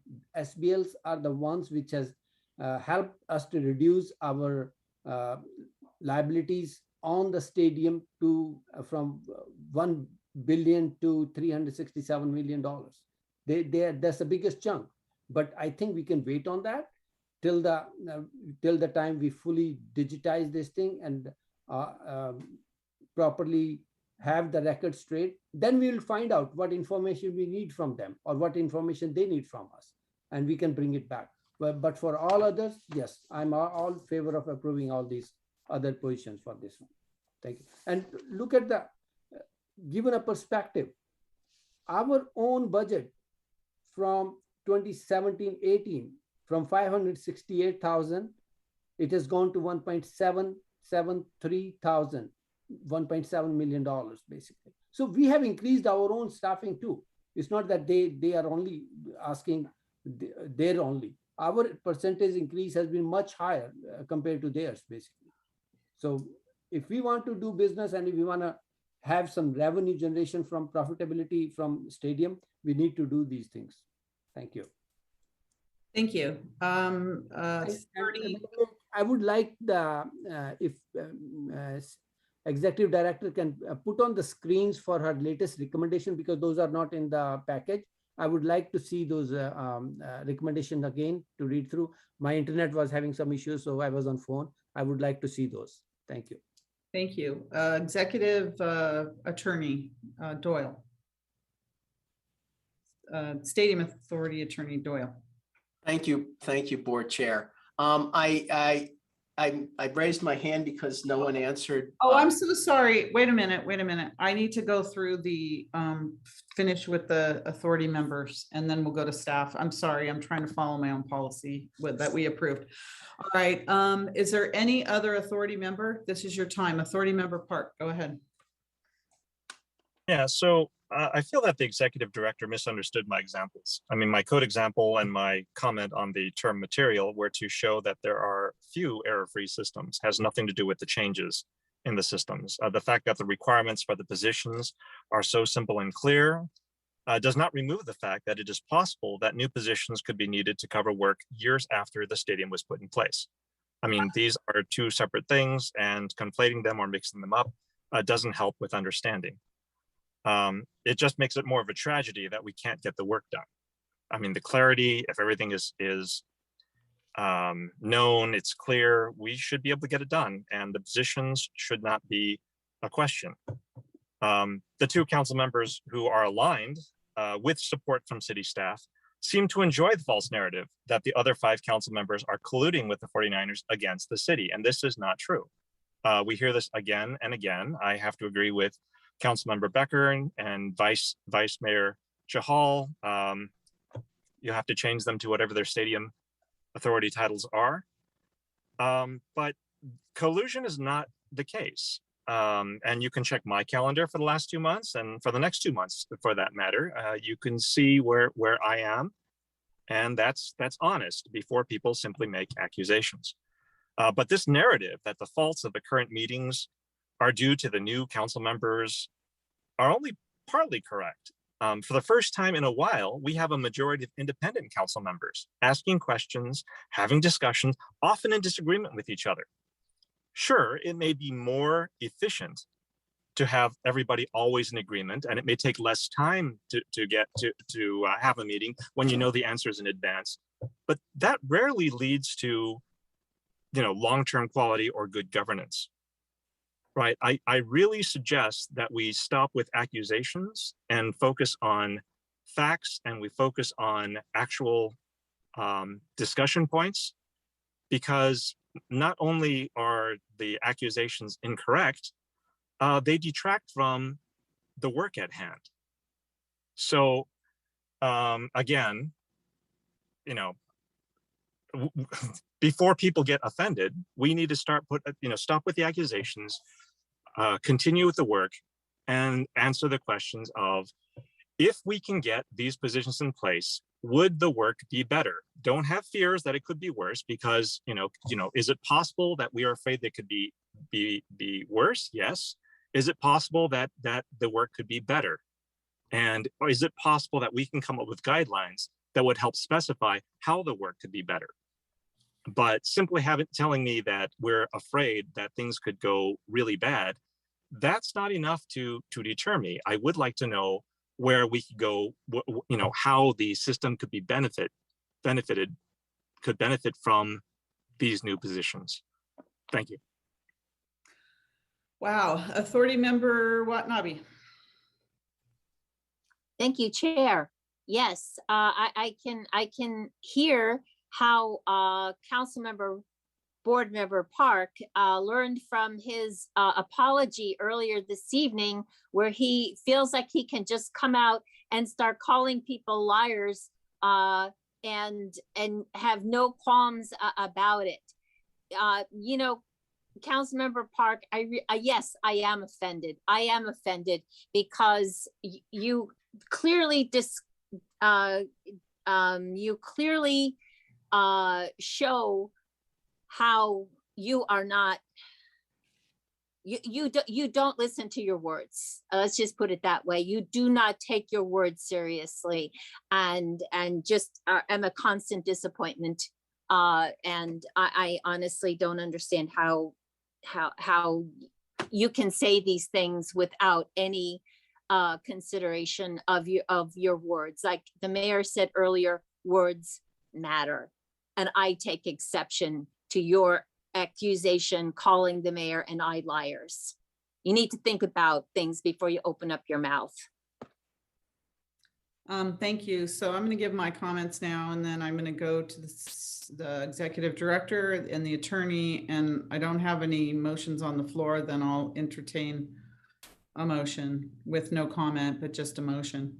I just wanted to say, as I just want to make it clear, because I love when I speak and everybody interprets what I say in a different way, that it has nothing to do with the facts that I presented.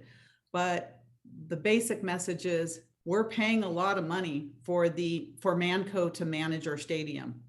They're already being paid a lot of money. There's already a lot of positions that are working. If they don't get these positions, the work doesn't stop. And people made it sound like, well, if we don't want to do any business with the 49ers, then let's not,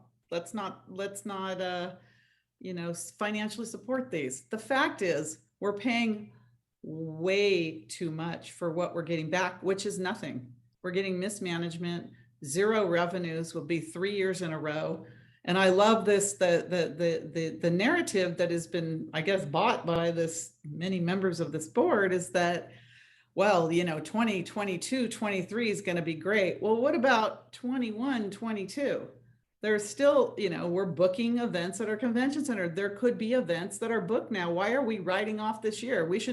Nobody in any business practice in management would be taking advantage of the time. They're having full football games. There are 60 something thousand people at the stadium. You mean you can't book any events?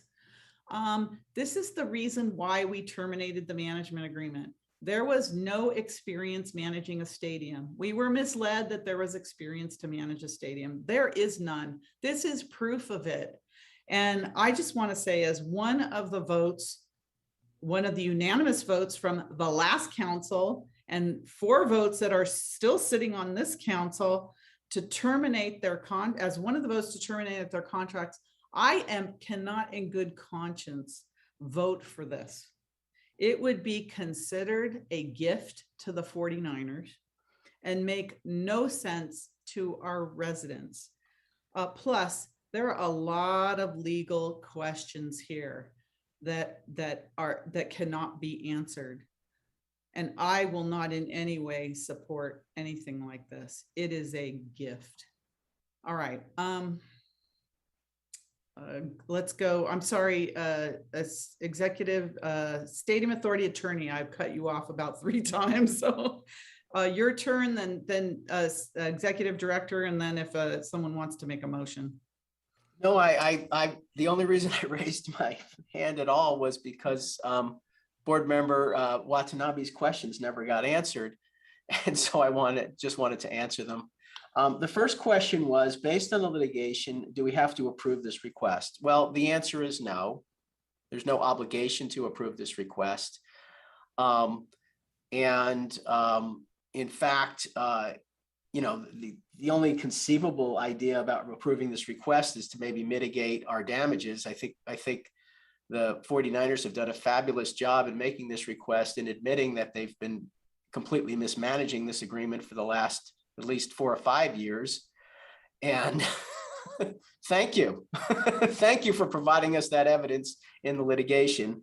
And so the only conceivable way that you would have any obligation to approve this request is by way of some kind of doctrine of mitigating damages.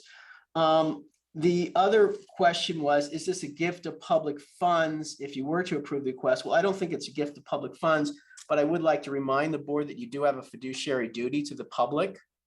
And as the board chair reminded all of you, this is spending good money after bad. They've proven that even with the money that was approved in the shared expense budget, much of which was meant to go to this, they have not. They're still producing a $600,000 loss. They're asking for more money, not showing any way of raising any, bringing that loss down. In fact, it looks like they'll bring that loss even higher by spending this money in this budget. So the standard is not, is it a gift of public funds? The standard is it prudent for the stewards of the public funds to be authorizing this level of expenditure under these circumstances, where you basically have terminated the agreement and they have not really shown how use of these funds would be spent in any way different than the way they acted, which led at least the prior board to terminate the agreement. So that's the standard. And you are the judge of whether or not you're adhering to that standard, but that is the standard. It's not a gift of public funds, but as stewards of public funds, you are required to exercise sufficient fiduciary duty to make sure that you're not expending funds in a way that would breach that fiduciary duty. And I will leave that up to you as to determine whether or not you think that's what you're doing or not. So those are the two questions. So I've answered them, and that's it. Thank you. Executive Director. So I'll go through the council members' second round of questions. And the first is, I think Councilmember Jane, on the catered events and the licensing and the exclusive clubs, that's going to be a question for the stadium manager to answer. I don't have that detail with respect to how they manage scheduling the events and licensing issues. I want to comment on Exhibit A that they have provided, because as I mentioned, and as I started this presentation, you have a lot more information than I have. The quarterly reports, or that I just barely received yesterday, the quarterly reports that we receive do not have this level of detail. They literally, under the stadium events, they'll say private event or concert. It doesn't give us this detail, nor does it have revenue. So for the first time, we are getting this type of detail around estimated event revenue and things of that sort. So as I mentioned earlier, it is very unfair to make criticisms of me when I'm barely receiving this information and I'm using a different set of documents which withholds a lot of information so that I can provide proper analysis. I think with that, since the 49ers are now producing public records, which in the past they have said this information needed to be maintained confidential, you should require that the stadium manager provide me with this level of detail going forward. This is an incredible step of progress in terms of the level of detail that has been provided through Exhibit A. And so clearly they've made it a public document. There's no excuse or no reason for them to ever going forward withhold this type of information. I also want to say that indeed they have been booking this event. It's 1.6 million, but that's the gross amount. We don't know what the expenditure amount would be and whether these are going to result in what level of profit. I want to get to Vice Chair Shahal's. I didn't say that you can't approve the event. I did say that it has to come with caveats, and like with the budget, we have always reserved all of our rights based on the termination action that the board took. I also want to acknowledge that a crime and a violation of law are two very different things. And I know that interchangeably people here have been using that crime and arrest. That is not the standard when you are administering the work of the public. There are state laws. You are duty bound to comply with those state laws. Once you know those laws, you have to, or once somebody tells you about the laws, you have to comply. The standard is not whether you get arrested, whether you're committed for a crime. That is completely wrong and should not be used. We are here because it is very clear that the stadium manager does not understand that. And it also appears that perhaps members of the board don't understand that. I am duty bound to follow the state law, and that and a crime is a separate category. I also want to go into you only need to look at what has happened in San Francisco with respect to public contract fraud and public contract lack of compliance with the state law. You can look at Oakland for what's happened to council members in the past with respect to contract violations, public contract violations or interference. And both Brian and I have direct experience with actual arrest of what happened with elected officials when elected officials were getting involved in violating state law with contracts. So there is record here in the Bay Area of what happens. And my advice is based on solely the best interest of the public agency and making sure that people understand the state laws so that we don't get arrested. I also want to take issue with Councilmember Park. You've made a horrible accusation that's based on no facts or only your wrong opinion after you mentioned not making accusations. It is, as I mentioned, my duty is to the public agency. I corrected the mayor here publicly. The mayor and I have not always agreed publicly. It is factually incorrect, professionally insulting for you to stand here and say that I am colluding with her or Councilmember Watanabe. That is not true. That is a significant accusation that you have made after you said not to make accusations. I take particular interest on that because I adhere to my professional duties to the public agencies that I support. And I would only add for your record in terms of calling us liars or not telling the truth, you only need to look at the Levi's signage issue to determine who's the liar. I have been consistent. We have directed this board appropriately based on the facts. They lied again to you based on a false emergency, and it is completely inappropriate for you to make those accusations. That is a new level of low, and I have to say that publicly. Thank you. So what I'm looking for now is a motion. And if I don't, I want to have a motion on the floor. I don't want to go through, we're not going through rounds again. So a motion, and Authority Member Becker, are you ready to make a motion? Go ahead. Yes, I'm ready to make a motion. And first I wanted to make a comment, Mayor. Please don't try to control our freedom of speech here. But I do want to make a mention that, you just made a comment just earlier, the narrative bought by this board. So are you saying that we're taking bribes? Are you making a motion? Yes, I am. But are you saying that we're taking bribes? I know I say something. Mayor Gilmore, please answer my question. If you're not going to make a motion, I'm going to go to somebody else. Are you saying that we're taking bribes? Because if you are, guess what? You're the one that brought the 49. Where does that? I'm making my motion now. My motion is bribes. What are you talking about? Go rewind the video and go watch it. I didn't say anything like that. So I don't know. I don't know what's happening with this board, but you're hearing things. No, are you saying that you did not admit? You are saying that you did not say the words, the narrative bought by this board. So are you saying that we were bought and paid for? Do you have a motion? Yes, I have a motion, but we can go back and watch the video. I'm being professional. I would like you to be professional, please. I'm being professional, Mayor. I'm trying to get to my motion. I do want the public to know what's happening. You don't. Does someone else have a motion? I have a motion, but you're not letting me say my motion because you continually interrupt me.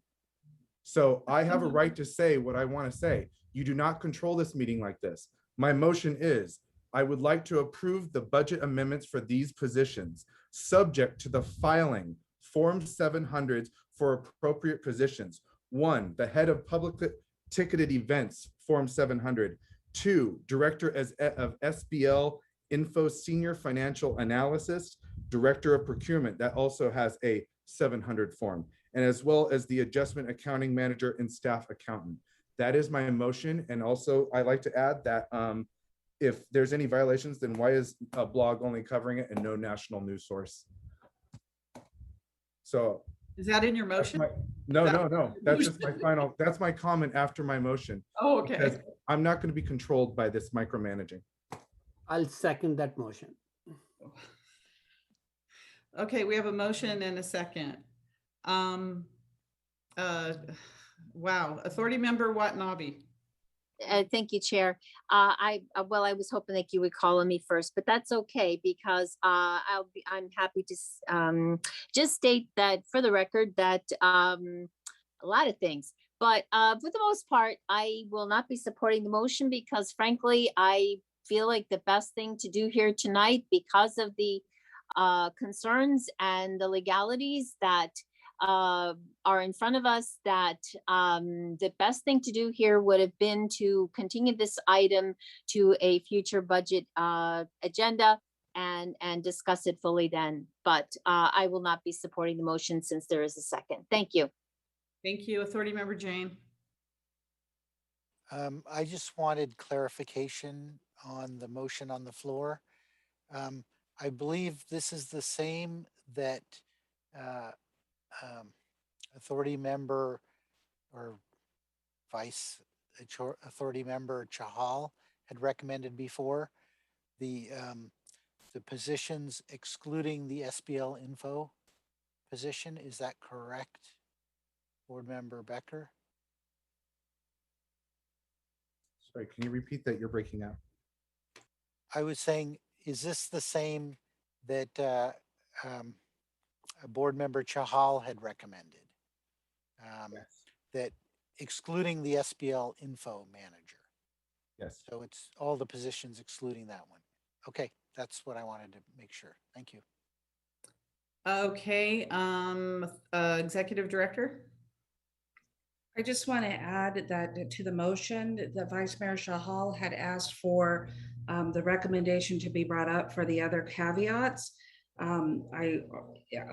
For clarity purposes, is this board making a motion that do not secure the best interest of the Stadium Authority by reserving all rights, accepting a CapEx project, accepting the procurement schedule, Exhibit A, and other measures that protect the best interest of the Stadium Authority? As I hear it, it does not, but I have to ask for the record.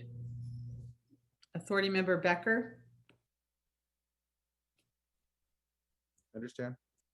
So are you interested in protecting the Stadium Authority and including those or not?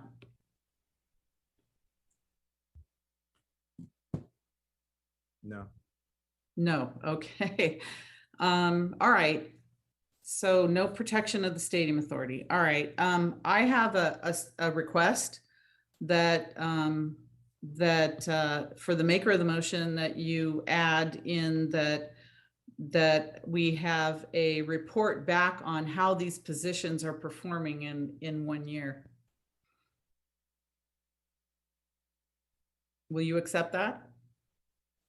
So you want to check in after a year to see how the positions that looks like this board is intending on funding, how they perform for the Stadium Authority. That should be fine. That's transparent. That should be fine. All right. What about the second? Who made the second? It's okay with me. Okay. And again, you don't want to put these caveats in there to protect the Stadium Authority. I really wish you would think about that. Authority Member Becker. What would we, okay, so. Do you understand what that means? Are we talking legal defense? Or are we talking? The motion doesn't require the requirement for Form 700. I have that authority already. If you can go back a slide. Yes, the executive recommendation already has that. So the recommendation that I made is that we get guarantee that this director can implement CapEx projects. They demonstrate compliance with the laws. They submit the procurement plan, which this board approved 5 months ago, which we still have not received. That is so that we can plan our staff resources and not get emergency requests with no time to process. It's to allow for city staff to plan its work. It also requests that for the public ticketed events, that they begin to submit reports based on Exhibit A, as I mentioned. That's a big step for the stadium manager. It's a step in the right direction with respect to disclosure of events. Since they've done it today, they might as well keep doing it going forward.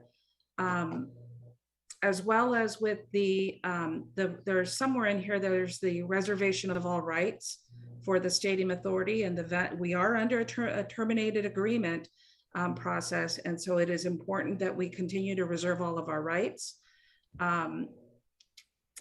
Keep going. I've already mentioned no duplicative work. Next slide.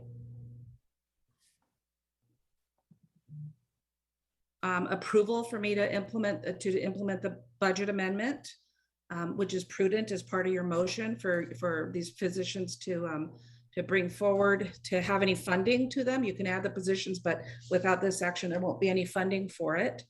As well as no more emergency actions or actions that violate state law, as well as that's it.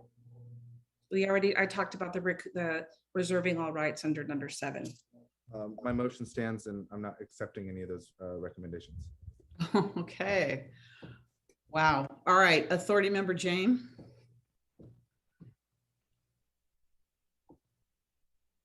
You're muted. I'm just going to make a comment. I think all of the things that the city manager has recommended here seem reasonable to me, except with the exception of number 5. And that we have the public ticketed events, the procurement manager, the 2 accounting staff for FMS, and it doesn't have the SBL info person here. So it seems fine to me. I don't have any objections to what is here. Number 5 was only if number 2 wasn't accepted. If number 2 is accepted, number 5 was not. Okay.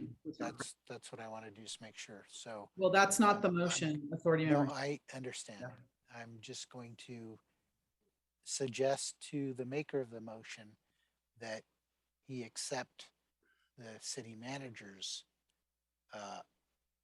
proposal here, with the exception of number 5. We've asked him twice. He said no. Okay. Executive Director and then Attorney, and then we're going to vote. Executive Director, your hand's still up. City Stadium Authority Attorney.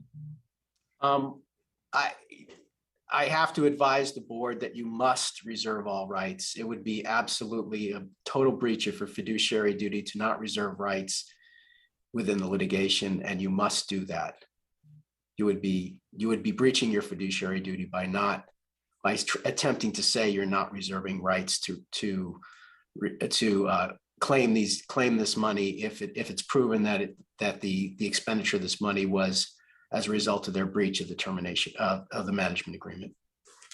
Thank you. I continue to ask over and over of the maker of the motion and second, if they accept this. Are you willing to accept it third time, Authority Member Becker, or not? I'll definitely reserve our rights. Councilmember Jane, did you want to add anything else to that I might have missed? I'm starting to blank at 10:44 here. I think if you add the reserve the rights, I'd be fine with what you've made as your motion. Okay, then I'll accept that. Authority Member Park. I will agree to that second. Yeah, I no longer have a comment. Thank you. Wow. Okay. Executive Director.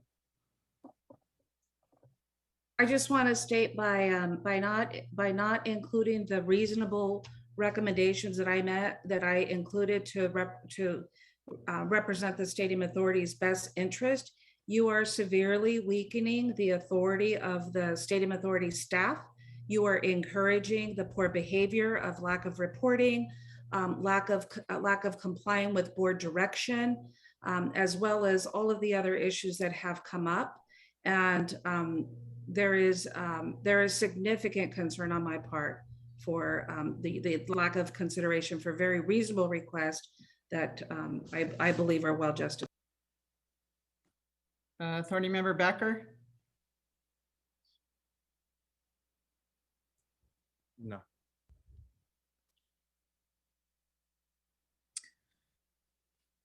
Okay, your hand is up. Do you want to put it down? Okay, thank you. All right, so there is a motion and a second on the floor for Stadium Authority Assistant Clerk. Do you have them? Can you read the motion, please? Do you have the motion? I'd like the maker of the motion to repeat his motion, please. Okay, go ahead, Authority Member Becker. Repeat your motion. All right, so I would like to approve the budget amendments for these positions subject to filing of their 700 forms. Head of public ticketed events and the director, adjustment for accounting manager and staff accountant, as well as the, and we took out senior financial SBL, right? That's on it. That's in a separate motion, correct? Okay. And then also the amendment, which was by Councilmember Jane, which was the definitely reserving our rights. I'll repeat what I've captured. It's approved the budget amendment for the requested was staffing also- changes, excluding the SBL information manager, subject to the filing of Form 700 of the recommended positions. Report back on how these positions are performing after a year, and staff recommendation number 7. Is that correct? Yes. Authority Member Jane, did you have something to say? Oh, originally, I think he had not mentioned the 1-year review, but the assistant clerk had put that in there. So yeah, I just want to make sure that was in there. Okay. I won't be supporting the motion. I think it puts the Stadium Authority at great risk. All right, Assistant Stadium Authority Clerk, roll call vote, please. Board Member Watanabe, No. Vice Chair Shahal, Yes. Board Member Park, Yes. Board Member Jane, Yes. Board Member Becker, Yes. Mayor Gilmore. No. Chair Gilmore. No. And that passes 4-2 with 1 absent. Okay, we're going to move on now to our next item, which is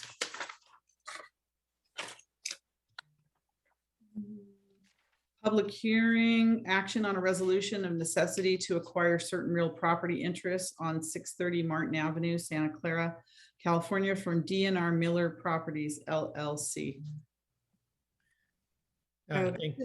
This is Manuel. He's going to make the presentation, and we have our outside attorney on the line as well. Manuel? Thank you, Deanna. Good evening, Mayor, members of the council. 1 second here while I share my presentation, and I know it's pretty late in the night here, so I will go a little quicker. And of course, ask me any questions if I went a little quick for you, but just in an effort to get you out of here as quickly as possible. So this is related to the South Loop project, and we have spoken about the South Loop project a number of times. It's a significant project for the city, 2.4 miles of a new transmission line with many, many benefits being summarized by increasing reliability and capacity.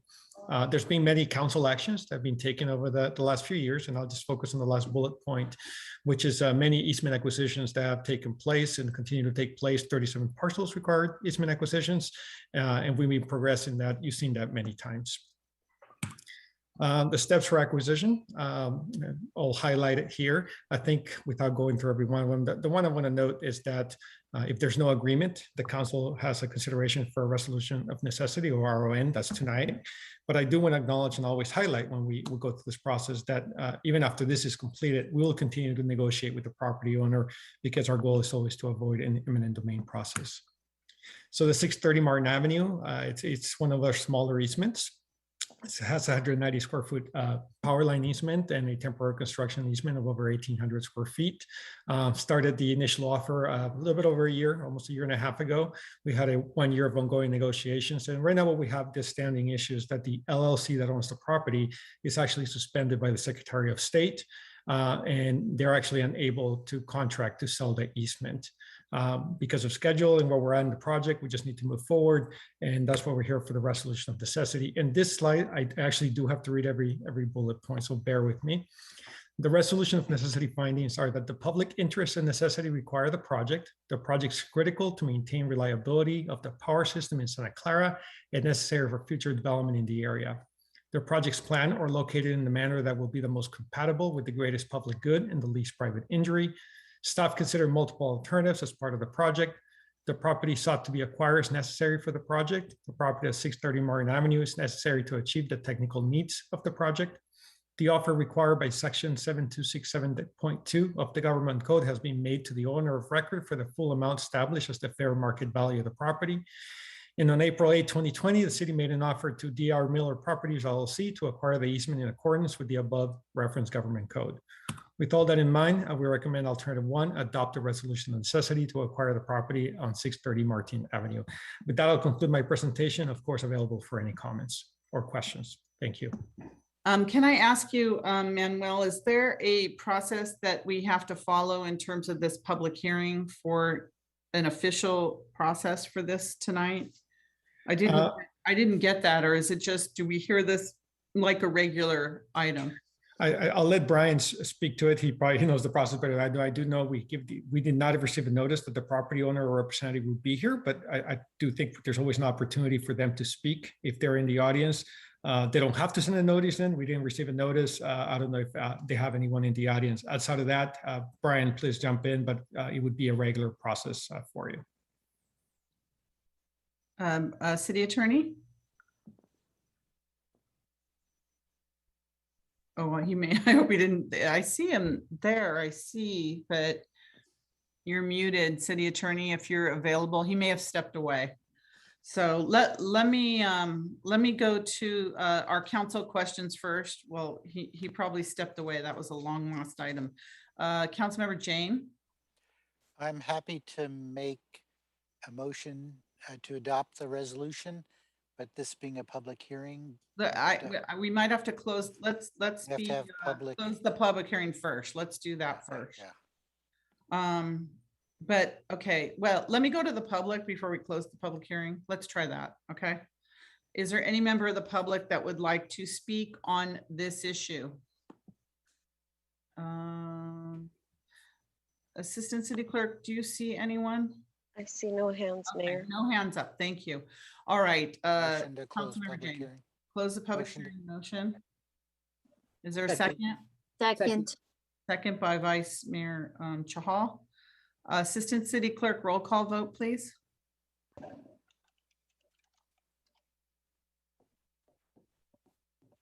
Councilmember Watanabe, Yes. Vice Mayor Shahal, Yes. Councilmember Park, Yes. Councilmember Jane, Yes. Councilmember Becker, Yes. Mayor Gilmore. Yes. That passes unanimously. Councilmember Jane, you have a question? I would like to make a motion to adopt the resolution of necessity. Second. Motion and a second. Is there any questions from the council? Any comments from the public? We close the public hearing. Assistant City Clerk, roll call vote, please.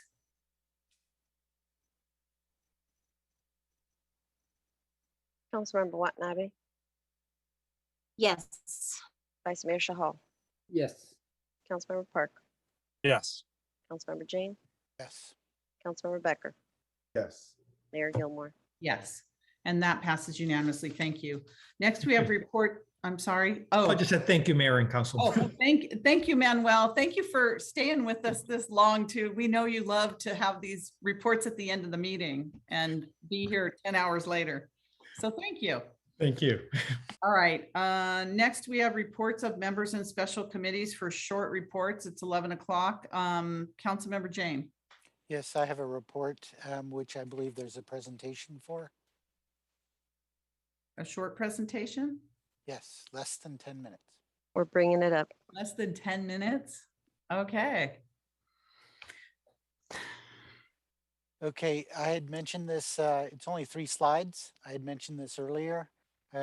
Sometimes when I'm working late, I live a mile from the train station and I hear multiple train horns at 1:30 a.m. And then if I wake up in the middle of the night, I hear them even at 3 a.m. And these train horns, I've looked it up, are somewhere between 96 and 110 dB at 100 feet.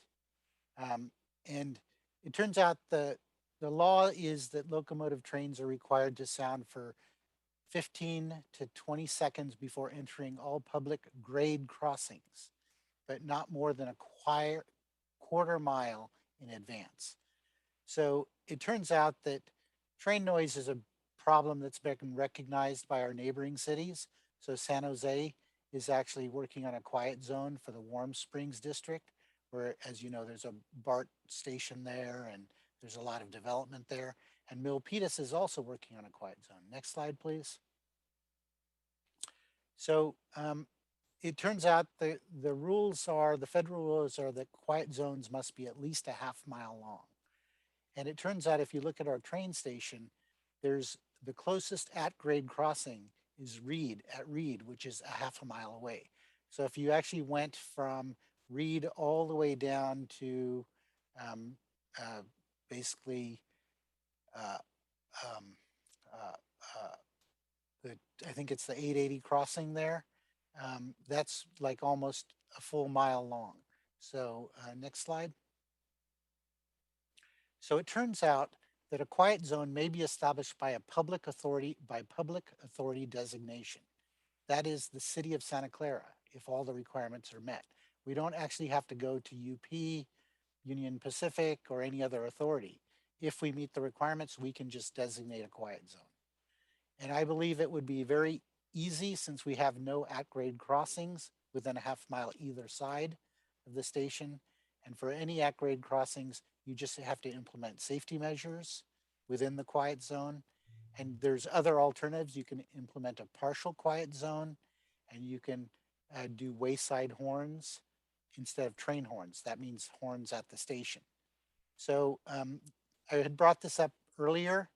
I think staff recommended that consultants would cost about $300,000, and then any costs for safety measures at the crossings would be the full cost of this.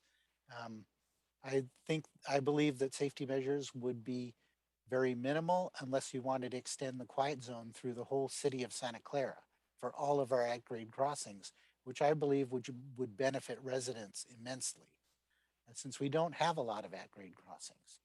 So I'm just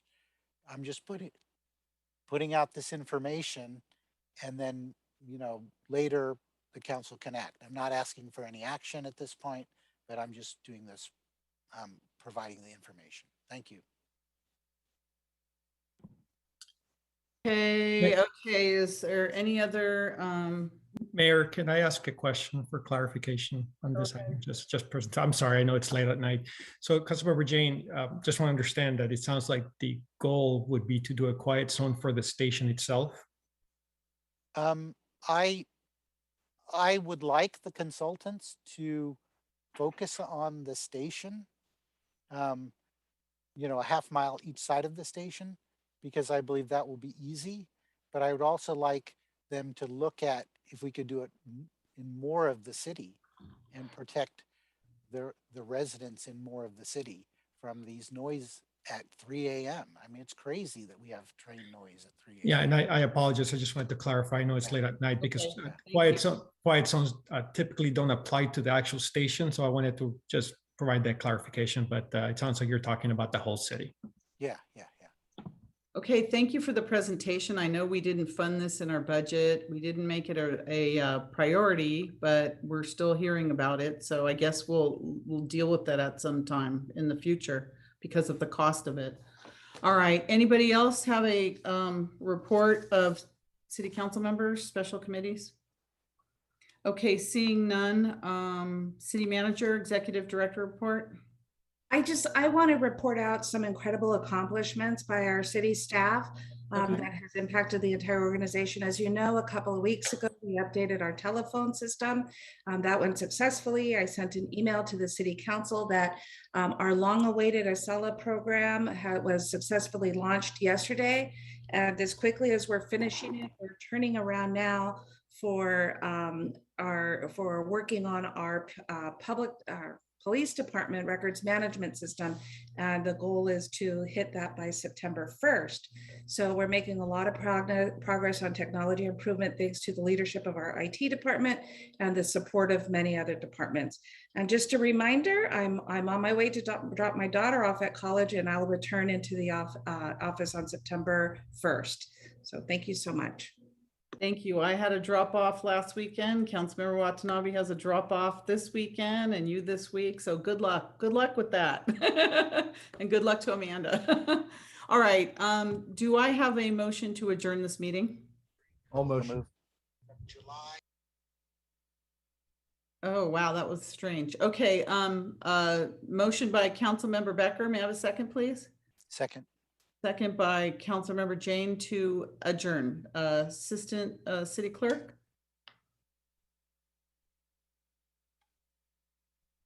Roll call vote. Councilmember Watanabe, Yes. Vice Mayor Shahal, Yes. Councilmember Park, Yes. Councilmember Jane, Yes. Councilmember Becker, Yes. Mayor Gilmore. Yes, and that passes unanimously with one absent. This meeting's adjourned. Good night, everyone.